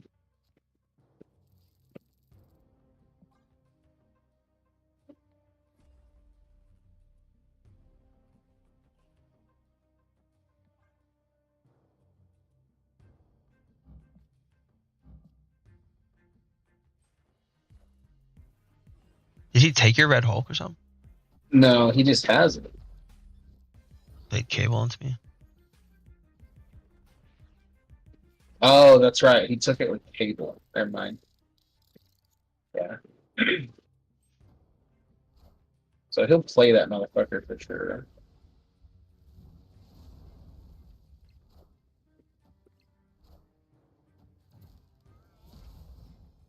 I almost want to throw A-Bomb in this deck. Kind of greedy though. You could probably put that in for Iceman. Or the one that goes like when negative, Yeah, like Shocker.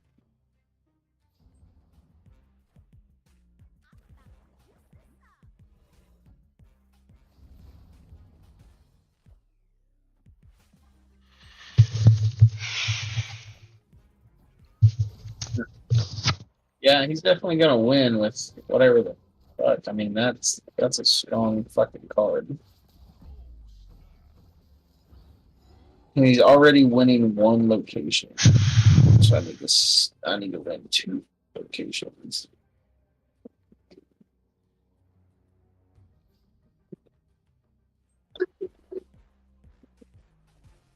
God damn it. Forgot about that. It's fine. Oh, it's not fun.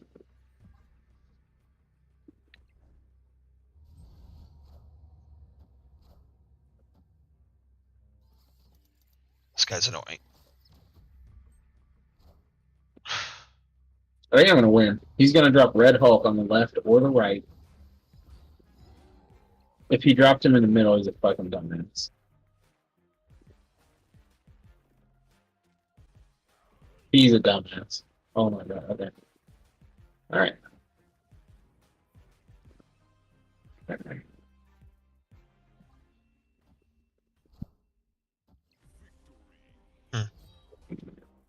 This guy absolutely just wrecked me, by the way. Are you watching this game? A little bit. Pretty good.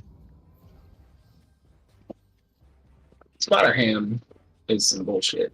Well, he just hit this card, which was high Evo, so it's actually really good. But he docked here, and this is the only small card I had. Everything else was bigger, and it pulled this. You could check my stream, dude. Yeah, like literally everything else it pulled was She-Hulk, Red Hulk, and Hulk could have pulled, or Shocker, and it pulled Shocker.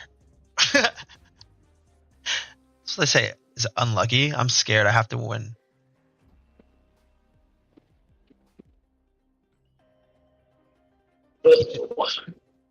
Think I should retreat later. I don't even know what that does. If you retreat later and your opponent retreats, I win. Right? No, I won the last time I did that for some reason. I don't know exactly, I guess, how it works, but definitely won it.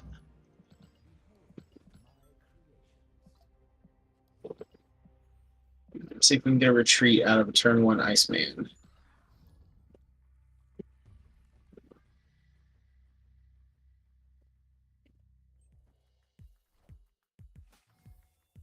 Dude, Cyclops left is kind of brutal for him. Iceman's so good in a Thanos because all those cards you don't like. It's brutal.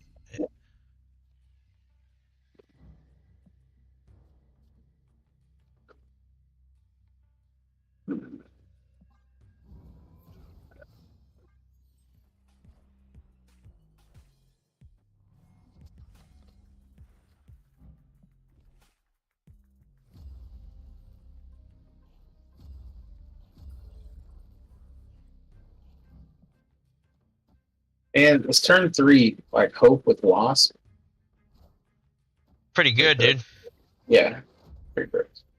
I would do that, right? And then next turn, Cyclops left.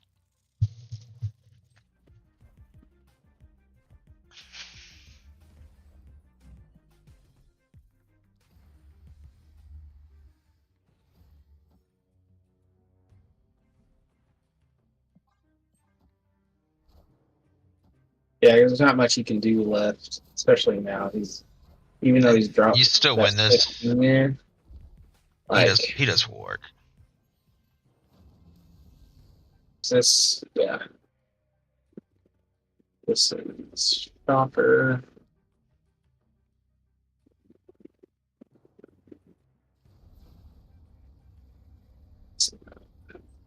Oh, okay.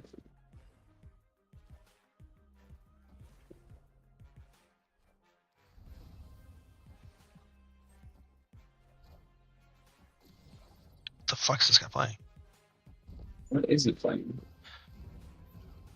He's playing Destroy Thanos. I know who he's playing, but that's not my guy.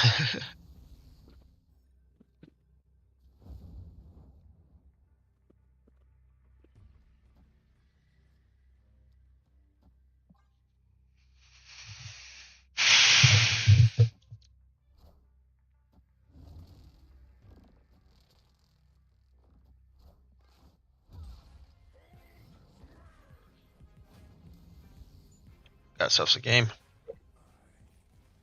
Do what? The problem I'm running into is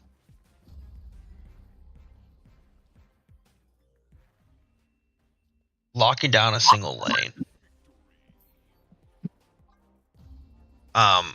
You're playing the same thing. You're not playing the same. Same what? You are playing the same thing. Yeah. Where'd you get Rogue from? Oh, a random shit location.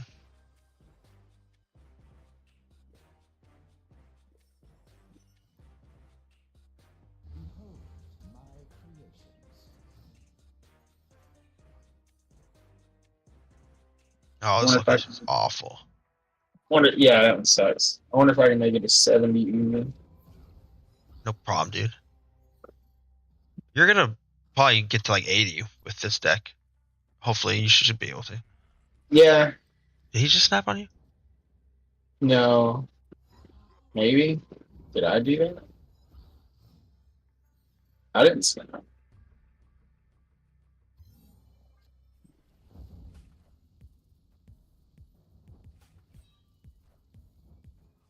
Angela? Fuck. See, like, no one's played Mobius against you, have they? No. Yeah, exactly. Shit's gay, dude. They will. They'll start once you get up there. You talking Morbius? Mobius. This is such a cut. Yeah, I've had that shit played against me before, and it fucked me.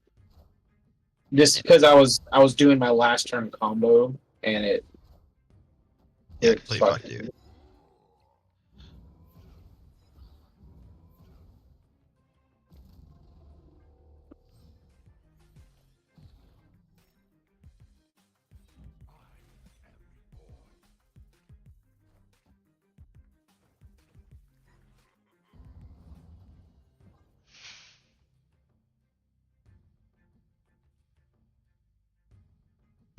I lose another game.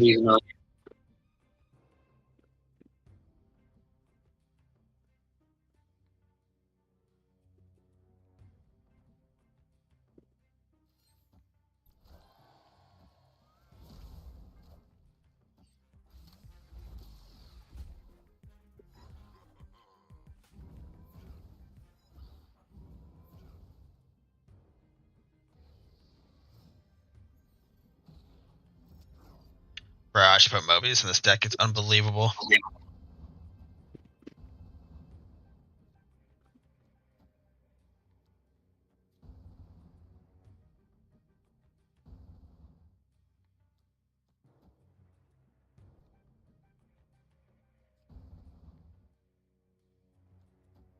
Whatever.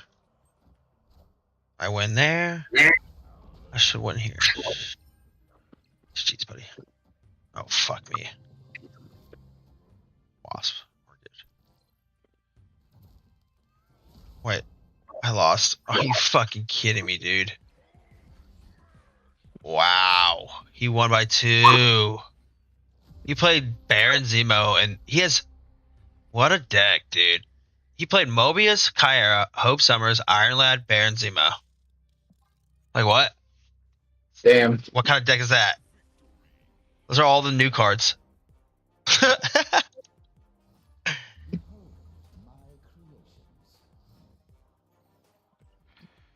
amazing.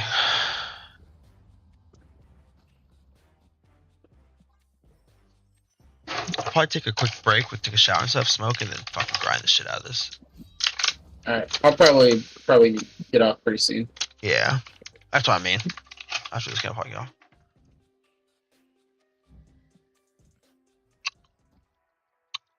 Yeah, do the same thing. Then have the will to want to fucking do shit in the morning.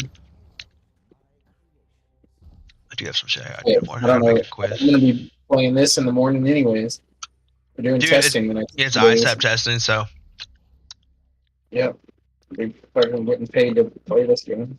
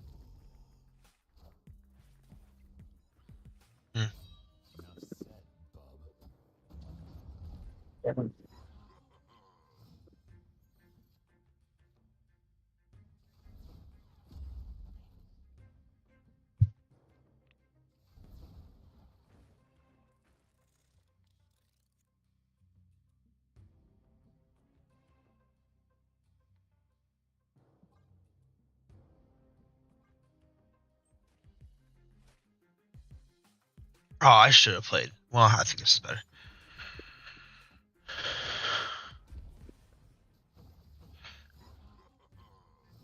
I should have snapped. Snap here.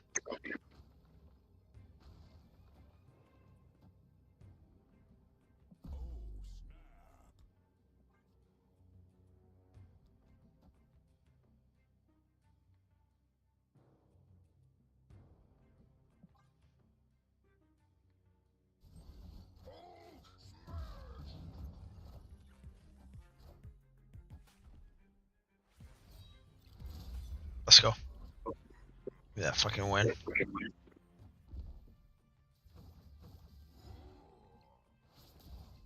Yeah. Yeah. Yeah. Right. It's not bad. Now the question is, though, do I... No, I think I leave 3 so I can gain 4 like that.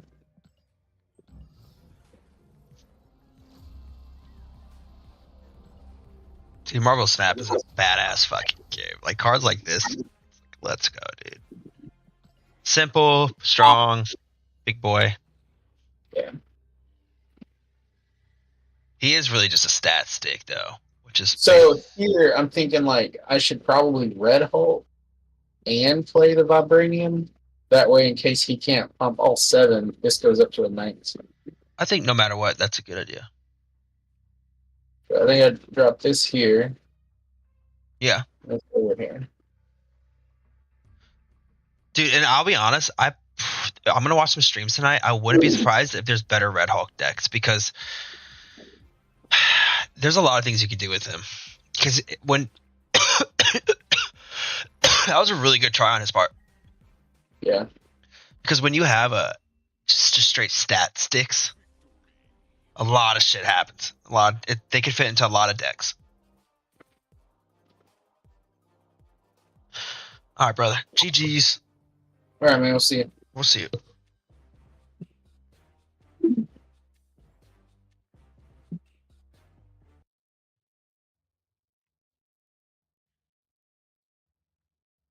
All right, that was super fun session. GG's.